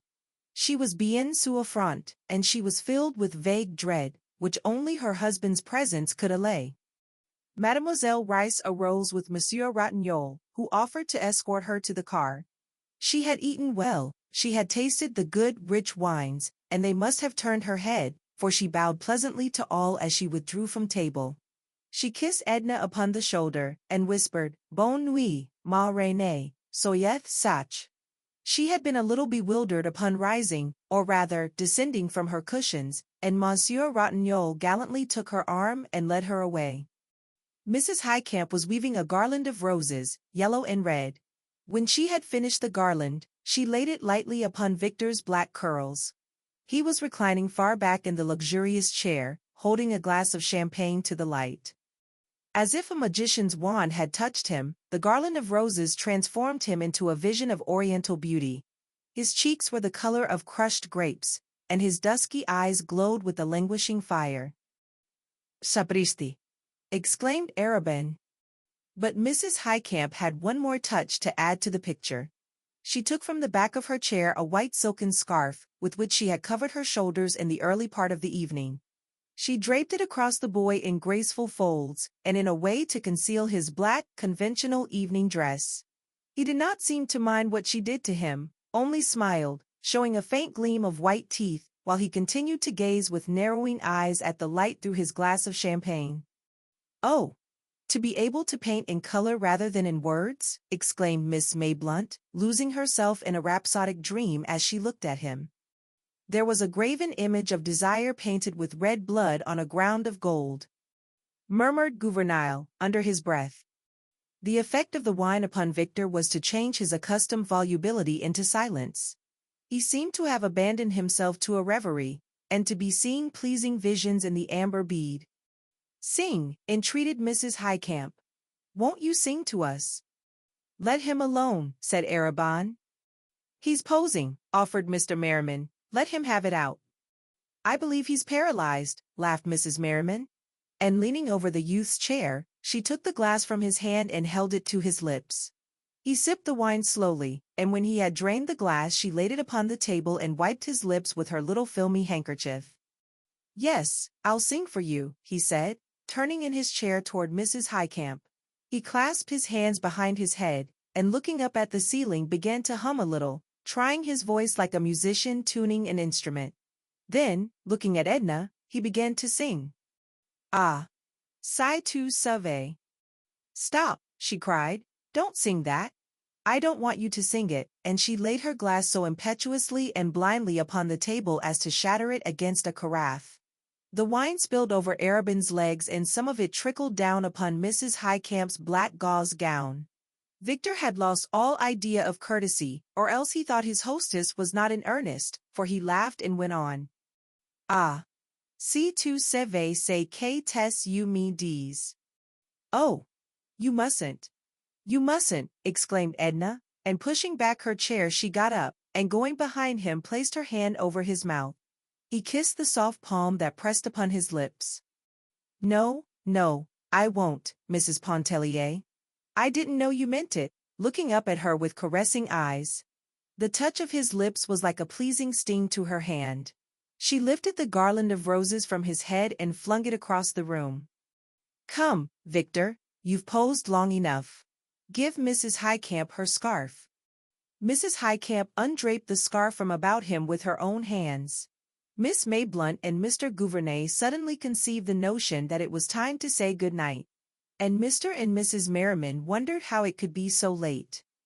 Before parting from Victor, Mrs. Highcamp invited him to call upon her daughter, who she knew would be charmed to meet him and talk French and sing French songs with him. Victor expressed his desire and intention to call upon Miss Highcamp at the first opportunity which presented itself. He asked if Arabin were going his way. Arabin was not.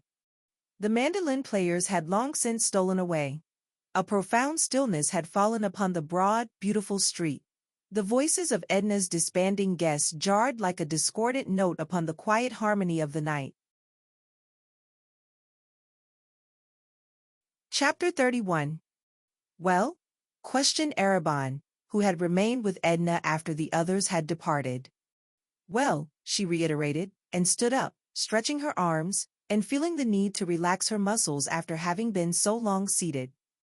"What next?" he asked. "The servants are all gone. They left when the musicians did. I have dismissed them. The house has to be closed and locked, and I shall trot around to the pigeon house and shall send Celestine over in the morning to straighten things up." He looked around and began to turn out some of the lights. "What about upstairs?" he inquired. "I think it is all right, but there may be a window or two unlatched. We had better look. You might take a candle and see. And bring me my wrap and hat on the foot of the bed in the middle room." He went up with the light, and Edna began closing doors and windows. She hated to shut in the smoke and the fumes of the wine. Arabin found her cape and hat, which he brought down and helped her to put on. When everything was secured and the lights put out, they left through the front door, Arabin locking it and taking the key, which he carried for Edna. He helped her down the steps. "Will you have a spray of jessamine?" he asked, breaking off a few blossoms as he passed. "No, I don't want anything." She seemed disheartened, and had nothing to say. She took his arm, which he offered her, holding up the weight of her satin train with the other hand. She looked down, noticing the black line of his leg moving in and out so close to her against the yellow shimmer of her gown. There was the whistle of a railway train somewhere in the distance, and the midnight bells were ringing. They met no one in their short walk. The pigeon house stood behind a locked gate, and a shallow parterre that had been somewhat neglected. There was a small front porch, upon which a long window and the front door opened. The door opened directly into the parlor. There was no side entry. Back in the yard was a room for servants, in which old Celestine had been ensconced. Edna had left a lamp burning low upon the table. She had succeeded in making the room look habitable and homelike. There were some books on the table in a lounge near at hand. On the floor was a fresh matting, covered with a rug or two, and on the walls hung a few tasteful pictures. But the room was filled with flowers. These were a surprise to her. Arabin had sent them, and had had Celestine distribute them during Edna's absence. Her bedroom was adjoining, and across a small passage were the dining room and kitchen. Edna seated herself with every appearance of discomfort. "Are you tired?" he asked.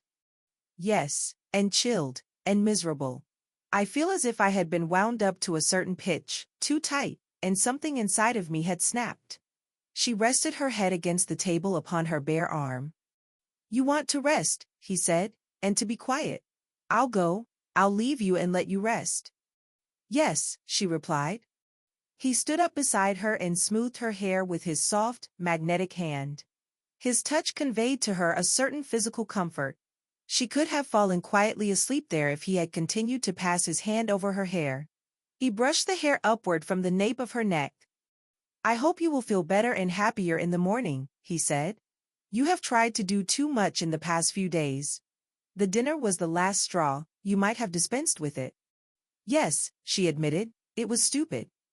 "No, it was delightful, but it has worn you out." His hand had strayed to her beautiful shoulders, and he could feel the response of her flesh to his touch. He seated himself beside her and kissed her lightly upon the shoulder. "I thought you were going away," she said, in an uneven voice. "I am, after I have said good night." "Good night," she murmured. He did not answer, except to continue to caress her. He did not say good night until she had become supple to his gentle, seductive entreaties. Chapter 32. When Mr. Pontellier learned of his wife's intention to abandon her home and take up her residence elsewhere, he immediately wrote her a letter of unqualified disapproval and remonstrance. She had given reasons which he was unwilling to acknowledge as adequate. He hoped she had not acted upon her rash impulse, and he begged her to consider first, foremost, and above all else, what people would say. He was not dreaming of scandal when he uttered this warning. That was a thing which would never have entered into his mind to consider in connection with his wife's name or his own. He was simply thinking of his financial integrity. It might get noised about that the Pontelliers had met with reverses, and were forced to conduct their ménage on a humbler scale than heretofore. It might do incalculable mischief to his business prospects. But remembering Edna's whimsical turn of mind of late, and foreseeing that she had immediately acted upon her impetuous determination, he grasped the situation with his usual promptness and handled it with his well-known business tact and cleverness. The same mail which brought to Edna his letter of disapproval carried instructions, the most minute instructions, to a well-known architect concerning the remodeling of his home, changes which he had long contemplated, and which he desired carried forward during his temporary absence. Expert and reliable packers and movers were engaged to convey the furniture, carpets, pictures, everything movable, in short, to places of security. And in an incredibly short time the Pontellier house was turned over to the artisans. There was to be an addition, a small snuggery, there was to be frescoing, and hardwood flooring was to be put into such rooms as had not yet been subjected to this improvement.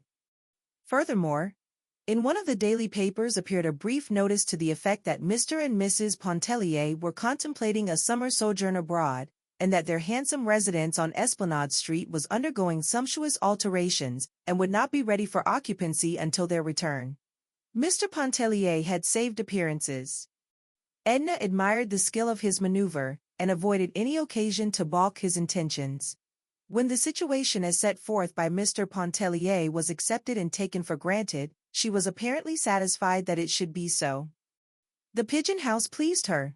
It at once assumed the intimate character of a home, while she herself invested it with a charm which it reflected like a warm glow. There was with her a feeling of having descended in the social scale, with a corresponding sense of having risen in the spiritual. Every step which she took toward relieving herself from obligations added to her strength and expansion as an individual. She began to look with her own eyes, to see and to apprehend the deeper undercurrents of life. No longer was she content to feed upon opinion when her own soul had invited her.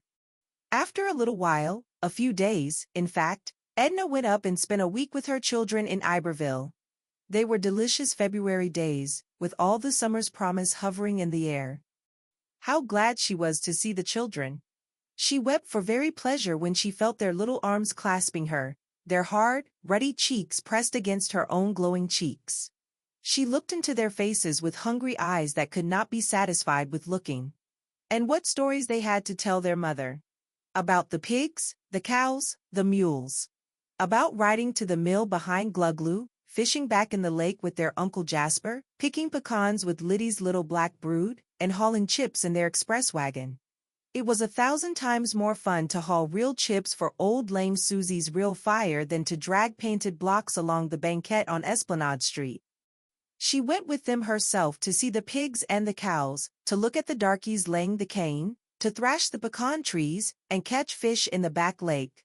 She lived with them a whole week long, giving them all of herself and gathering and filling herself with their young existence. They listened, breathless, when she told them the house in Esplanade Street was crowded with workmen, hammering, nailing, sawing, and filling the place with clatter. They wanted to know where their bed was, what had been done with their rocking horse, and where did Joe sleep, and where had Ellen gone, and the cook. But, above all, they were fired with the desire to see the little house around the block. Was there any place to play? Were there any boys next door? Raoul, with pessimistic foreboding, was convinced that there were only girls next door. Where would they sleep, and where would Papa sleep? She told them the fairies would fix it all right. The old madame was charmed with Edna's visit, and showered all manner of delicate attentions upon her. She was delighted to know that the Esplanade Street house was in a dismantled condition. It gave her the promise and pretext to keep the children indefinitely. It was with a wrench and a pang that Edna left her children.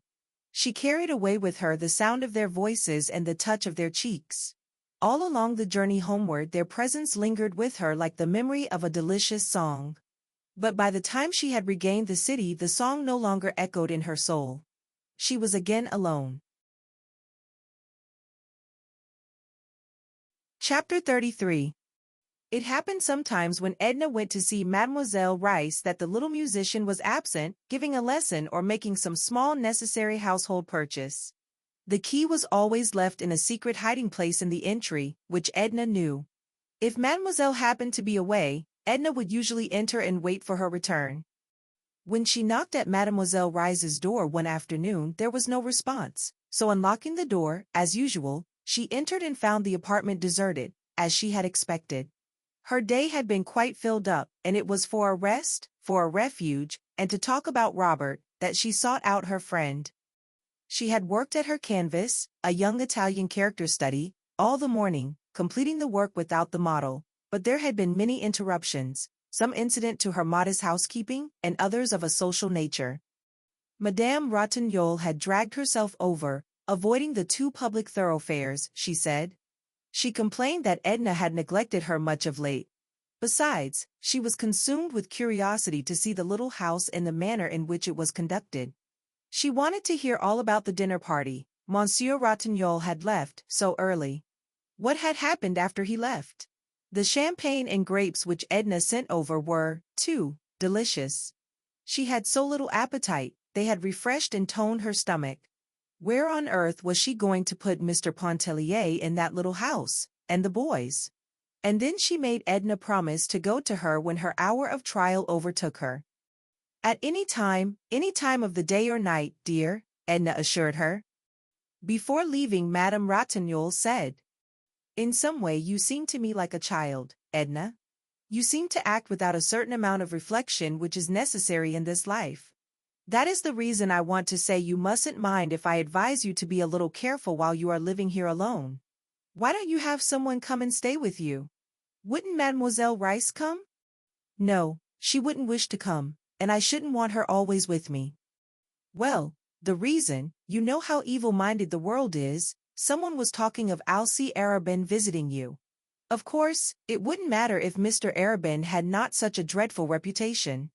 Monsieur Ratignolle was telling me that his attentions alone are considered enough to ruin a woman's name." "Does he boast of his successes?" asked Edna, indifferently, squinting at her picture. "No, I think not. I believe he is a decent fellow as far as that goes. But his character is so well known among the men. I shan't be able to come back and see you. It was very, very imprudent today." "Mind the step," cried Edna. "Don't neglect me," entreated Madame Ratignolle, "and don't mind what I said about Arobin, or having someone to stay with you." "Of course not," Edna laughed. "You may say anything you like to me." They kissed each other goodbye. Madame Ratignolle had not far to go, and Edna stood on the porch a while watching her walk down the street. Then in the afternoon Mrs. Merriman and Mrs. Highcamp had made their party call. Edna felt that they might have dispensed with the formality. They had also come to invite her to play vingt et un one evening at Mrs. Merriman's. She was asked to go early, to dinner, and Mr. Merriman or Mr. Arobin would take her home. Edna accepted in a half-hearted way. She sometimes felt very tired of Mrs. Highcamp and Mrs. Merriman. Late in the afternoon she sought refuge with Mademoiselle Rice, and stayed there alone, waiting for her, feeling a kind of repose invade her with the very atmosphere of the shabby, unpretentious little room. Edna sat at the window, which looked out over the housetops and across the river. The window frame was filled with pots of flowers, and she sat and picked the dry leaves from a rose geranium. The day was warm, and the breeze which blew from the river was very pleasant. She removed her hat and laid it on the piano. She went on picking the leaves and digging around the plants with her hat pin. Once she thought she heard Mademoiselle Rice approaching. But it was a young black girl who came in, bringing a small bundle of laundry which she deposited in the adjoining room and went away. Edna seated herself at the piano, and softly picked out with one hand the bars of a piece of music which lay open before her. A half-hour went by. There was the occasional sound of people going and coming in the lower hall. She was growing interested in her occupation of picking out the aria, when there was a second rap at the door. She vaguely wondered what these people did when they found Mademoiselle's door locked. "Come in," she called, turning her face toward the door. And this time it was Robert Lebrun who presented himself. She attempted to rise. She could not have done so without betraying the agitation which mastered her at sight of him, so she fell back upon the stool, only exclaiming, "Why, Robert!" He came and clasped her hand, seemingly without knowing what he was saying or doing. "Mrs. Pontellier. How do you happen? Oh! How well you look! Is Mademoiselle Rice not here? I never expected to see you." "When did you come back?" asked Edna in an unsteady voice, wiping her face with her handkerchief. She seemed ill at ease on the piano stool, and he begged her to take the chair by the window. She did so, mechanically, while he seated himself on the stool. "I returned day before yesterday," he answered, while he leaned his arm on the keys, bringing forth a crash of discordant sound. "Day before yesterday," she repeated, aloud, and went on thinking to herself, "day before yesterday," in a sort of an uncomprehending way. She had pictured him seeking her at the very first hour, and he had lived under the same sky since day before yesterday, while only by accident had he stumbled upon her. Mademoiselle must have lied when she said, "Poor fool, he loves you." "Day before yesterday," she repeated, breaking off a spray of Mademoiselle's geranium. "Then if you had not met me here today you wouldn't, that is, Didn't you mean to come and see me? Of course, I should have gone to see you. There have been so many things. He turned the leaves of Mademoiselle's music nervously. I started in at once yesterday with the old firm. After all, there is as much chance for me here as there was there, that is, I might find it profitable some day. The Mexicans were not very congenial. So he had come back because the Mexicans were not congenial, because business was as profitable here as there, because of any reason and not because he cared to be near her. She remembered the day she sat on the floor, turning the pages of his letter, seeking the reason which was left untold. She had not noticed how he looked, only feeling his presence, but she turned deliberately and observed him. After all, he had been absent but a few months, and was not changed. His hair, the color of hers, waved back from his temples in the same way as before. His skin was not more burned than it had been at Grand Isle. She found in his eyes, when he looked at her for one silent moment, the same tender caress, with an added warmth and entreaty which had not been there before, the same glance which had penetrated to the sleeping places of her soul and awakened them. 100 times Edna had pictured Robert's return, and imagined their first meeting. It was usually at her home, whither he had sought her out at once. She always fancied him expressing or betraying in some way his love for her. And here, the reality was that they sat 10 feet apart, she at the window, crushing geranium leaves in her hand and smelling them, he twirling around on the piano stool, saying, "I was very much surprised to hear of Mr. Pontellier's absence. It's a wonder Mademoiselle Rice did not tell me, and you're moving, Mother told me yesterday. I should think you would have gone to New York with him, or to Iberville with the children, rather than be bothered here with housekeeping. And you are going abroad, too, I hear. We shan't have you at Grand Isle next summer. It won't seem. Do you see much of Mademoiselle Rice? She often spoke of you in the few letters she wrote. Do you remember that you promised to write to me when you went away?" A flush overspread his whole face. "I couldn't believe that my letters would be of any interest to you." "That is an excuse, it isn't the truth." Edna reached for her hat on the piano. She adjusted it, sticking the hat pin through the heavy coil of hair with some deliberation. "Are you not going to wait for Mademoiselle Rice?" asked Robert. "No, I have found when she is absent this long, she is liable not to come back till late." She drew on her gloves, and Robert picked up his hat. "Won't you wait for her?" asked Edna. "Not if you think she will not be back till late," adding, as if suddenly aware of some discourtesy in his speech, "and I should miss the pleasure of walking home with you." Edna locked the door and put the key back in its hiding place. They went together, picking their way across muddy streets and sidewalks encumbered with the cheap display of small tradesmen. Part of the distance they rode in the car, and after disembarking, passed the Pontellier mansion, which looked broken and half torn asunder. Robert had never known the house, and looked at it with interest. "I never knew you in your home," he remarked. "I am glad you did not." "Why?" She did not answer. They went on around the corner, and it seemed as if her dreams were coming true after all, when he followed her into the little house. "You must stay and dine with me, Robert. You see I am all alone, and it is so long since I have seen you. There is so much I want to ask you." She took off her hat and gloves. He stood irresolute, making some excuse about his mother who expected him. He even muttered something about an engagement. She struck a match and lit the lamp on the table. It was growing dusk. When he saw her face in the lamplight, looking pained, with all the soft lines gone out of it, he threw his hat aside and seated himself. "Oh, you know I want to stay if you will let me," he exclaimed. All the softness came back. She laughed, and went and put her hand on his shoulder. "This is the first moment you have seemed like the old Robert. I'll go tell Celestine." She hurried away to tell Celestine to set an extra place. She even sent her off in search of some added delicacy which she had not thought of for herself. And she recommended great care in dripping the coffee and having the omelet done to a proper turn. When she re-entered, Robert was turning over magazines, sketches, and things that lay upon the table in great disorder. He picked up a photograph and exclaimed, "I'll see Arabin. What on earth is his picture doing here?" "I tried to make a sketch of his head one day," answered Edna, "and he thought the photograph might help me. It was at the other house. I thought it had been left there." I must have packed it up with my drawing materials. I should think you would give it back to him if you have finished with it. Oh, I have a great many such photographs. I never think of returning them. They don't amount to anything. Robert kept on looking at the picture. It seems to me, do you think his head worth drawing? Is he a friend of Mr. Pontellier's? You never said you knew him. He isn't a friend of Mr. Pontellier's, he's a friend of mine. I always knew him, that is, it is only of late that I know him pretty well. But I'd rather talk about you, and know what you have been seeing and doing and feeling out there in Mexico. Robert threw aside the picture. I've been seeing the waves and the white beach of Grand Isle, the quiet, grassy street of the Cheniere, the old fort at Grande Terre. I've been working like a machine, and feeling like a lost soul.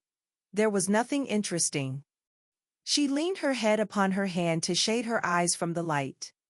And what have you been seeing and doing and feeling all these days? He asked.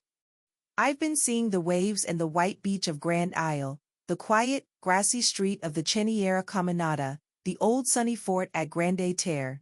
I've been working with a little more comprehension than a machine, and still feeling like a lost soul. There was nothing interesting. Mrs. Pontellier, you are cruel, he said, with feeling, closing his eyes and resting his head back in his chair. They remained in silence till old Celestine announced dinner.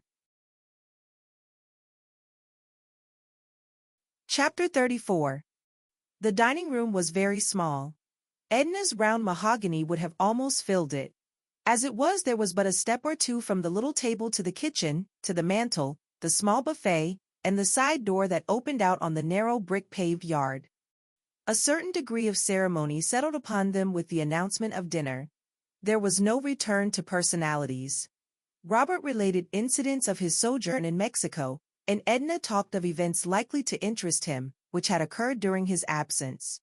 The dinner was of ordinary quality, except for the few delicacies which she had sent out to purchase. Old Celestine, with a bandana, tignon, twisted about her head, hobbled in and out, taking a personal interest in everything, and she lingered occasionally to talk patois with Robert, whom she had known as a boy. He went out to a neighboring cigar stand to purchase cigarette papers, and when he came back he found that Celestine had served the black coffee in the parlor.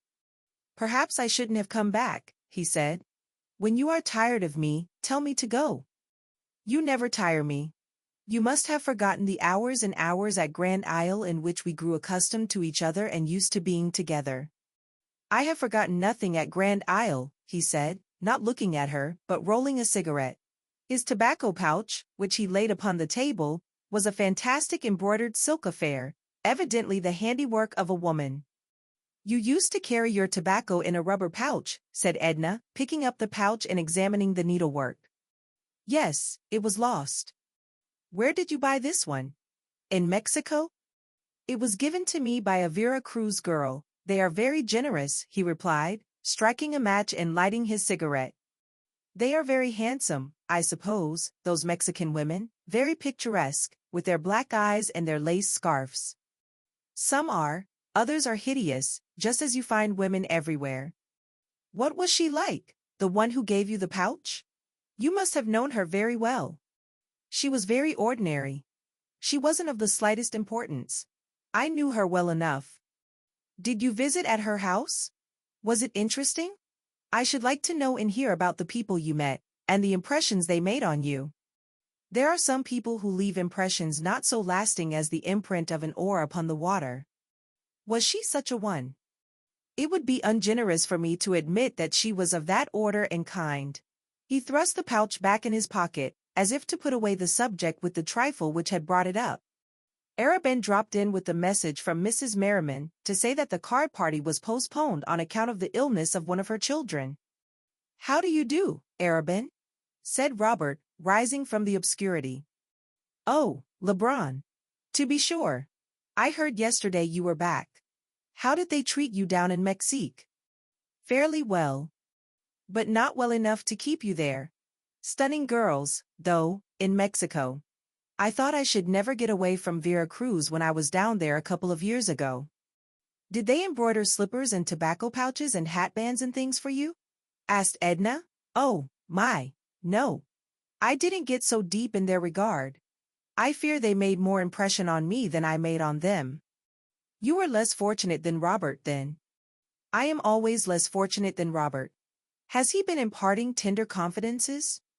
I've been imposing myself long enough, said Robert, rising and shaking hands with Edna.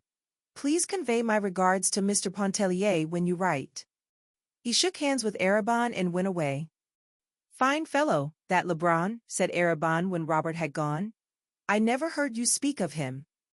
I knew him last summer at Grand Isle, she replied. Here is that photograph of yours. Don't you want it? What do I want with it? Throw it away.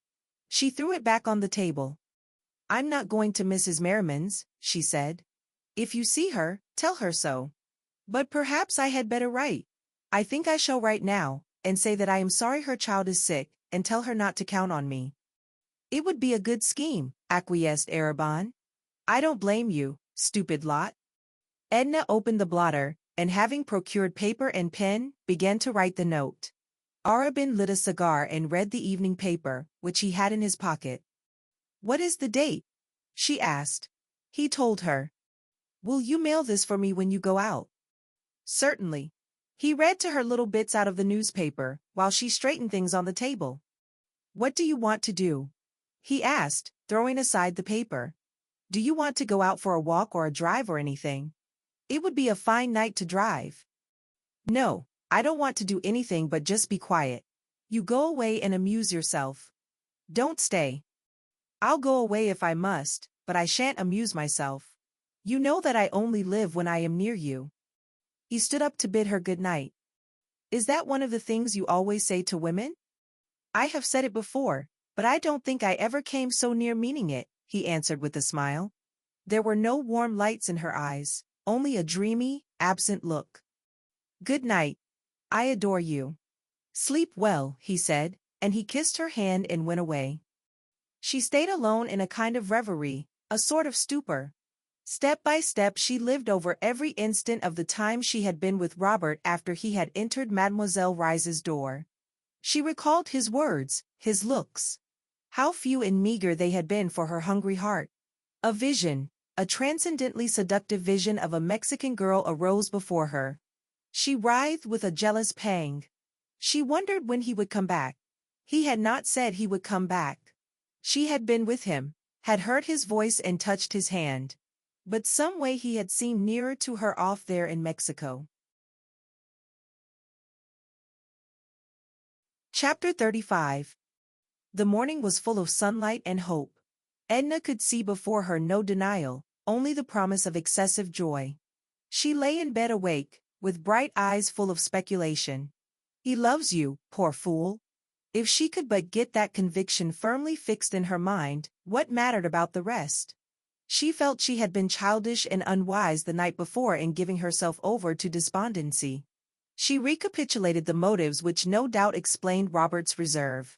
They were not insurmountable, they would not hold if he really loved her, they could not hold against her own passion, which he must come to realize in time. She pictured him going to his business that morning.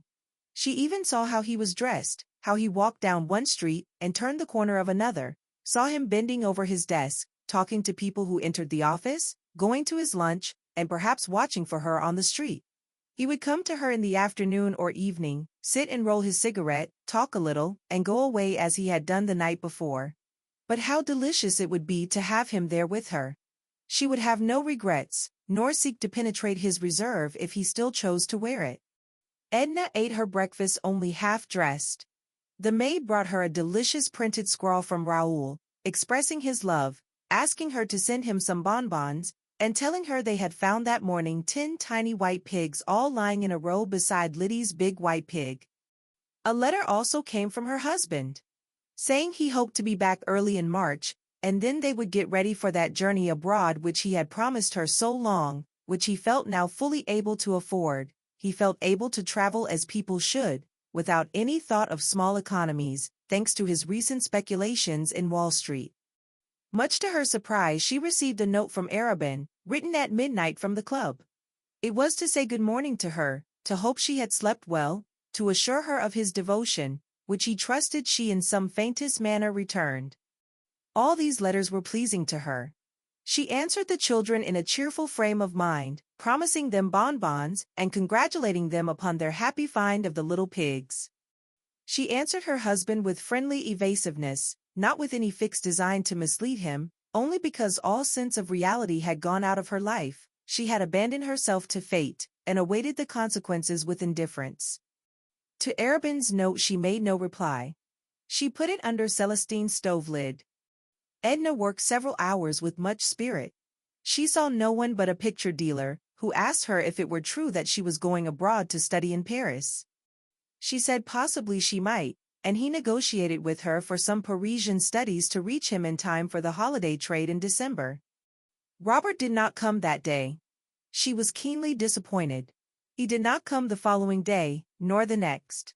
Each morning she awoke with hope, and each night she was a prey to despondency. She was tempted to seek him out, but far from yielding to the impulse, she avoided any occasion which might throw her in his way. She did not go to Mademoiselle Rise's nor pass by Madame Lebrun's, as she might have done if he had still been in Mexico. When Arobin, one night, urged her to drive with him, she went out to the lake on the Shell Road. His horses were full of mettle, and even a little unmanageable. She liked the rapid gait at which they spun along, and the quick, sharp sound of the horses' hoofs on the hard road. They did not stop anywhere to eat or to drink. Arobin was not needlessly imprudent. But they ate and they drank when they regained Edna's little dining room, which was comparatively early in the evening. It was late when he left her. It was getting to be more than a passing whim with Arobin to see her and be with her. He had detected the latent sensuality, which unfolded under his delicate sense of her nature's requirements like a torrid, sensitive blossom. There was no despondency when she fell asleep that night, nor was there hope when she awoke in the morning. Chapter 36. There was a garden out in the suburbs, a small, leafy corner, with a few green tables under the orange trees. An old cat slept all day on the stone step in the sun, and an old mulatresse slept her idle hours away in her chair at the open window, till someone happened to knock on one of the green tables. She had milk and cream cheese to sell, and bread and butter. There was no one who could make such excellent coffee or fry a chicken so golden brown as she. The place was too modest to attract the attention of people of fashion, and so quiet as to have escaped the notice of those in search of pleasure and dissipation. Edna had discovered it accidentally one day when the high board gate stood ajar. She caught sight of a little green table, blotched with the checkered sunlight that filtered through the quivering leaves overhead. Within she had found the slumbering mulatresse, the drowsy cat, and a glass of milk which reminded her of the milk she had tasted in Iberville. She often stopped there during her perambulations, sometimes taking a book with her, and sitting an hour or two under the trees when she found the place deserted. Once or twice she took a quiet dinner there alone, having instructed Celestine beforehand to prepare no dinner at home. It was the last place in the city where she would have expected to meet anyone she knew. Still she was not astonished when, as she was partaking of a modest dinner late in the afternoon, looking into an open book, stroking the cat, which had made friends with her, she was not greatly astonished to see Robert come in at the tall garden gate. "I am destined to see you only by accident," she said, shoving the cat off the chair beside her. He was surprised, ill at ease, almost embarrassed at meeting her thus so unexpectedly. "Do you come here often?" he asked. "I almost live here," she said. "I used to drop in very often for a cup of Katisha's good coffee. This is the first time since I came back. She'll bring you a plate, and you will share my dinner. There's always enough for two, even three." Edna had intended to be indifferent and as reserved as he when she met him. She had reached the determination by a laborious train of reasoning, incident to one of her despondent moods. But her resolve melted when she saw him before designing Providence had led him into her path. "Why have you kept away from me, Robert?" she asked, closing the book that lay open upon the table. "Why are you so personal, Mrs. Pontellier? Why do you force me to idiotic subterfuges?" he exclaimed with sudden warmth. "I suppose there's no use telling you I've been very busy, or that I've been sick, or that I've been to see you and not found you at home. Please let me off with any one of these excuses." You are the embodiment of selfishness, she said. You save yourself something, I don't know what, but there is some selfish motive, and in sparing yourself you never consider for a moment what I think, or how I feel your neglect and indifference. I suppose this is what you would call unwomanly, but I have got into a habit of expressing myself. It doesn't matter to me, and you may think me unwomanly if you like. No, I only think you cruel, as I said the other day. Maybe not intentionally cruel, but you seem to be forcing me into disclosures which can result in nothing, as if you would have me bear a wound for the pleasure of looking at it, without the intention or power of healing it. I'm spoiling your dinner, Robert, never mind what I say. You haven't eaten a morsel. I only came in for a cup of coffee. His sensitive face was all disfigured with excitement. Isn't this a delightful place? She remarked. I am so glad it has never actually been discovered. It is so quiet, so sweet, here. Do you notice there is scarcely a sound to be heard? It's so out of the way, and a good walk from the car. However, I don't mind walking. I always feel so sorry for women who don't like to walk. They miss so much, so many rare little glimpses of life, and we women learn so little of life on the whole. Katisha's coffee is always hot. I don't know how she manages it, here in the open air. Celestine's coffee gets cold bringing it from the kitchen to the dining room. 3 lumps. How can you drink it so sweet? Take some of the cress with your chop, it's so biting and crisp. Then there's the advantage of being able to smoke with your coffee out here. Now, in the city, aren't you going to smoke? After a while, he said, laying a cigar on the table. Who gave it to you? She laughed. I bought it. I suppose I'm getting reckless, I bought a whole box. She was determined not to be personal again and make him uncomfortable. The cat made friends with him, and climbed into his lap when he smoked his cigar. He stroked her silky fur, and talked a little about her. He looked at Edna's book, which he had read, and he told her the end, to save her the trouble of wading through it, he said. Again he accompanied her back to her home, and it was after dusk when they reached the little pigeon house. She did not ask him to remain, which he was grateful for, as it permitted him to stay without the discomfort of blundering through an excuse which he had no intention of considering. He helped her to light the lamp, then she went into her room to take off her hat and to bathe her face and hands. When she came back, Robert was not examining the pictures and magazines as before. He sat off in the shadow, leaning his head back on the chair as if in a reverie. Edna lingered a moment beside the table, arranging the books there. Then she went across the room to where he sat. She bent over the arm of his chair and called his name. Robert, she said, are you asleep? No, he answered, looking up at her. She leaned over and kissed him, a soft, cool, delicate kiss, whose voluptuous sting penetrated his whole being. Then she moved away from him. He followed, and took her in his arms, just holding her close to him. She put her hand up to his face and pressed his cheek against her own. The action was full of love and tenderness. He sought her lips again. Then he drew her down upon the sofa beside him and held her hand in both of his. Now you know, he said, now you know what I have been fighting against since last summer at Grand Isle, what drove me away and drove me back again. Why have you been fighting against it? She asked. Her face glowed with soft lights. Why? Because you were not free, you were Léonce Pontellier's wife.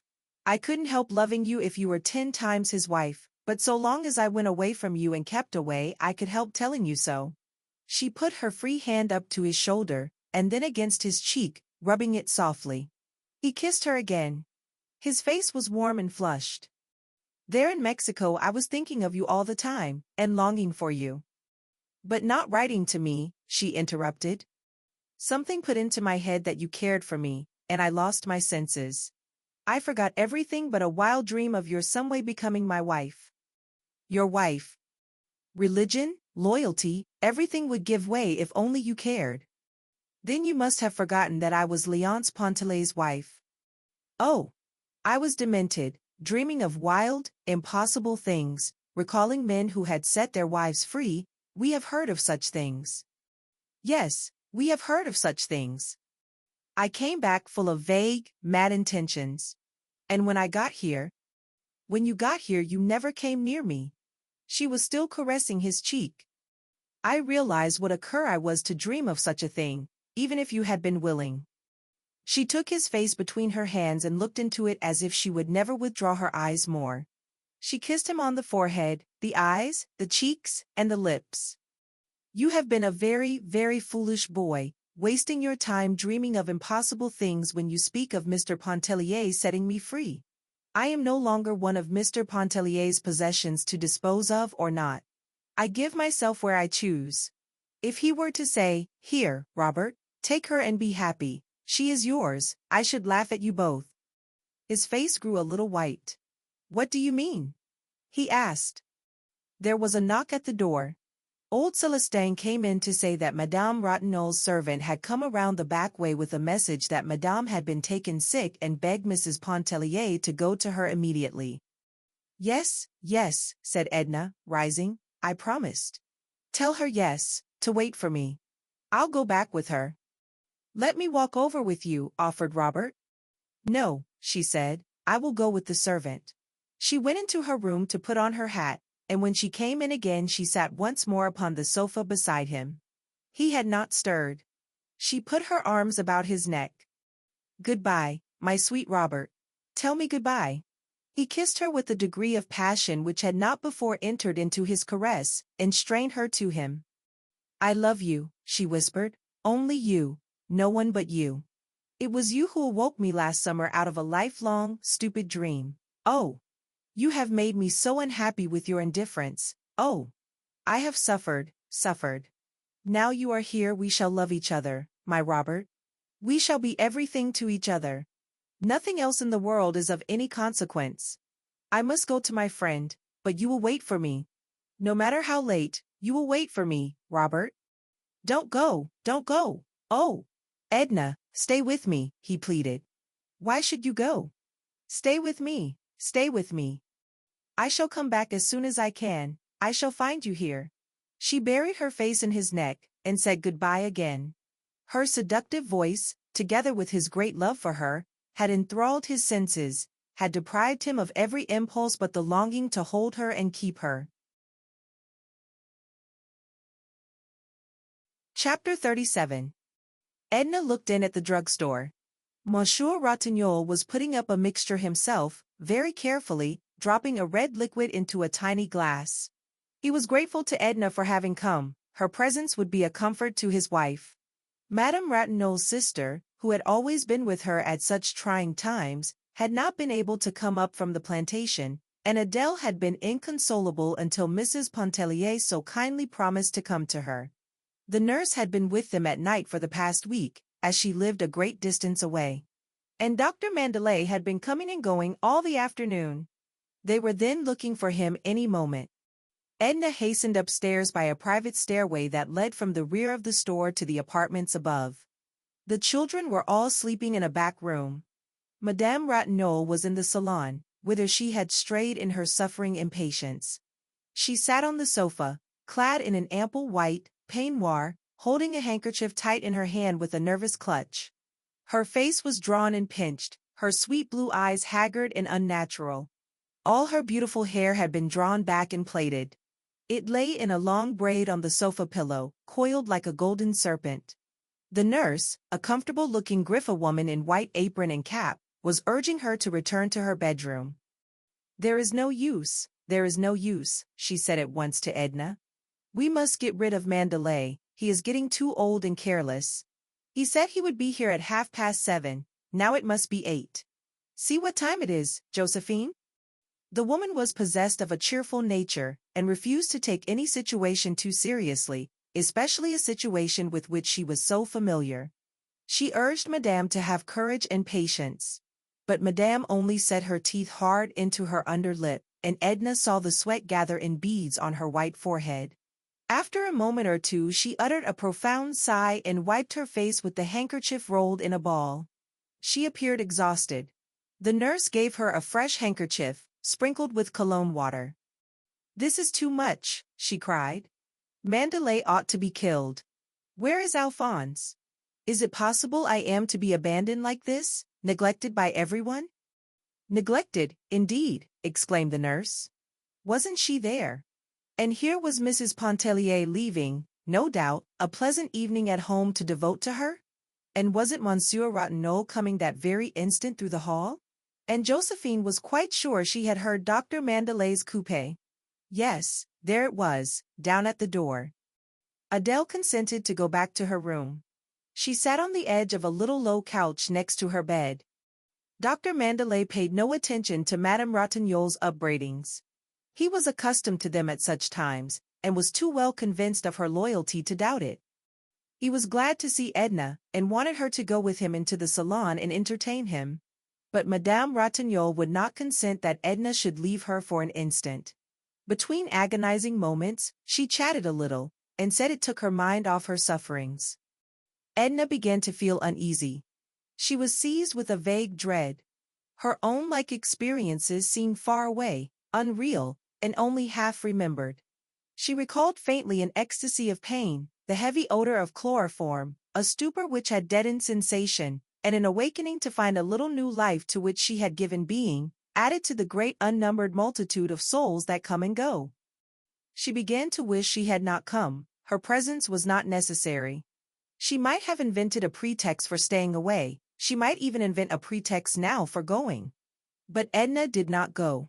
With an inward agony, with a flaming, outspoken revolt against the ways of nature, she witnessed the scene of torture. She was still stunned and speechless with emotion when later she leaned over her friend to kiss her and softly say goodbye. Adele, pressing her cheek, whispered in an exhausted voice, "Think of the children, Edna. Oh, think of the children. Remember them." Chapter 38. Edna still felt dazed when she got outside in the open air. The doctor's coupe had returned for him and stood before the porte-cochere. She did not wish to enter the coupe, and told Dr. Mandelet she would walk. She was not afraid, and would go alone. He directed his carriage to meet him at Mrs. Pontellier's, and he started to walk home with her. Up, away up, over the narrow street between the tall houses, the stars were blazing. The air was mild and caressing, but cool with the breath of spring and the night. They walked slowly, the doctor with a heavy, measured tread and his hands behind him. Edna, in an absent-minded way, as she had walked one night at Grand Isle, as if her thoughts had gone ahead of her and she was striving to overtake them.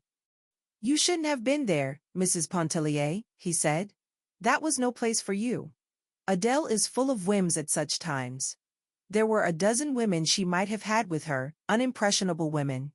"I felt that it was cruel, cruel. You shouldn't have gone." "Oh, well," she answered, indifferently. "I don't know that it matters after all. One has to think of the children some time or other, the sooner the better." "When is Léonce coming back?" "Quite soon. Some time in March." "And you are going abroad?" "Perhaps. No, I am not going. I'm not going to be forced into doing things. I don't want to go abroad. I want to be let alone.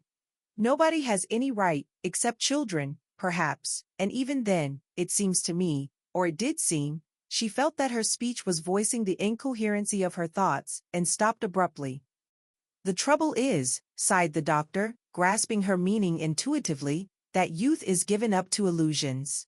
It seems to be a provision of nature, a decoy to secure mothers for the race. And nature takes no account of moral consequences, of arbitrary conditions which we create, and which we feel obliged to maintain at any cost." "Yes," she said. "The years that are gone seem like dreams, if one might go on sleeping and dreaming, but to wake up and find, oh, well. Perhaps it is better to wake up after all, even to suffer, rather than to remain a dupe to illusions all one's life." "It seems to me, my dear child," said the doctor at parting, holding her hand, "you seem to me to be in trouble. I am not going to ask for your confidence. I will only say that if ever you feel moved to give it to me, perhaps I might help you. I know I would understand. And I tell you there are not many who would, not many, my dear. Some way I don't feel moved to speak of things that trouble me. Don't think I am ungrateful or that I don't appreciate your sympathy. There are periods of despondency and suffering which take possession of me. But I don't want anything but my own way. That is wanting a good deal, of course, when you have to trample upon the lives, the hearts, the prejudices of others, but no matter, still, I shouldn't want to trample upon the little lives. Oh, I don't know what I'm saying, doctor. Good night. Don't blame me for anything. Yes, I will blame you if you don't come and see me soon. We will talk of things you never have dreamt of talking about before. It will do us both good. I don't want you to blame yourself, whatever comes. Good night, my child. She let herself in at the gate, but instead of entering, she sat upon the step of the porch. The night was quiet and soothing. All the tearing emotion of the last few hours seemed to fall away from her like a somber, uncomfortable garment which she had but to loosen to be rid of. She went back to that hour before Adele had sent for her, and her senses kindled afresh in thinking of Robert's words, the pressure of his arms, and the feeling of his lips upon her own. She could picture at that moment no greater bliss on earth than possession of the beloved one. His expression of love had already given him to her in part. When she thought that he was there at hand, waiting for her, she grew numb with the intoxication of expectancy. It was so late, he would be asleep perhaps. She would awaken him with a kiss. She hoped he would be asleep that she might arouse him with her caresses. Still, she remembered Adele's voice whispering, "Think of the children, think of them." She meant to think of them, that determination had driven into her soul like a death wound, but not tonight. Tomorrow would be time to think of everything. Robert was not waiting for her in the little parlor. He was nowhere at hand. The house was empty. But he had scrawled on a piece of paper that lay in the lamplight, "I love you. Goodbye, because I love you." Edna grew faint when she read the words. She went and sat on the sofa. Then she stretched herself out there, never uttering a sound. She did not sleep. She did not go to bed. The lamp sputtered and went out. She was still awake in the morning when Celestine unlocked the kitchen door and came in to light the fire. Chapter 39. Victor, with hammer and nails and scraps of scantling, was patching a corner of one of the galleries. Mariquita sat nearby, dangling her legs, watching him work, and handing him nails from the toolbox.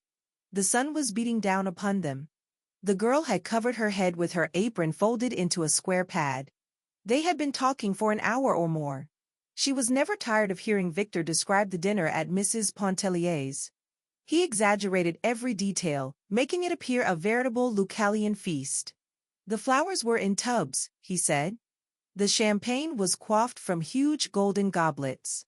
Venus rising from the foam could have presented no more entrancing a spectacle than Mrs. Pontellier, blazing with beauty and diamonds at the head of the board, while the other women were all of them youthful houris, possessed of incomparable charms. She got it into her head that Victor was in love with Mrs. Pontellier, and he gave her evasive answers, framed so as to confirm her belief.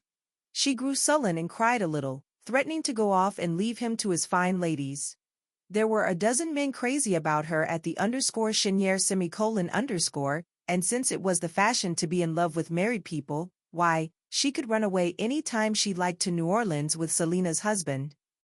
Selina's husband was a fool, a coward, and a pig, and to prove it to her, Victor intended to hammer his head into a jelly the next time he encountered him.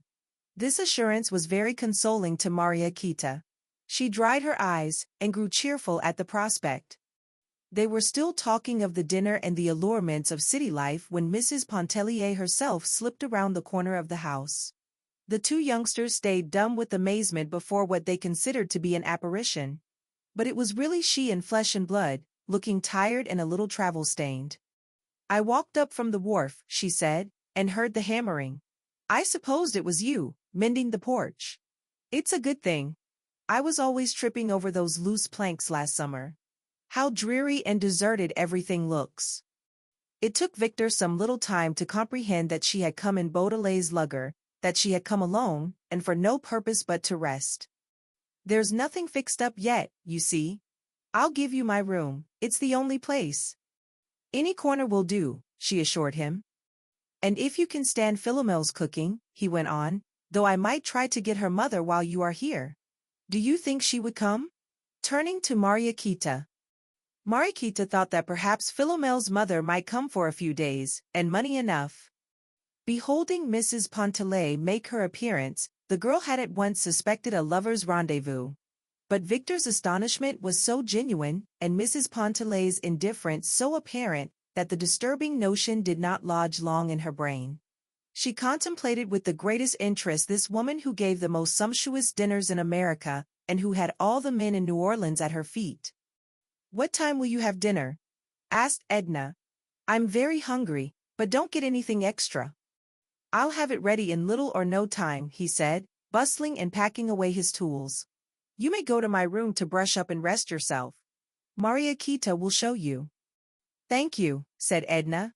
"But, do you know, I have a notion to go down to the beach and take a good wash and even a little swim before dinner." "The water is too cold," they both exclaimed. "Don't think of it." "Well, I might go down and try, dip my toes in. Why, it seems to me the sun is hot enough to have warmed the very depths of the ocean. Could you get me a couple of towels? I'd better go right away so as to be back in time. It would be a little too chilly if I waited till this afternoon." Mariquita ran over to Victor's room and returned with some towels, which she gave to Edna. "I hope you have fish for dinner," said Edna, as she started to walk away, "but don't do anything extra if you haven't." "Run and find Philomel's mother," Victor instructed the girl. "I'll go to the kitchen and see what I can do. By Jiminy! Women have no consideration. She might have sent me word." Edna walked on down to the beach rather mechanically, not noticing anything special except that the sun was hot. She was not dwelling upon any particular train of thought. She had done all the thinking which was necessary after Robert went away, when she lay awake upon the sofa till morning.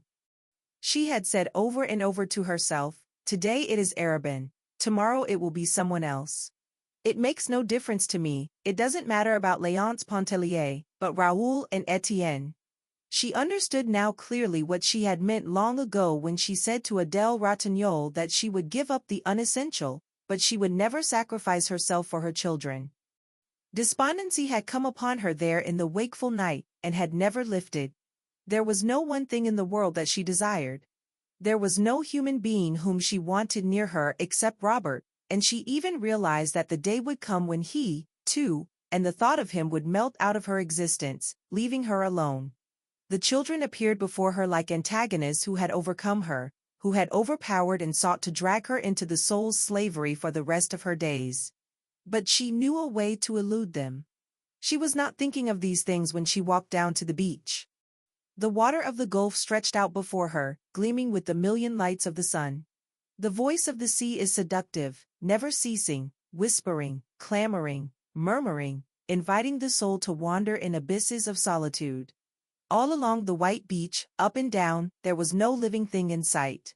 A bird with a broken wing was beating the air above, reeling, fluttering, circling disabled down to the water. Edna had found her old bathing suit still hanging, faded, upon its accustomed peg. She put it on, leaving her clothing in the bathhouse. But when she was there beside the sea, absolutely alone, she cast the unpleasant, pricking garments from her, and for the first time in her life she stood naked in the open air, at the mercy of the sun, the breeze that beat upon her, and the waves that invited her. How strange and awful it seemed to stand naked under the sky. How delicious! She felt like some newborn creature, opening its eyes in a familiar world that it had never known. The foamy wavelets curled up to her white feet, and coiled like serpents about her ankles. She walked out. The water was chill, but she walked on. The water was deep, but she lifted her white body and reached out with a long, sweeping stroke. The touch of the sea is sensuous, enfolding the body in its soft, close embrace. She went on and on. She remembered the night she swam far out, and recalled the terror that seized her at the fear of being unable to regain the shore. She did not look back now, but went on and on, thinking of the bluegrass meadow that she had traversed when a little child, believing that it had no beginning and no end. Her arms and legs were growing tired. She thought of Léonce and the children. They were a part of her life. But they need not have thought that they could possess her, body and soul. How Mademoiselle Rice would have laughed, perhaps sneered, if she knew. "And you call yourself an artist? What pretensions, madame? The artist must possess the courageous soul that dares and defies." Exhaustion was pressing upon and overpowering her. Goodbye, because I love you.